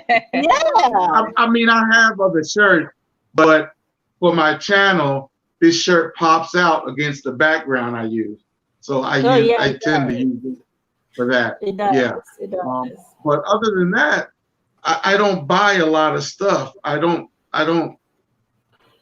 desire things because this is what has got us into this situation here in the States is credit and buying stuff that we don't need, you know, just hey, things. that's Raphael from Fort Worth, Texas. Welcome, Raphael. Welcome, Mrs. Guama. Welcome, Awuni. Welcome, Theresa Barros. Welcome, Barbara. You guys, thank you so much for your comments. Tony, Felicia, Center Star, calling on my aunt. Where are you, sister? We missing you here. Gina is missing you. David is missing you. And we found a new friend. Coffee is it's our new friend. So we're missing you, calling on my aunt. And then I'd like to say a huge thank you to Enije. You know, an amazing, huge thank you to all of you. Mohammed Kunde, time is now. I would like to say a mega thank you to African Superstar. I'd like to say a big thank you to our sister Gina. Also to you, David. We love you so much. To Kathy, we are so grateful and we want you more. So please do email me because we have a group and I'd love to add you to our panelist group and always, share ideas and, do this. So thank you so much for joining the Woke Africa Show family. And the Woke Africa Show, that is a prophecy. The word woke is a prophecy because I see, like Martin Luther King, I have a dream. And that dream is a day when Africa stands on her own 2 feet and say no more. And that day is coming like water from a dam. It's burrowing and it's coming, with a gush and with a rush. And it's gonna hit and it's gonna happen.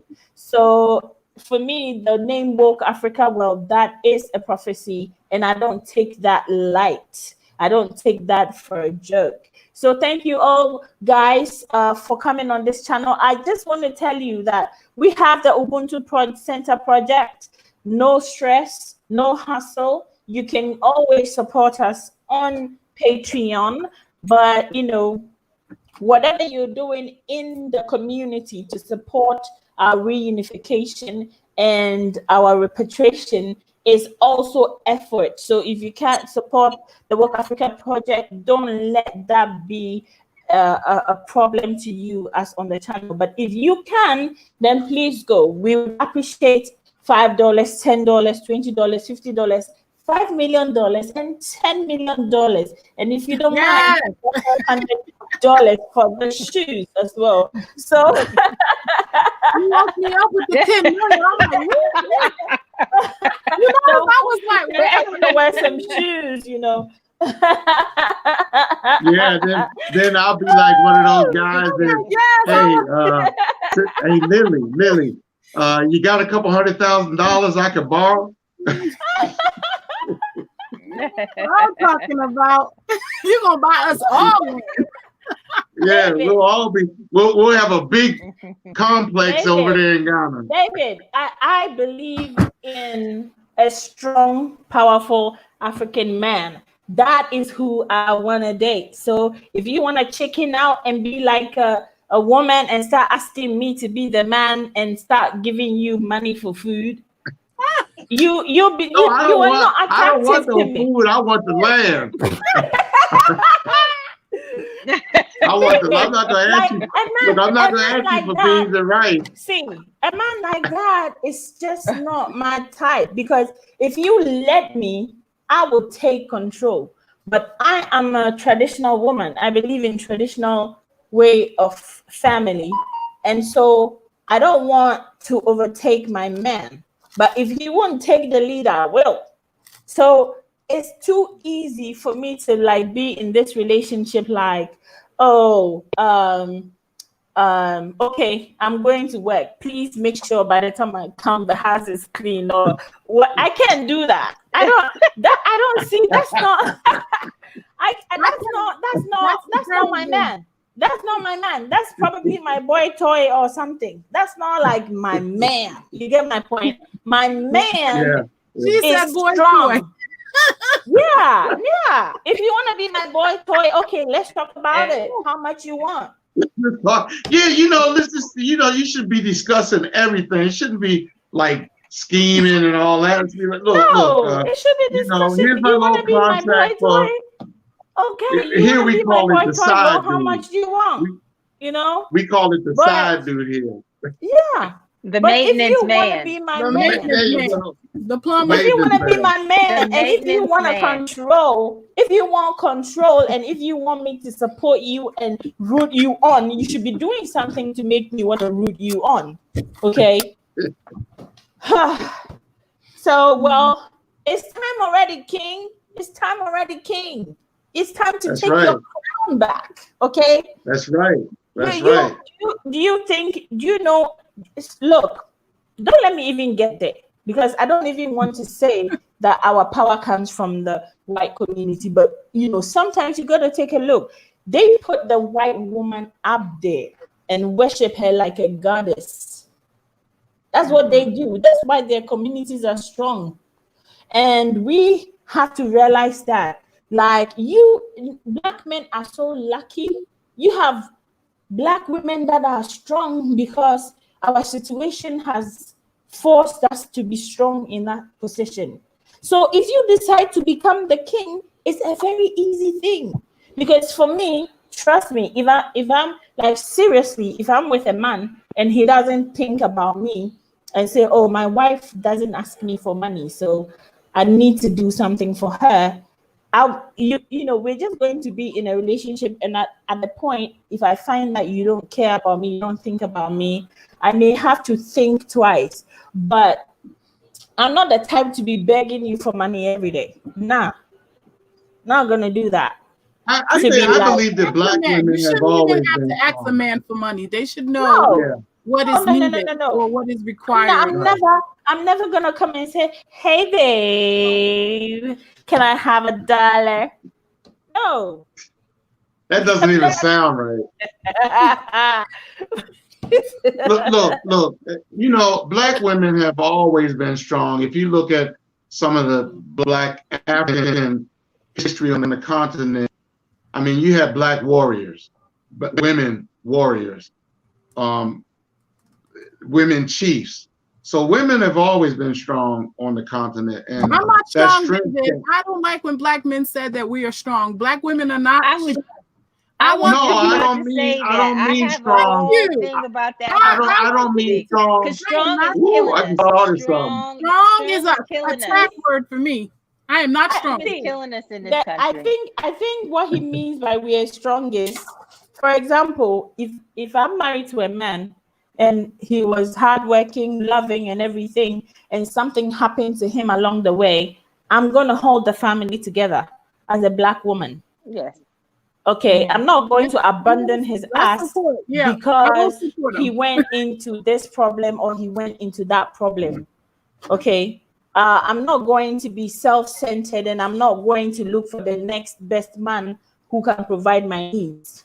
It's time for me to hold the family together. And in America, though, I call that unconditional. It's something completely different. It's like, you're Yeah. strong, you can handle it. No, Completely different. we are not that. We are not Yeah, strong. it's something that's completely David, different. hurry on back Different. because the It- ladies it's don't want to handle it. They don't want to handle it. Hurry on back, David. so I think I know I think okay, so I got what you're describing to me is what were unconditional. you And I want unconditional love. Unconditional means when I'm up, you're supporting me. When I'm down, you're supporting Yeah. me, and vice versa. If I lose a leg, that love that you have for me is Yeah, unconditional. exactly. That's what I want. But I Yeah. think you got Exactly. the reaction to That's the strong way it for a should reason. be. And the reason that you got that reaction to strong is because Black American women, especially, are becoming very awake to that word and what has Yeah. been placed on us. Black people in this country are dying at a higher rate of high blood pressure, diabetes, mental illness, because we buy into this notion that we have to be Right. strong. I understand. And we take on all of this stuff and not take on our own health. And we have to step away from that narrative. It is literally killing us in this country. We need to learn how to not be okay. We I'm need not. to learn how to say, I need help. We need Okay, to learn how to let's say, switch the word up. I can't. Black people need to Exactly. be up. But no. But we have been conditioned in this country that Yes. we can do it all. We can Yes. take it all. We can handle it all. We should have no expectations. And we have been labeled as strong. Since And yes. slavery, we have been labeled as strong. And we are trying to get rid of that notion of that of being. Are we capable? Yes. Can we make Give do? me some Absolutely. Do we love love. hard? Yes. I learned something. But new. strong, we're not accepting that term here anymore because it What means term would something you completely different in America. What term would you prefer? I just told you, Black women are yeah, Dainty? that's for you. Capable. Capable. Say- They're capable. Capable. Hashtag the Black They're woman capable. is capable. Okay, all right. We're capable. I learned Well, something. we're not. And it's no disrespect to you because you It's didn't not. start It's this not, narrative. because- I'm just explaining to you why Yeah, you it's got not. that reaction is because it's almost like the term angry Black woman, right? Like we've all heard that. Well, strong Black woman women have bought into the fact that they have to be strong, and because of that, they have not helped themselves. They Yeah. have suffered in silence. They have not asked for community help. They have not said, I'm not okay. And it has had an impact on us as a culture in this country. And as we become woke, and as we call for unity, and as we see the world shift, that is shifting in our community. We are talking about mental health. We are talking about, no, sis, are you okay? No, I don't have it. No, this doesn't feel good. We are giving ourselves permission to not have it all together. To not be And let strong. me just explain something else when it comes to race. Okay, when we talk about race. In this country, historically, white women have been able to be docile. They've been able to be weak. They've been able to fall apart. They've been able to have a nervous breakdown. They've been able to, I need a moment. And Black women have been treated the opposite. Exactly. You don't It's need those that white space. women's You tears. don't need that It's healing. those white women's tears. Exactly.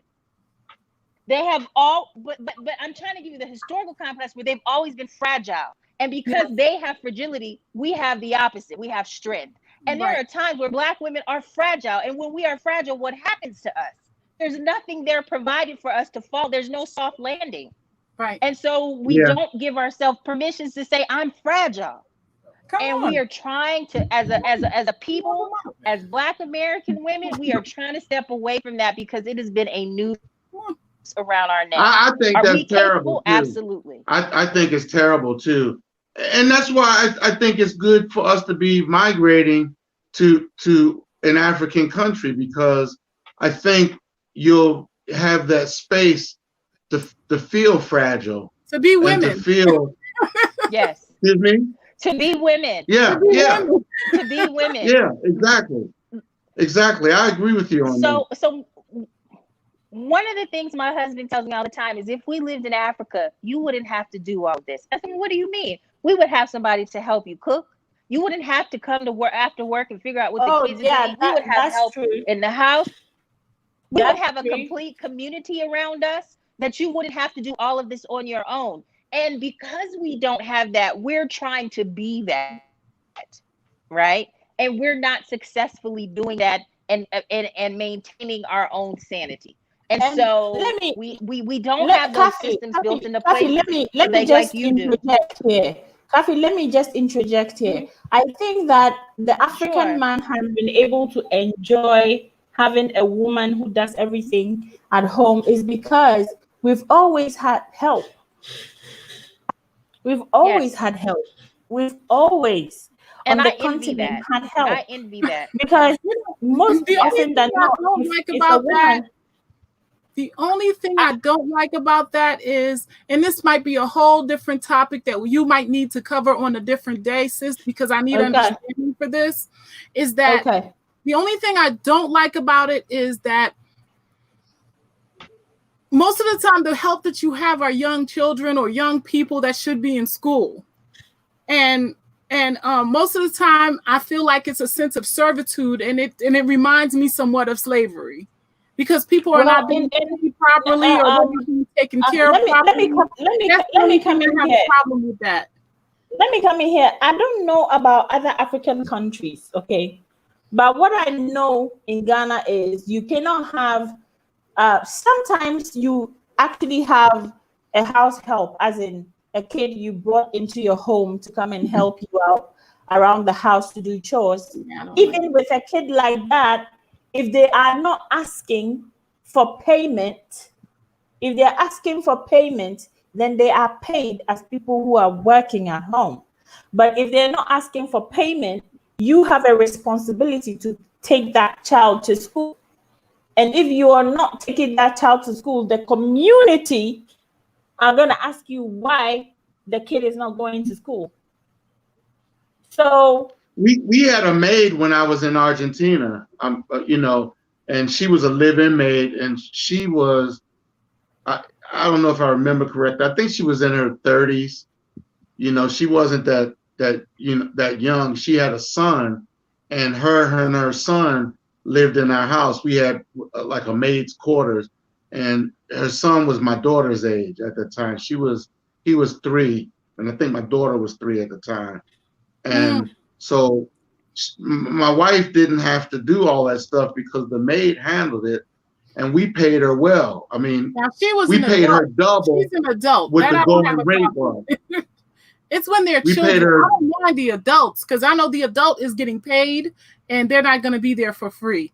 But it's when children, you know, that's the no, only thing. And I've you seen some see, cases of that. Sister Gina, there's another side of it that you're not seeing. There's Okay. so many children.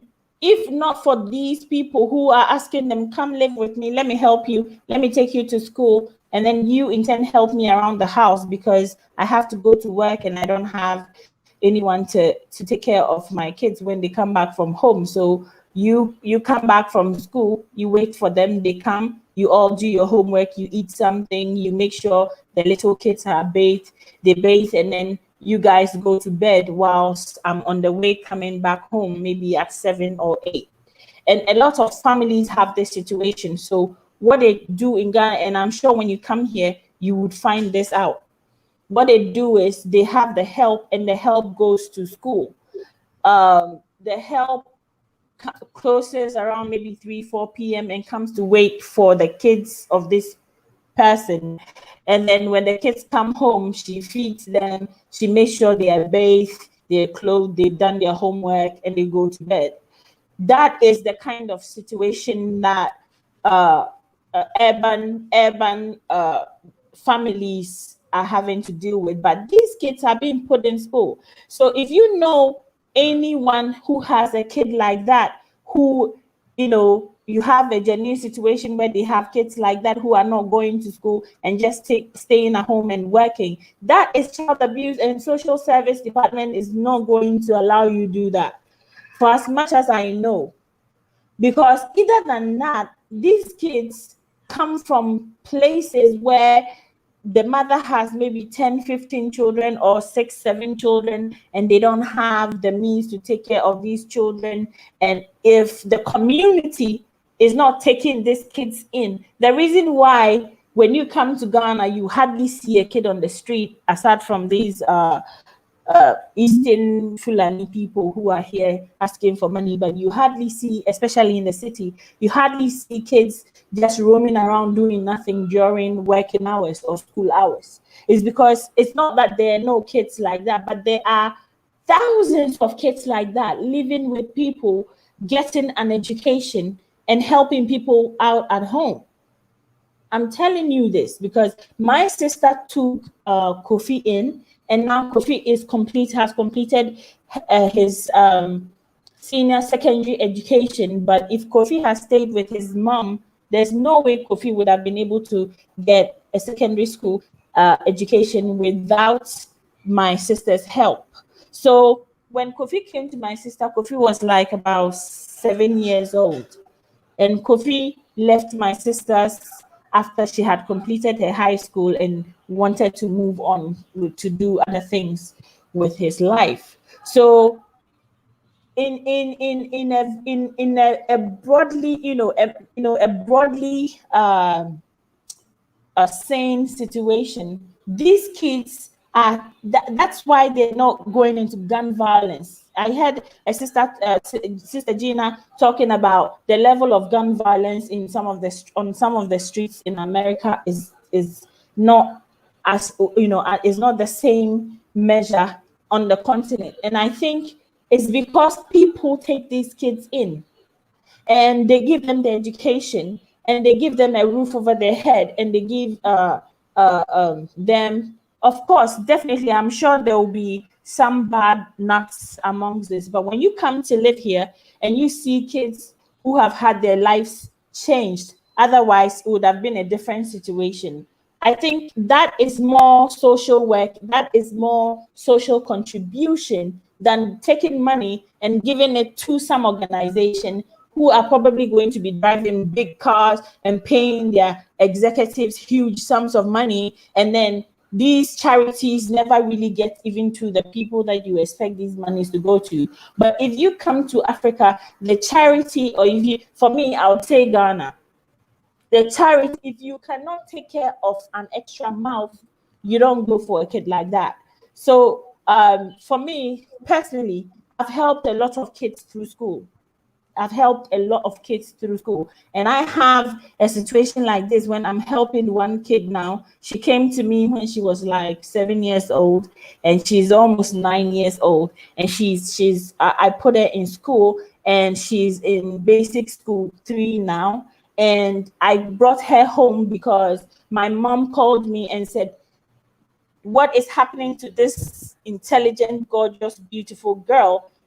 Her situation, if you don't come pick her, because I see her like you. When I had you, you were intelligent, you were smart, and but if you don't pick this girl and give her a good life, she may end up in a different light, as in getting pregnant at a young age, things like that. So my mom actually called me, and I went to see the parents of this people, and I listened to the story. And this lady kind of like also lives with my mom and helps my mom out. So I listened to the story and I saw the kid. And the minute I saw the kid, I was just overcome with compassion. And so I brought her home. I didn't adopt her.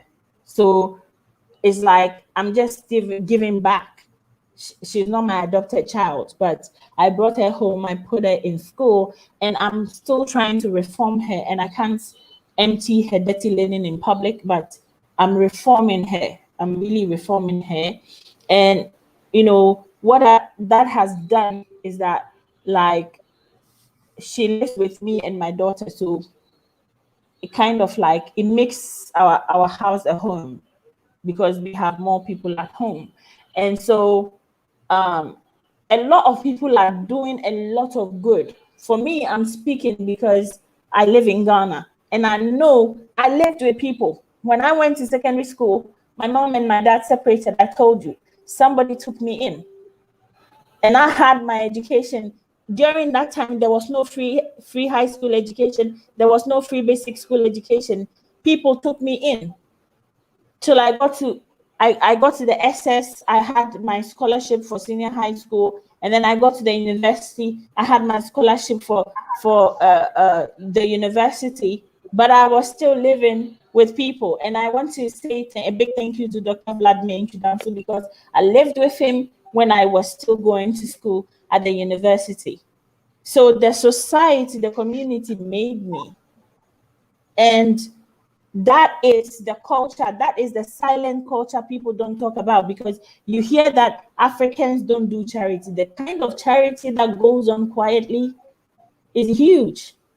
So there is a difference between that, and there's a difference between child labor, when people actually recruit children in stone quarries to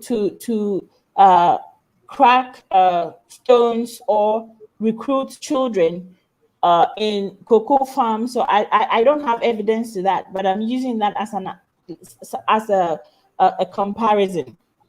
So it's different when children are being recruited into these kind of jobs, and they're not going to school.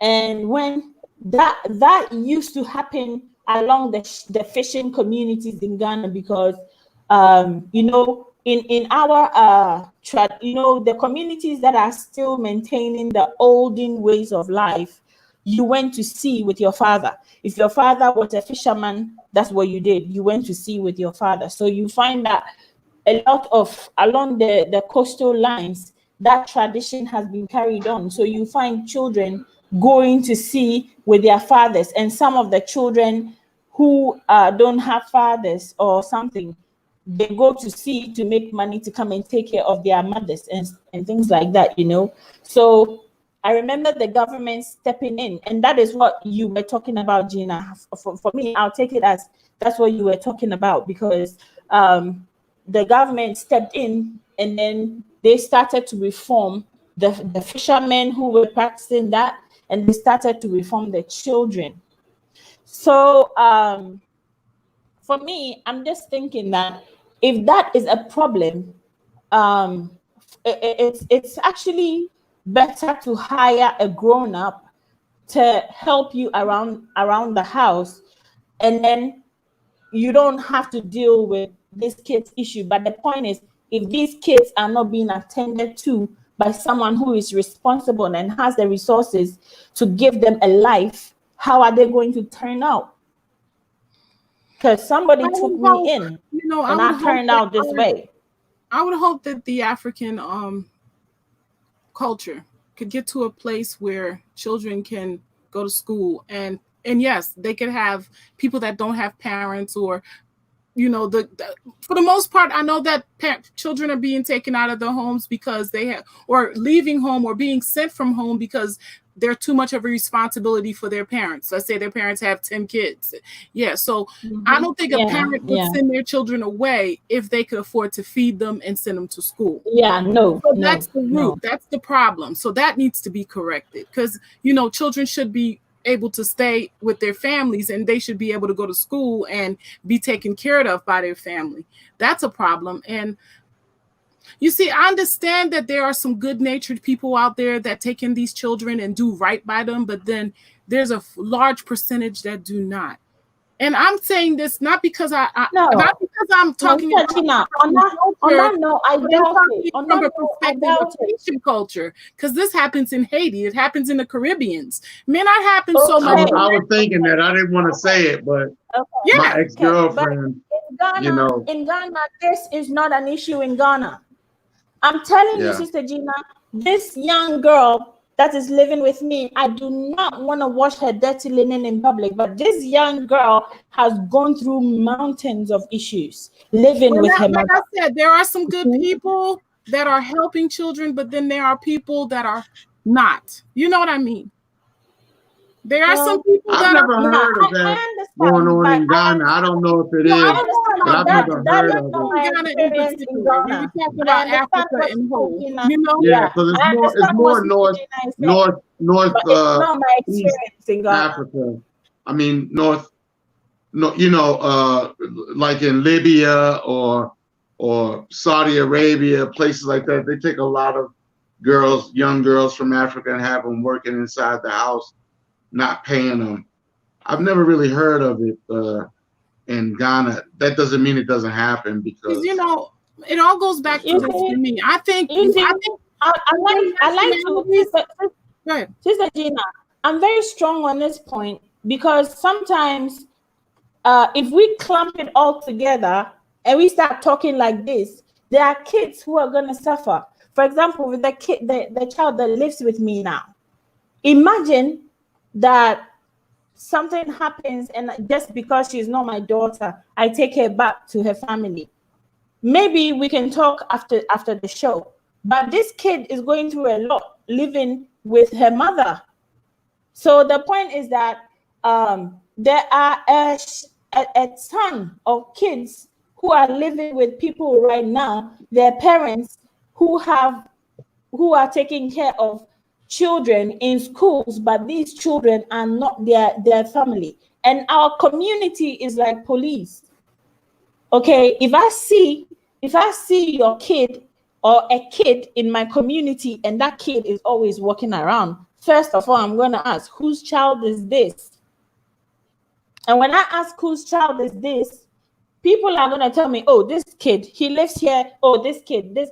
Like, I've paid fees for children in my communities because I saw people were going to school and these kids were roaming around. So I called the parents of this kid and I said, why are your kids roaming around and it's time to go to school? And she was like, well, she was trying to find fees for the kids' school fees and things have been difficult and it's been hard. And I just said, don't tell me about all the story. How much is their fees? And I paid it. And the next day, I saw these kids going to school. So when she got the money, she brought it back to me and I was like, no, keep it. And next term, use it to pay in advance so the kids don't stay at home. You know, and I kind of like have. Let me say this. Me coming from a culture, coming from Haiti, I know in the Haitian culture, and I have African friends. Now I know in Haitian culture there are some good people that take care of these children, but there are some people that do not. And that right there makes me realize how other cultures see us. You know, it plays a big part on how other nationalities see us as a people. The way you treat the weakest among you says a lot about your culture. Like, you know, a culture of men that don't protect their women, those men will not be respected. A culture that do not protect the children, that culture is not respected. And I always say that about Haiti. I know I have spoken to some friends in Africa in different parts that say, yes, they have the same thing that goes on. But I truly believe that is our thing. Our children should be protected. Yes. So I want to ask you a question. If a child is living with their mother and father and they have to go out and pick leftovers from the streets, they have to go over and pick crumbs from maybe the leftovers of a school, they have to live that second class ride down life, ridden like that.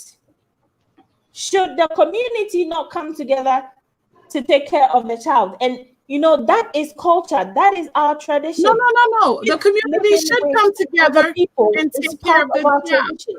That works. You see, there's two things we're talking about. We're talking about a set of people that do come in and they take care of the child and make sure that child gets an education, make sure that child is cleaned, is fed, and is a part of the family. But then there's another scope. To be honest, as a people, you know, that there's another scope where that child is taken in, and basically they're not going to school, they're not being taken care of, and they're not eating well. Now that's the negative at it. But there's the positive. But we also have to recognize the negative. You may be doing positive things in this child's life, but there are some children, and I'm sorry to say quite a few of them, and not just in Africa, but the Caribbeans, because we took the culture with us. You understand? And I think the reason that it's not so prevalent here in the United States anymore, because it used to be before laws were passed, is because laws were passed. And I'm hoping, and I'm saying that we could eventually, Africa could eventually get to a place where, yes, we still need the village type community where people come in and they help these families that can't help themselves, but that there are protection for those. Because you see, sis, not everybody is treating those children well. And I'm not saying this because I've been to Ghana or I've been to Nigeria or I've been to Haiti, and I've seen it there. You know what I mean? So, and I know I've spoken to Africans that if this is a real issue in any part of our African community, then definitely we have to deal with this. Yeah. Because as I'm telling you, I lived with people when I was growing up. When the marriage between my mom and dad just got scattered, you know, then the whole rocky stage began. Yeah. So yeah. I lived with people until I completed university. But let me tell you, children, for me, when I lived with people, I always knew I was not living with my parents. And I did whatever they wanted me to say. But then I also came into adolescence. I came into adulthood whilst I was still living with people. And I could have chosen to say I'm underprivileged, so I would take this kind of lifestyle. I didn't have a mom advising me. I didn't have a dad advising me. I could have said, oh, well, let me just go with men because they will give me money. Let me just go with that squad because that is where I feel like I belong to. I'm a kid. I have the right to mess with my life. But, you know, I personally listen to advice because a lot of that is what our community is. A lot of people spend so much time advising me, saying that you're a young girl, you have a bright future ahead of you, don't do this, don't do that, don't do this. And I'm telling you, I was brought up by a community. At a point where my mom was not there, my dad was not there, a community brought me up to this stage. And I listen to advice at every stage. So what I'm trying to say is this: I could have had it worse. Okay, I could have had it worse. I could have been living with somebody who would have never given me an education, somebody who would have never showed me the way to good life. But I didn't have it that way. I had an education, which I'm thankful for. And if there are children living in an alternative situation, and I believe there are children being exploited every day, be it pedophilia, be it child labor, be it, you know, whatever it is in a different aspect of community, not just in the Black community, also in other communities, they have it in a different form. Okay. I've never seen a child get to 18 years old and the mom and dad said, hey, it's time for you to get a job and move on. That doesn't happen in Africa. It doesn't. Well, you need to come here because let me be very clear. I got the talk when listen, you got to go to school or you got to get a job, but just staying around house is not like, no, that's no. You have to come here. It doesn't happen here. Yeah, I think that I can tell you, it doesn't. So in effect, the kids are rather eager to get a job and move and go. Because I think what I'm hearing is two different things, though. I think I'm hearing two different things. What you're describing is we have, you know, the African proverb that we use here is that it takes a village to raise a child. Okay. Yeah. Yes, so you're approaching the village mentality of these are children who otherwise would not have the opportunity of education.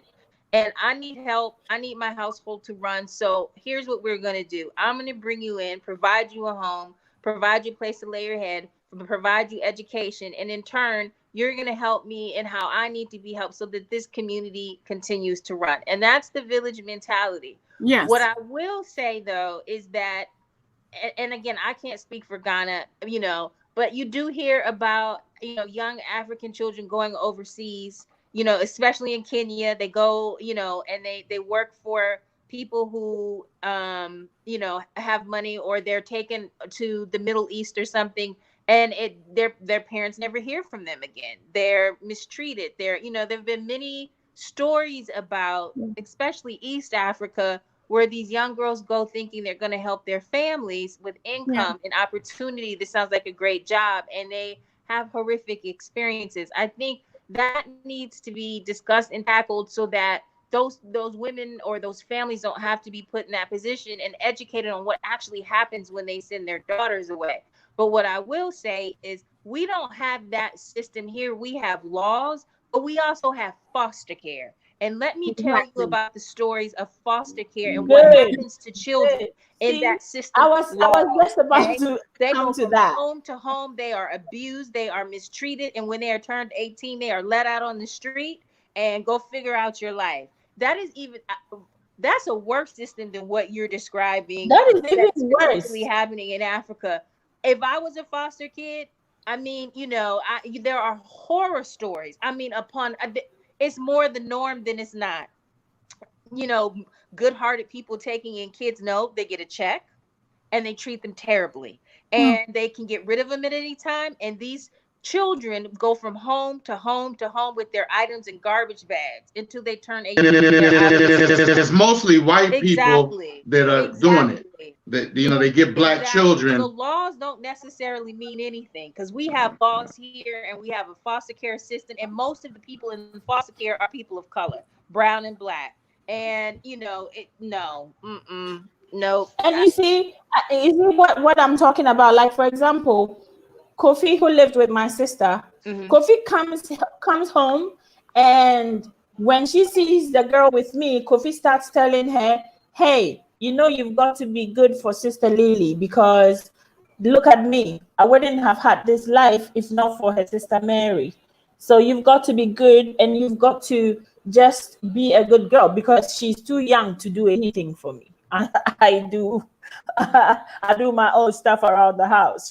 She's just about 8, getting to 9 now. There's really not much she can do to help me at home. So I practically do everything on my own. But like, Kofi comes here, he lived with my sister when he was just 7 years old, and now he's finished high school, and he comes around to help my sister out, or he comes to just visit the kids, and he comes all the time. And he comes because what I do is, if I take you in and you reach the age of puberty or adolescence, like 13, 14 years, and you start going after boys, and I tell you it's a no.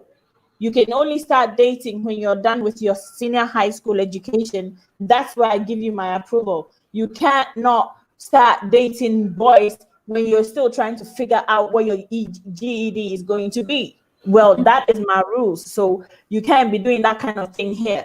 So if you want to have a boyfriend and you want to show your boyfriend around, well, wait till you get to the university. There you would meet serious boys who want to do something good with their life. And that is going to be my rule for my daughter as well.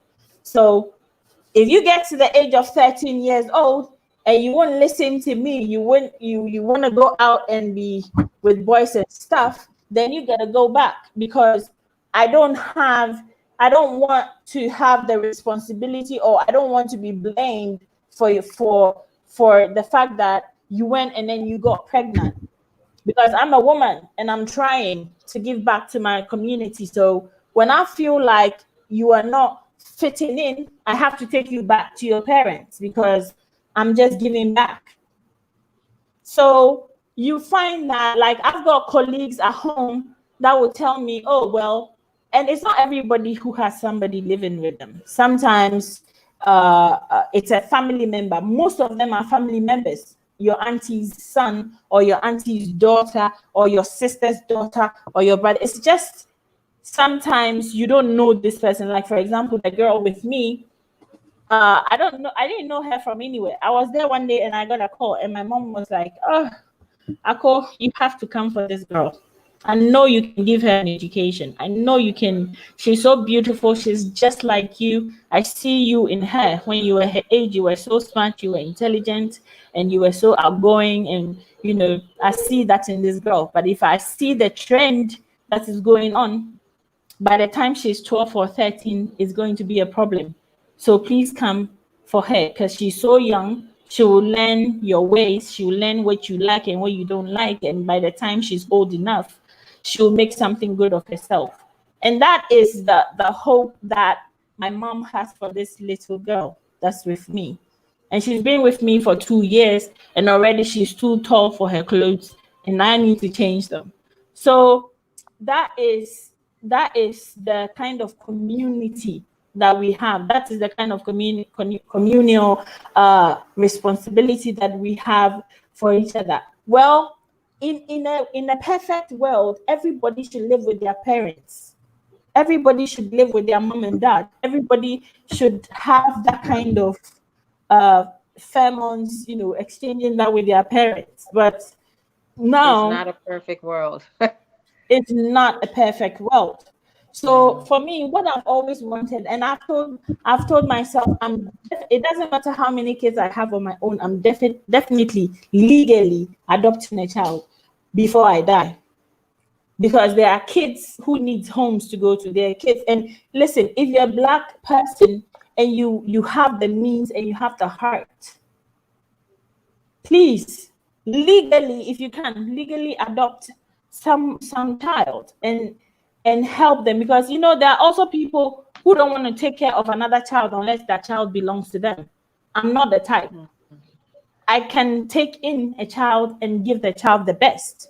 And even when I've taken in troubled kids, I've really tried to reform them.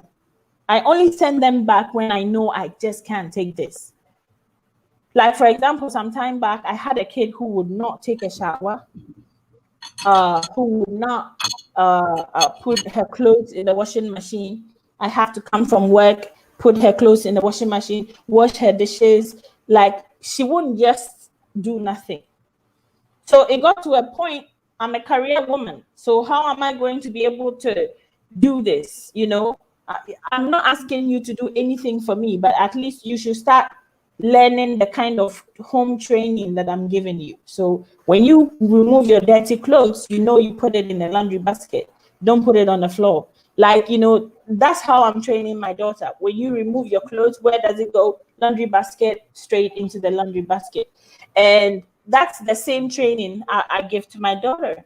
So when I see that it's such a problem for me, I can't handle this, I have to call my mom and say, hey, well, if that person came from my mom, then I'll tell my mom, this one is too much for me.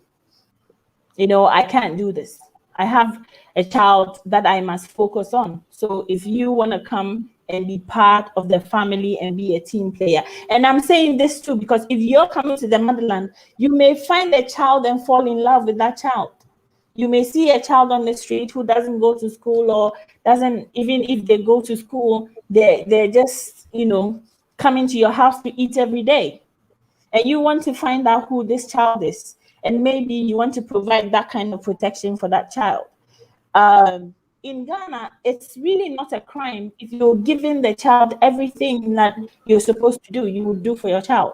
But the minute you're not taking the child to school, you are definitely answering to the community. Because if I live in your community and kids are going to school and I see that child is home and not going to school, I will ask, why is this child here? Sometimes abusive people will abuse the child, beat up the child, and until the child maybe has marks on them, and they don't want that child to go to school, so somebody sees the marks. So they will keep the child at home. Well, I'm going to find out why that child is at home. And there's a lot of cases like that where even parents have beaten their children so much that the kid went into some kind of, you know, a scar, had a scar or had a bruise, and the community reports to the police. So by the time you realize police is at your door, Wow. please, the good people of this country, do that. So I'm not going to sit here and say that there isn't a strong community that helps underprivileged children in this country. There are a lot of people helping underprivileged children in this country. And you see, sometimes I find that if you live with me and my daughter does the mopping and the sweeping, and you are supposed to be doing the dishes, and you're not doing your dishes, how does that make you an underprivileged kid? If you live with people at home, everybody is playing their part, then you're supposed to play your part so that it's a home. So what happens is that when you have a child like that at home and that child is not playing as a team, then you need to return the child to where you took them from.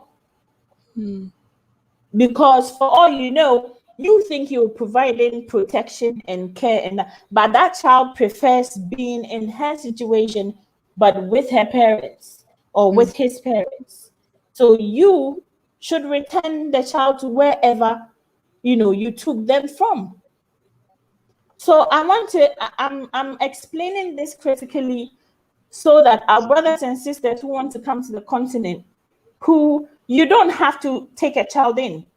I'm taking this child in because of family responsibilities. That's why I'm doing this. Because if it's not about family responsibilities, it is cheaper for me to pay somebody 200, 300, or 400 Ghana cedis to come home and help me, where they can actually help me around and actually help me get my dishes done, or help me get my daughter to do her homework before I come, or stuff like that. I wouldn't have to stress and go through all that I'm going through. So if I needed someone to help me at home, then I'd prefer someone who is capable of doing that. But if you have that social responsibility to take someone in and help them because their life might not get to they may not get that environment or the conducive kind of home or where they can live and have proper structures. Imagine a child who comes from school, puts the bag down and leaves the house and goes, and only comes back in the evening because they want food. And then they go to sleep, and then in the morning they go and come back, and then they're just roaming around and doing things, and mother is struggling, maybe washing some clothes in some homes just to get food to feed these kids, and father is nowhere to be found. There are so many different things that can happen to this kid whilst they're roaming the streets.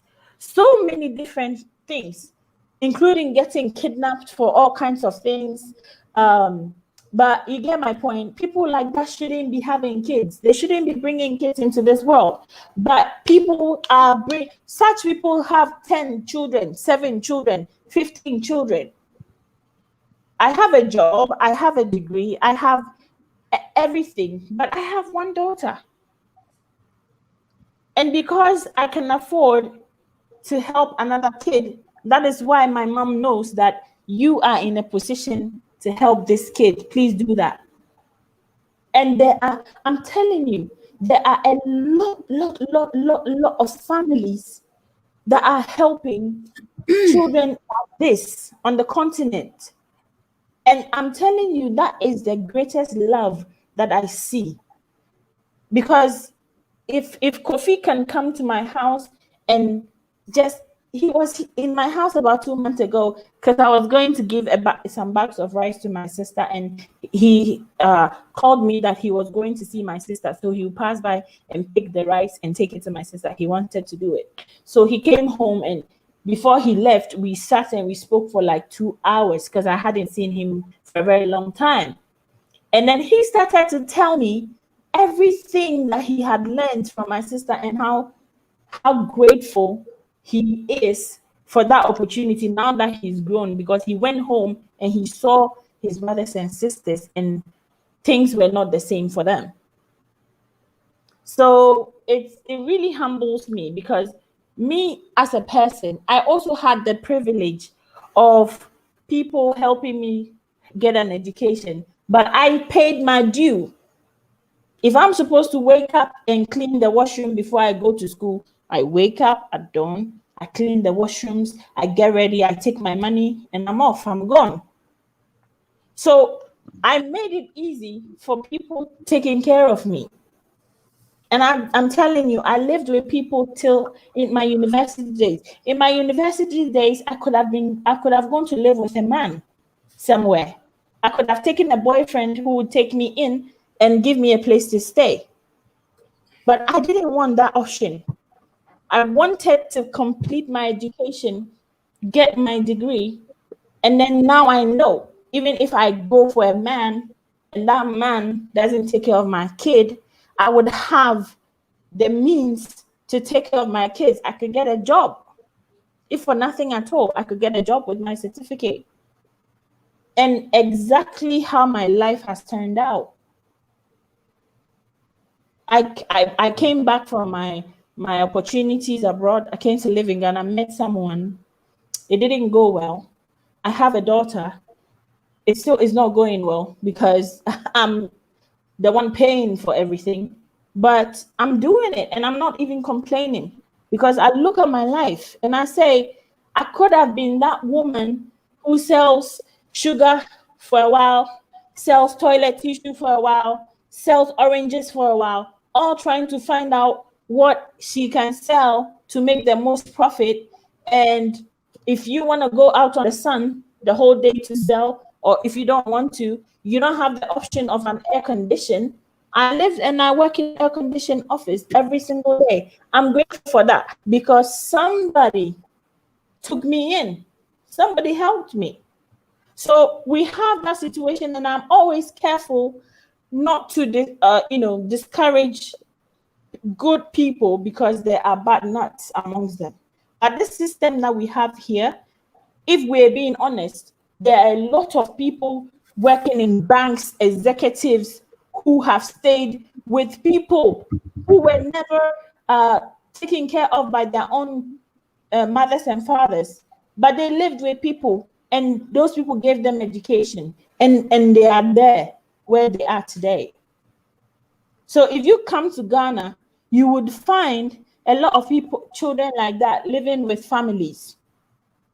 Well, I know there could be bad nuts where in some cases, kids could be sexually molested by unruly husbands or things like that.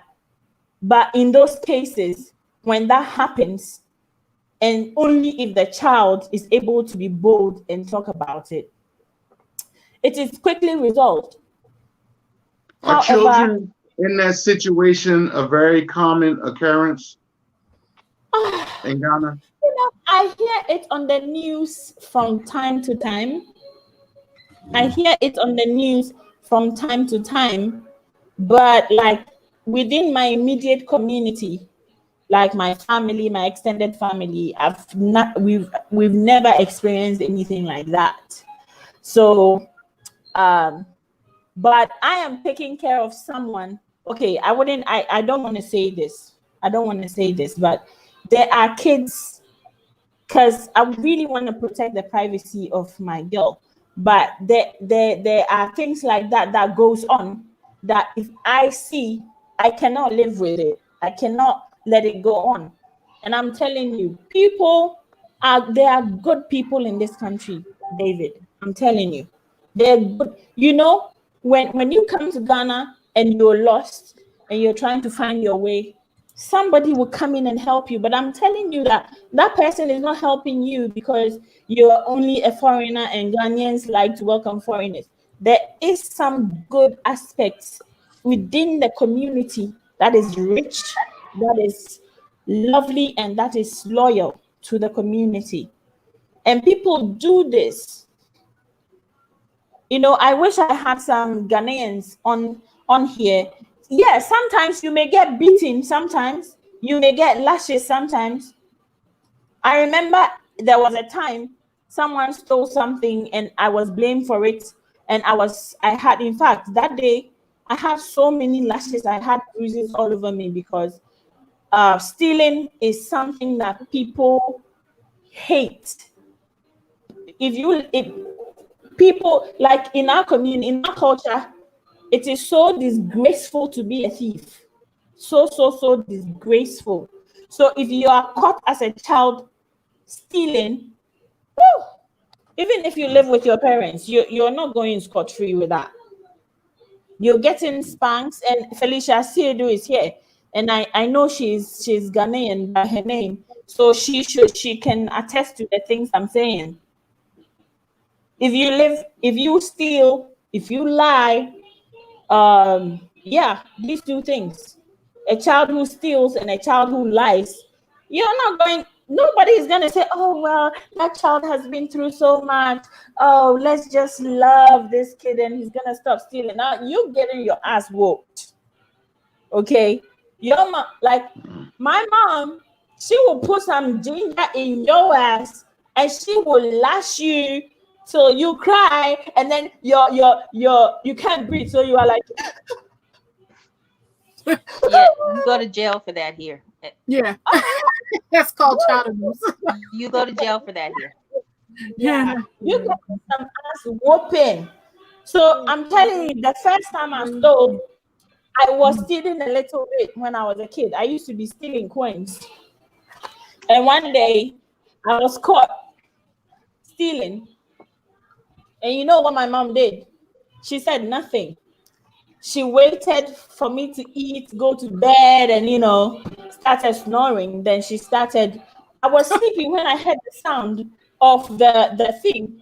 Cook, cook, cook, cook. She was like getting the ginger ready. So when she was done, she was like, hey, my beautiful goddess, come here, come here, come here. So I was like, hey, mommy, I ran to my mom. And she held me. She was like, you, today, what did you do? Then I knew I was in trouble. What Beat is, that ass. what is the ginger for? Yeah. I was going to ask What the is same the ginger thing. for? Oh, That was ginger. the Okay, fix let me her butt. explain. Yeah, let me explain ginger for you.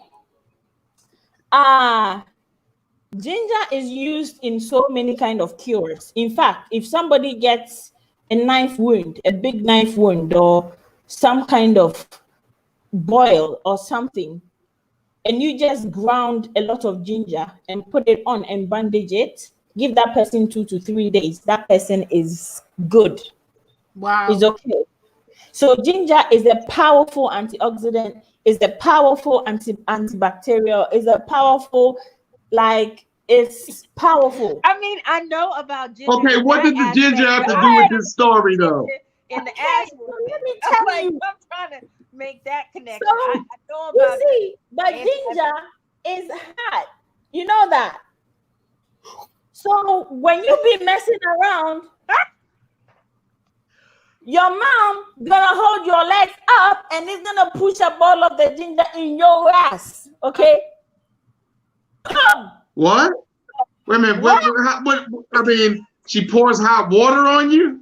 No. I didn't see that coming. She will make the ginger What did paste she do? a ball.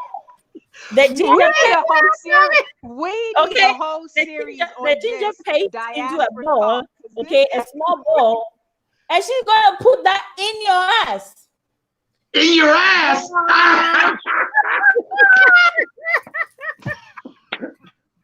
What is doing? She have a funnel? Did she use a funnel? Sorry? Did she use a funnel to do it? No, she's gonna use her Listen, It's getting real.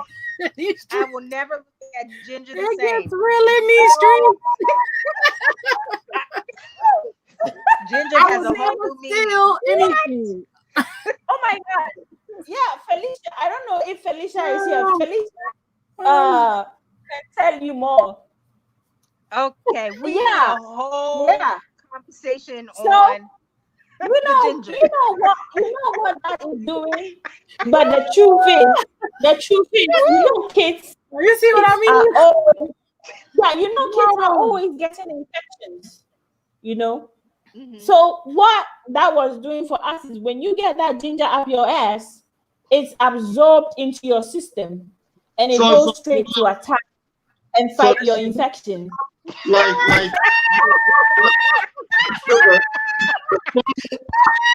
pour the ginger in your asshole like that. Woo! This conversation has gone all over the place, and we have ended with ginger. Listen, okay, it's official. We are all Oh. now tired. My, It's time. we. See, look, let me tell you how it's done here. Let me tell you how it's done here. My dad, I'm we done. would go, When that happened, would make me go out in the yard, select the Now switch. remember when I Take the started this, I switch. said I wanted to have mature. I said I'm coming in because I see you guys having a mature conversation. Woo! Look, my grandmother would I've make gotta me ask go my name friends and about select the ginger. switch.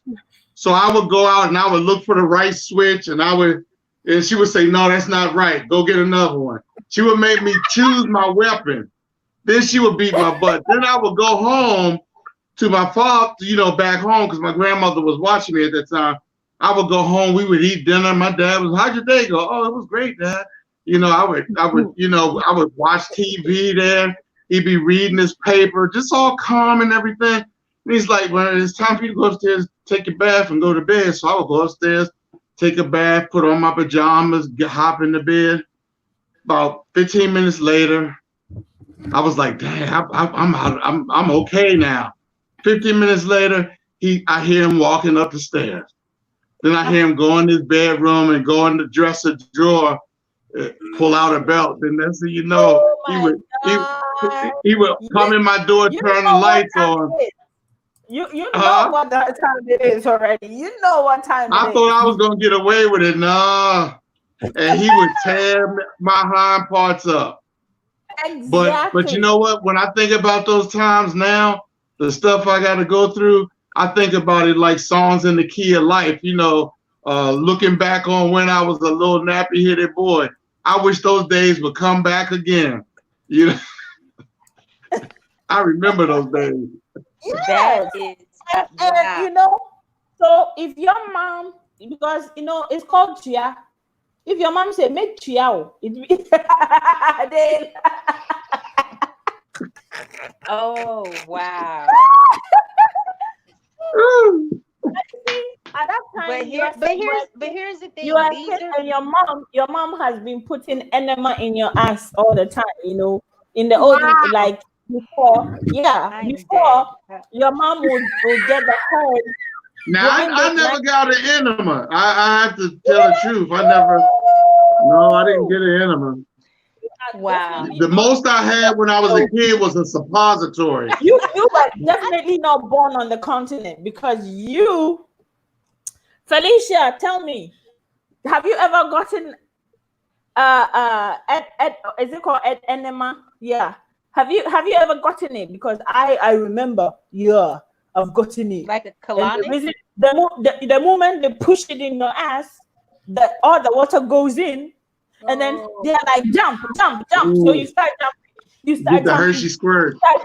You start jumping, and in the next maybe 5 minutes, your mama tells you, okay, go. So you go to the WC, and then you poo, and then everything goes, and you're like, then you start to. Well, good thing she didn't give you a cayenne pepper enema. Woo. Oh, Goodness. that is too much. But I'm talking about herbs because kids, you can't do that. But for adult enema, they put in ginger as well for adult enema. So What does the ginger do when you get an enema with it? All jokes aside, see what does it do? Felicia said though. See what Felicia said though. See what Felicia said. It's a natural remedy. Yeah, but she said. What is a natural remedy for stealing? For what? For stealing? What? Stealing. Is that what you see? Is that what you see? She says when you have nausea, they use ginger also for yeast infection. So when you have all kinds of infection in your private area, as Felicia is saying, ginger, like you can squeeze ginger juice, put it I in a thought they cotton. use vinegar. Vinegar. Vinegar is acidic, and our area is acidic, so you don't want to be putting stuff like that there. You want to put natural, things that fight infections. And it So also you can put fights lying. Right. Yeah. lying and stealing. So wait a minute. Let me. I want to find this out. This is a delicate question. Which orifice was she putting the ginger juice in? Oh my God! Was it an enema or? This was good. This was He good. said up your butt. Dave. Oh, okay. This is something that you talk about and laugh because like how some Americans will be saying, "Ooh, I remember my mom, like she gonna stick a foot up your ass," like stuff like that. Yeah, we talk like, "Ooh, my mom, she's gonna put that ginger in your ass,"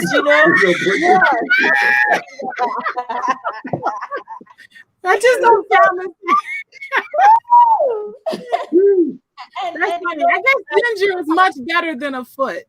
yeah, sometimes she will add these green leaves to the ginger, and I never knew why she added those things. But she's punishing you, but she's also keeping you healthy. Fixing you. She's also fixing you. Did She's she ever also use turmeric? Turmeric root? No turmeric. No. Well, the reason why I ask is because turmeric is very similar to ginger, the root. Yeah. So, well, for me, I wouldn't know because I've never eaten turmeric. So I don't know if it tastes like ginger or not. I really don't know. Yeah. But so that is the story of my life. And that was a great story. I love that story. I'm telling you, like my mom, if you did something and she said, "Really?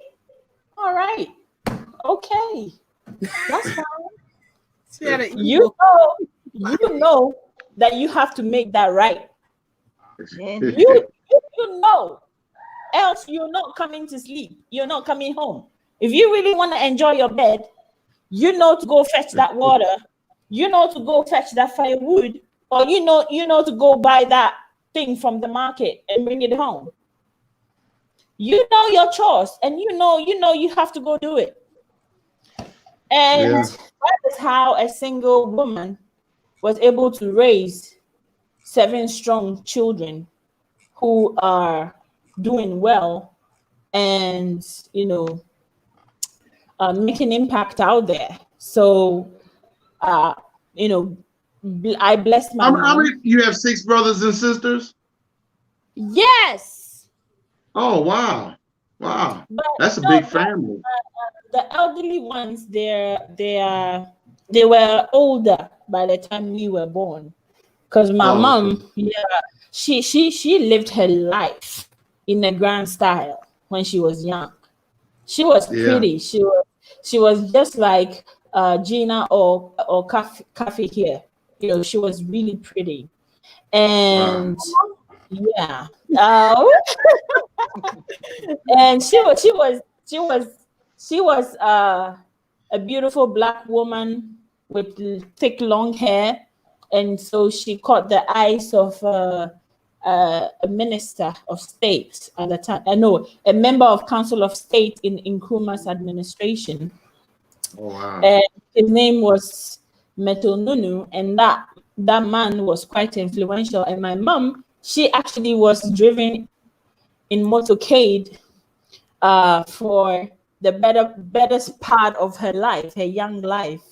So she was a very important person in her young life because she married this affluent man.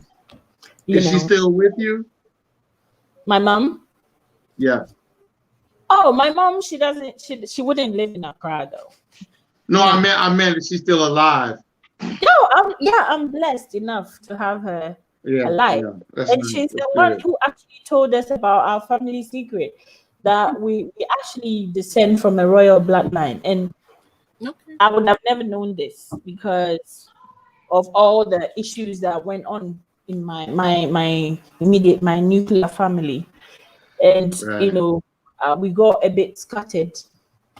So I'm just saying all of this to the point Oh, Felicia is educating us.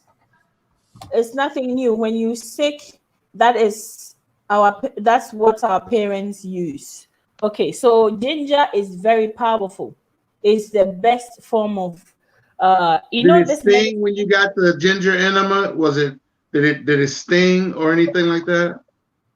Oh yeah, it's gonna stink for a while, but it's gonna dissipate, and then you're not gonna feel anything. For example, if It's you're a not woman, like a hot pepper. It's not like no, a ginger. See, ginger scotch is bonnet or something. Yeah. Lord. okay, let me tell you. So there was a woman in London who put ginger Scotch in bonnet. her son's behind, and she was arrested and charged. And everybody in Ghana was like, "What? She was arrested and charged for what? For Yeah, come on, they should come to the continent and try this.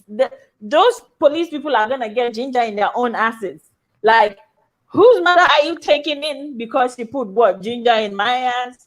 Like, it's ginger in your ass is the punishment. Look, I just don't know how the next day you go to school and you I go to don't school know how smelling like a ginger snap. I don't know how Ginger in your ass. Yes, We're not gonna talk like this. It's not casual. It's not. It's not okay. yeah. but as we said in the beginning, we are all family. That is tradition. That is a punishment that ultimately goes to heal you. So So it's a healing punishment. Yes. It's like when your child goes out and get injured and you put that mentholated spirit on the wound. I told you not to go out. Put your leg down. Mentholated spirit. It's hot, mom. It's hot. Yeah, but I told you not to go out. Stuff like that. So ginger is kind of like the mentholated spirit for your open wound. So it's gonna heal you, but it's gonna burn. See, you guys, this is what we've been missing out on the culture. This is another part. Yeah, a ginger enema. Yeah. Yeah. So I always learn something new when I talk to you, sis. yes. You know what? It probably does some good. It probably does a lot. Ginger is really good for you. No, seriously, when you have like a chest thing, okay, just get a nice ginger, some garlic, and your lemon. Blend it, add a little hot water, sieve it, squeeze in your lemon, just stir it and enjoy it. When you have a common cold, when you have a common cold, okay. just I make put that. some ginger in the blender, put some garlic in there.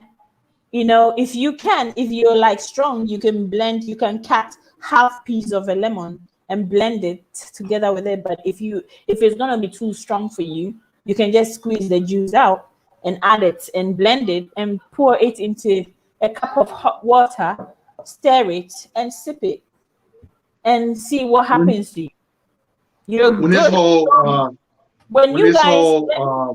Let me say this: when you guys live in a cold weather like that, you don't always need to turn on your heat. Sometimes you can just do hot water, ginger, lime, and garlic.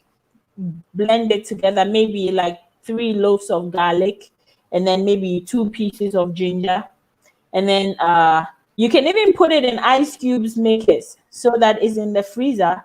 And whenever you're ready, you get your teacup, you break it, you take maybe 2 pieces of the ginger cubes and garlic and lemon. You take the cubes, put it in your hot water, stir it up, and sip on it. Wow. And you're good. Yeah. And you're when really this whole good to COVID-19 thing happened, I went from Amazon and I bought 2-pound bags of ginger, turmeric powder, moringa powder, and what's the other one I got? Hemp powder. 2-pound bags. And every morning when I make up, Oh, when I make wake Teresa up, Barros. I make Teresa a Barros, tea you have been out a of all of them blessing. together. Yeah, Teresa Barros has been a blessing. She's been with us. We've just been enjoying this communication and conversation. And I've even forgotten that time has lapsed. Oh my goodness. So, Look at it. It's been 4 hours. Okay. oh my God, we've been talking for 4 hours, David. Oh yeah, I started having a lot of fun and listening to you. It's a family reunion. Yes, It's a family yes. reunion. Reunion. Hey, So- we should actually plan a reunion one day, you know. This is a family reunion. Once we get our friends and family to fun. come It on was the, fun. on the chat and we sign up We and we covered all so join much. in. We covered so much.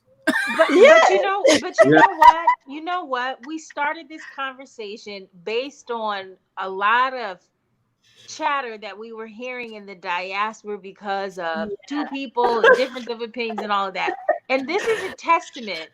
This is a testament that they're really that the issues are superficial, right? Yes. When we get to know each other and we talk and we share what's the similar and different, we learn about each other and we build the bridge. And this 4 hours is a testimony to what It needs is. to happen and what can happen between us. And we Yes, didn't all it agree on is. everything. And we had points exactly. of view that we had to learn about. And we're issues that, but we kept talking through it. And I think that that's what we Yeah. all said in the beginning of this call. We don't need any divisiveness.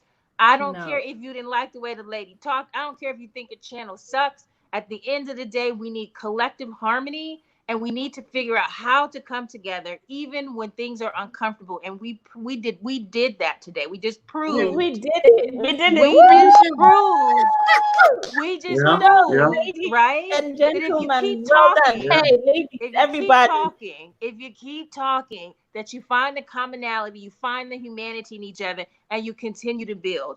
Period. You And it's not continue always to build. comfortable. You continue As to long build. as you talk and you're not fighting, that's No. Exactly. Yes. Exactly. So that Yes. whole African Americans don't like Africans and Africans don't like African Americans, y'all can take that little propaganda that somebody cooked up for you We and don't stuff need it with the ginger. Okay? Yeah. Ginger for this problem. Get the ginger. Take it where the ginger goes. You can shove a ginger And we in your got behind. 3 different cultures here, right in the Yes, we chat do. room. 3 Yes, different we do. cultures. We got Yes. African, on the continent, African in the Caribbean, and Africans in the United States. Don't buy into the Yeah. hype. Exactly. Don't And buy what I into meant was we got us that were born here. We got a Haitian American, and we got an African Exactly. Yes. on the continent. Yes. Exactly. And so See what Center Star said. Center Star said, y'all are kicking it. yes, Y'all yes, are kicking it. you got to We're be kicking it. And gotta that be is the bigger than Ubuntu yourself spirit. You see, sometimes. that is the Yeah, Ubuntu we gotta spirit. handle it like family. You know, Yes, Yes. we're gonna that fight, was what I but was disappointed let's keep about the today. fight We didn't in handle house. that We're like not gonna family. take it out in the streets. Yeah, You know what I No. mean? Exactly. Oh yes, Exactly.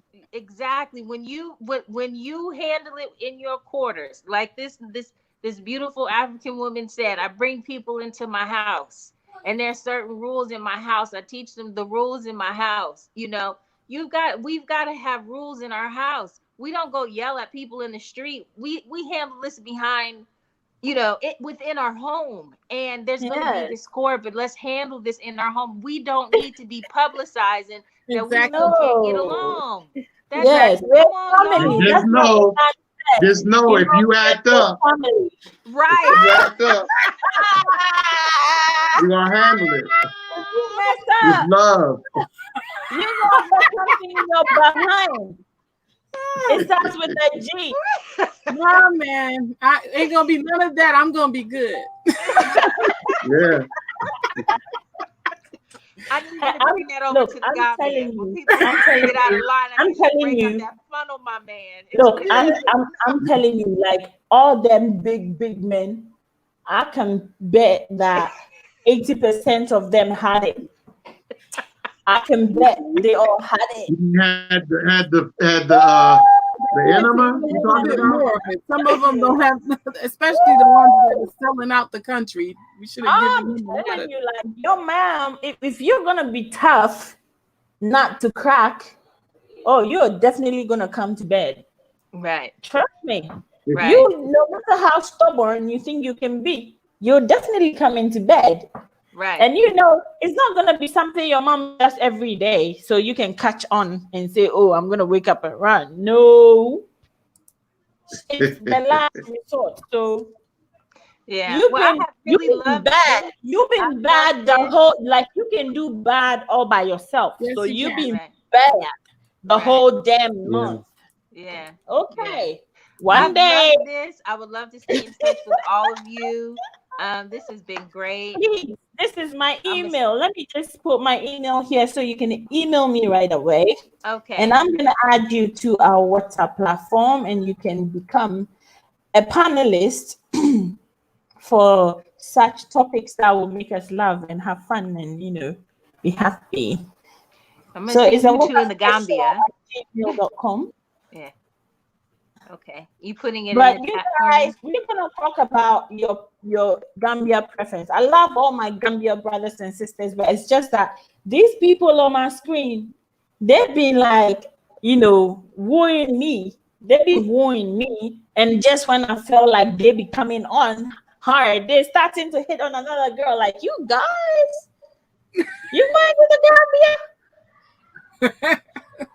You've been making me feel like, oh, we're cool, and you're coming to Ghana and stuff like that. And We then don't come to Ghana. We're coming. I'm coming. I said December. I'm gonna come visit you in December. yes, please. Yeah. Don't worry. I mean, people say, well, everybody is going to Ghana, so I'm not going. Please come. There's room for everybody. I'm going. Soon as I get my land, soon as I buy the land, I'm taking a trip to the Gambia, and if I can make it so I can, you know, squeeze over there to Ghana, I'll do that. Where are you Yes, buying in Gambia? do that. Do that. Where are you buying in Gambia?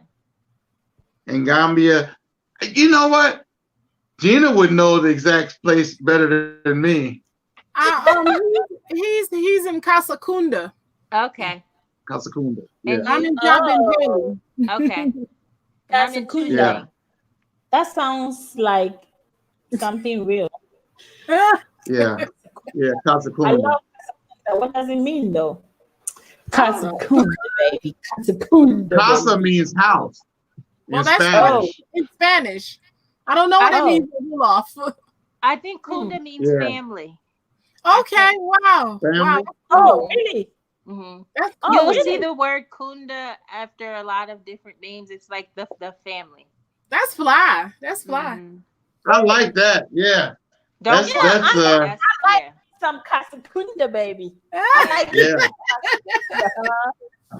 Yeah. Yeah. But what I really want to focus on is buying that one property and putting a house there, and then buy several more plots. I want to really be a landowner and grow some vegetables and fruit trees on the land. That's what I want to do. Nice. I love farming. I love farming. My mom is a farmer. She's got like this huge garden, even now in her old age.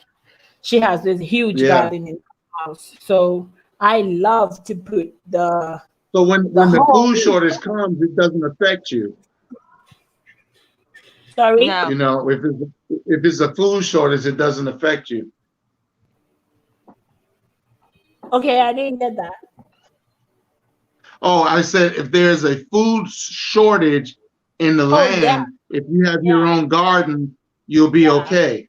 Yeah. You know, maybe have a few chickens and one rooster. Thanks for bringing that up, because for grain farmers, I strongly recommend that you have a silo attached to your farm, because when you harvest all that grain, you should be able to store some for a rainy day.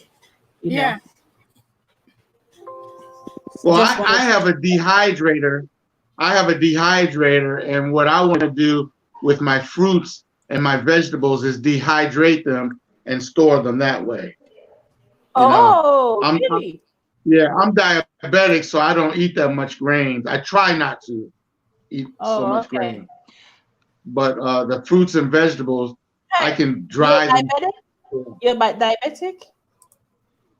I'm diabetic, yes. Oh, really? Well, Yeah. you should Google mango leaves though. Mango leaves. I heard about that. Yeah, you should Google Uh, it. Black acres of The Gambia. the Gambia was talking about that. Yeah. Yeah. So Mango please leaves. Google it. And the better is if you can get the bark of a mango tree. But that's, I don't know if you can get that over there, but here in Africa, Will that when get rid of it completely, or is it a way of controlling it? you know, when you want to do herbal medicine, you always have to get in touch. Like if you want pure herbal medicine, you always have to get in touch with the people of old, because they, yes, they know what, for example, when I say mango leaf, a herbalist may maybe add papaya leaves and add maybe avocado leaves to make the concoction potent to address that issue. But for me, I just know about mango leaves from my grandmother. So I don't know what else you're supposed to add, but when you research things, you kind of like, I know cinnamon helps a little bit. I was really impressed when I saw Juliet's videos, because I went through and watched them all, and okay. she went from walking on crutches to being able to walk without a cane. Oh, So really? being in Africa really healed her. Because see, the problem is, no matter how hard you try here, the foods are infected. I mean, they have GMO foods. Even if you try to go all vegan, you have to try to go organic vegan, which is expensive, and then the meats have stuff in it, so you really don't want to eat the meats. It's really bad here, whereas over there, you're just Wow. getting regular organic food anyway. You can just have your own chicken. You can just have your own chicken pen or coop Right. I think at the backyard. I think you'll find that when you make your transition over to Africa, that a lot of those health ailments or diabetes or things like that will naturally just sort of fall by the wayside. I know when I travel to Africa, when I go to Senegal, the food is amazing, and I definitely don't diet, but I don't gain weight. I typically lose weight, and I'm eating more food than I would in the States, but because of the quality of the food, I'm telling you, like, it's natural. I literally expect to come home weighing 20 pounds more. And every time I step on the scale, it's like, nope, sis, didn't happen. And that is truly because of the food. There's another herb they have in Senegal, so they probably have it in Gambia. It may be called something different, same people, different language. But it's called kinkeliba, and you make a tea with it. And that is very good for diabetes as well. How do you say that again? Kinkeliba. Kinkelba, I believe. What language is that, sis? It's in Wolof. I think it's Wolof. Okay. Yeah. Okay. Yeah. Okay. Kinkelba, I believe. Kinkeliba. Kinkel. Maybe it's IBA. If you Google it, if you Google it, you can get it off of Amazon. My sister-in-law sends it to. Yeah, because all of that stuff that I got, the turmeric and the hemp powder and the moringa powder, my friend in South Africa told me about that for helping for the health issues. Well, you guys, I'm getting tired. I have to get up in the morning tomorrow. Okay. And I know this kinkeliba plant. I know it. It's all over here. Wow, I never knew it was herb. I know this kinkeliba thing. I've just searched for it, and I know it. I've seen it. Oh, okay. So Guys, I think we've done enough for today. Yeah, thank you very I much. think It was very fun. we've really been on it, and I'm so grateful, fam. I'm so, like David, like Gina, you guys, like when you come on, I feel like, you know, my family is here, and everybody Thank you. feels it because we have like this chemistry, and let's keep the love alive. Yes. Let's keep everybody in our hearts. If I don't see you, I still have you in my heart. And let's keep talking in love. Let's be open and loyal with each other. Yes. And let's keep the unity, you know, to get, you know, alive. And as we said, we are not going to allow the noise to distract us because the goal is one. Exactly. To see our people united and to see us building ourselves, you know, right from the ditch, Right. right to the top of the mountain. And that's where we belong, high up. So that's what is going to happen. And I just want to like spread out this love from me to everybody, to you guys, and let's just keep shining and keep our vibrations high. And that's how we can see the Ubuntu spirit. So please keep the likes coming. We are about 8 now, and our likes for the show is very, very low. So if we can, like, you know, just, you know, give thumbs up for the show before we leave, that will be amazing. And, you know, the algorithm the algorithm will kind of like, you know, keep us strong in the game. So thank you so much, family. I really do All love you, right. and I put You take care. my email address here. Okay, so Hello Africa project is Hello Africa. Maybe you should join us next time, and you can tell us about the project you're doing, and I'm Yes. sure we'd love to hear from you. Oh, this is Sister Cat.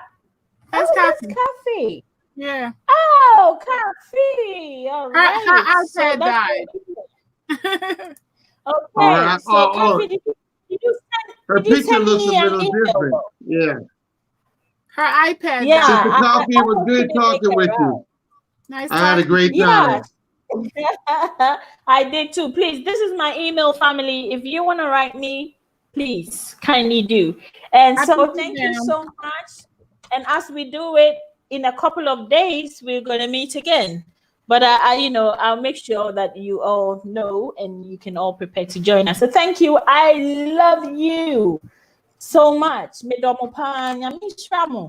know, may the Almighty bless you and keep you in His bosom, and you know, just embrace you all. So until we meet again, I Peace. say, Deyo, Bye, guys. Deyo, Good night. Bye-bye. Deyo. So, family, this is where we drop the curtains. Thank you so much. I have enjoyed all your comments. I was actually looking forward to a time where I read everybody's comments. So before we go, let me just hit on the highlights of the comments, because I would hate to go and not tell people what contributions you made. So I'm just going to look through and just say, mention everybody's comments one after another, and then we are off. So Sister Teresa, you were so supportive. Teresa Barrows, we thank you so much. And some of your comments that, you know, drew my attention is that you said, let me bring this up. You said too many weak black men in the US, aside from killing each other, go the days of the Black Panthers, Black Liberation Army, Malcolm Martin, etc. Malcolm X and Martin, etc. sad. And this comment caught my attention because it kind of threw light to the collective problems that we feel like we have, and how we can help bring or build up our Black men in the communities, and I really appreciate it. It doesn't sound, it sounds like a little harsh on Black men, but you know, these are the harsh truths we must accommodate. Um, Being liberated all the time doesn't mean maybe joining a radical movement or starting one. Sometimes we can intelligently do that. We can move to the continent and we can start building our science, technology, and all of that, you know, things that work for us that can take us also to that same level we would get to if we use the alternative routes. So thank you so much, Sister Teresa. I really appreciated it. So I'm just going to take the comment that stands out because we have to go.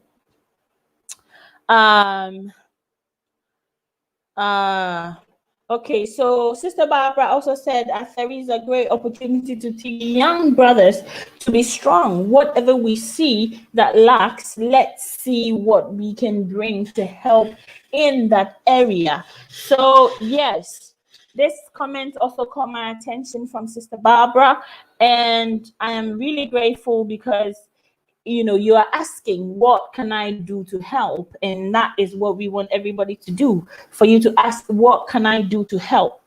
And that is the question that we don't ask as often as some of us complain. So it is so profound.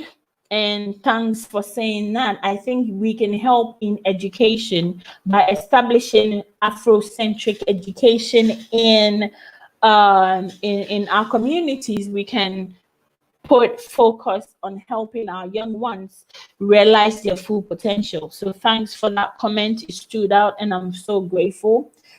Sister Sonia Crawford Brinkley said, I am married to a Black beautiful king.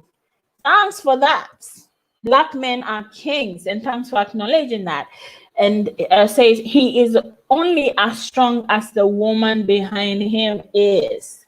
We have to uplift our men and remind them of the wonderful gods they were created to be. We be the love. Thank you so much, sis. And that is a good advice to we, the women of Africa or the Black nation. We must treat our men with love, respect, and encourage them, especially when you find a good man. When you find a good man, if you haven't been through a nasty ass relationship, trust me, you would not know who a good man is. But if you've been through the ranks, and you've gone through crazy ass nasty men and you get a good man, you know the difference. So when you get a good woman, when you get a good man, a good king, try to be a good queen to him. Thank you so much, Sister Sonia, for that comment. You were really on point with that.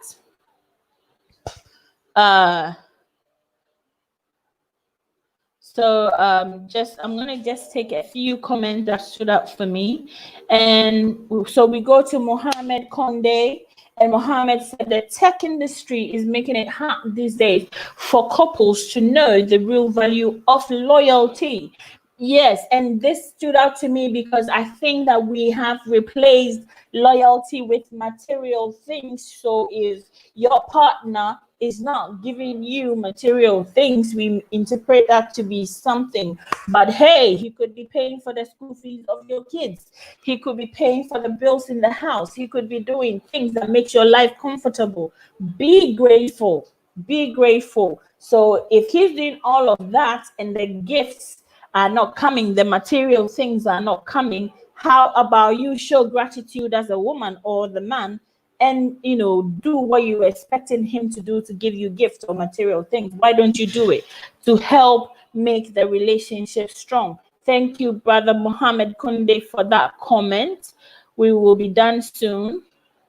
I just want to bring out, and yes, so Iman said, he said, hey fam, don't forget to smash the like button on your way in. Yes, don't forget to smash the like button on your way out either, and share this live to anyone in a situation where they have so much time and they want to watch something to entertain them and also to learn something. I believe there's a lot to learn on this channel.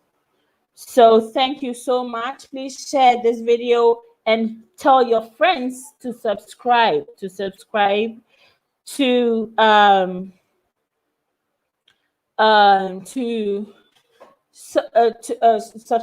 the channel. So we're talking about shipping, and Mrs. Wama said it's cheaper to buy a car in Ghana than shipping one to Ghana. Thank you. This point stood out for me because it is so true. It's cheaper to get to Ghana and find a used car that is not so bad and tweak it and make it look good than shipping a new car from abroad. And I like that. If you want to buy a brand new car, trust me, Kantanka Automobiles is good. So yeah. So then Awuni put his email out, and if you want to talk, I think that goes for David. If you want to talk about your shipment, he says to contact him here on that email address, rudra.1892@gmail.com, and talk about that. Support Black business. So that is my support right there for your business. Awuni. As I keep on taking the comments that stood out, because we can't do all of it. We have to go. So Teresa said years ago, before daycare, family and friends worked together to provide and take care of the children, and this is so right. Some aspect of this is still going on in the motherland. So when you get here, you can help. Please do. And so this is what Teresa said, and she is right on so many levels. Now, Felicia said, parents with multiple children, the firstborn, help the mothers around the house. So that is how we treat it. But I think children should stay with their mothers to have motherly love. And that is true for children in a position for their mothers to provide this kind of support. But I also encourage our brothers and sisters, if you find yourself in a position to be able to help a kid, do it willingly and do it gleefully. That is how you can give the most to your kids. It doesn't matter if you gave birth to them or not. So thank you, Sister Felicia, for that comment. It is truly indeed powerful. And so we are going, and let's see. There you go. And I think, yeah, so we kind of like, yeah, and then yes, so finally, hey, Kathy, definitely stay in touch with you. And peace family being the last comment from Mr. Pirate Brain. Well, our panelists were Mr. Pirate Brain, his name is also David. I love to call him David. Then we had Sister Gina, then we have Sister Kathy, and they were amazing. We also have the African superstar on the show, and Sister Gina is an amazing soul. So thank you so much, everybody. Thank you all for staying tuned and watching. I love you. Take care of yourself, and remember, the motherland and her children. Open doors, open arms, and open hearts. Take advantage of it. Find your humility. Come to the continent and show love. Because out of that love, we can correct everything that is wrong with our society. I love you so much, and take that with you. Thank you very much for watching.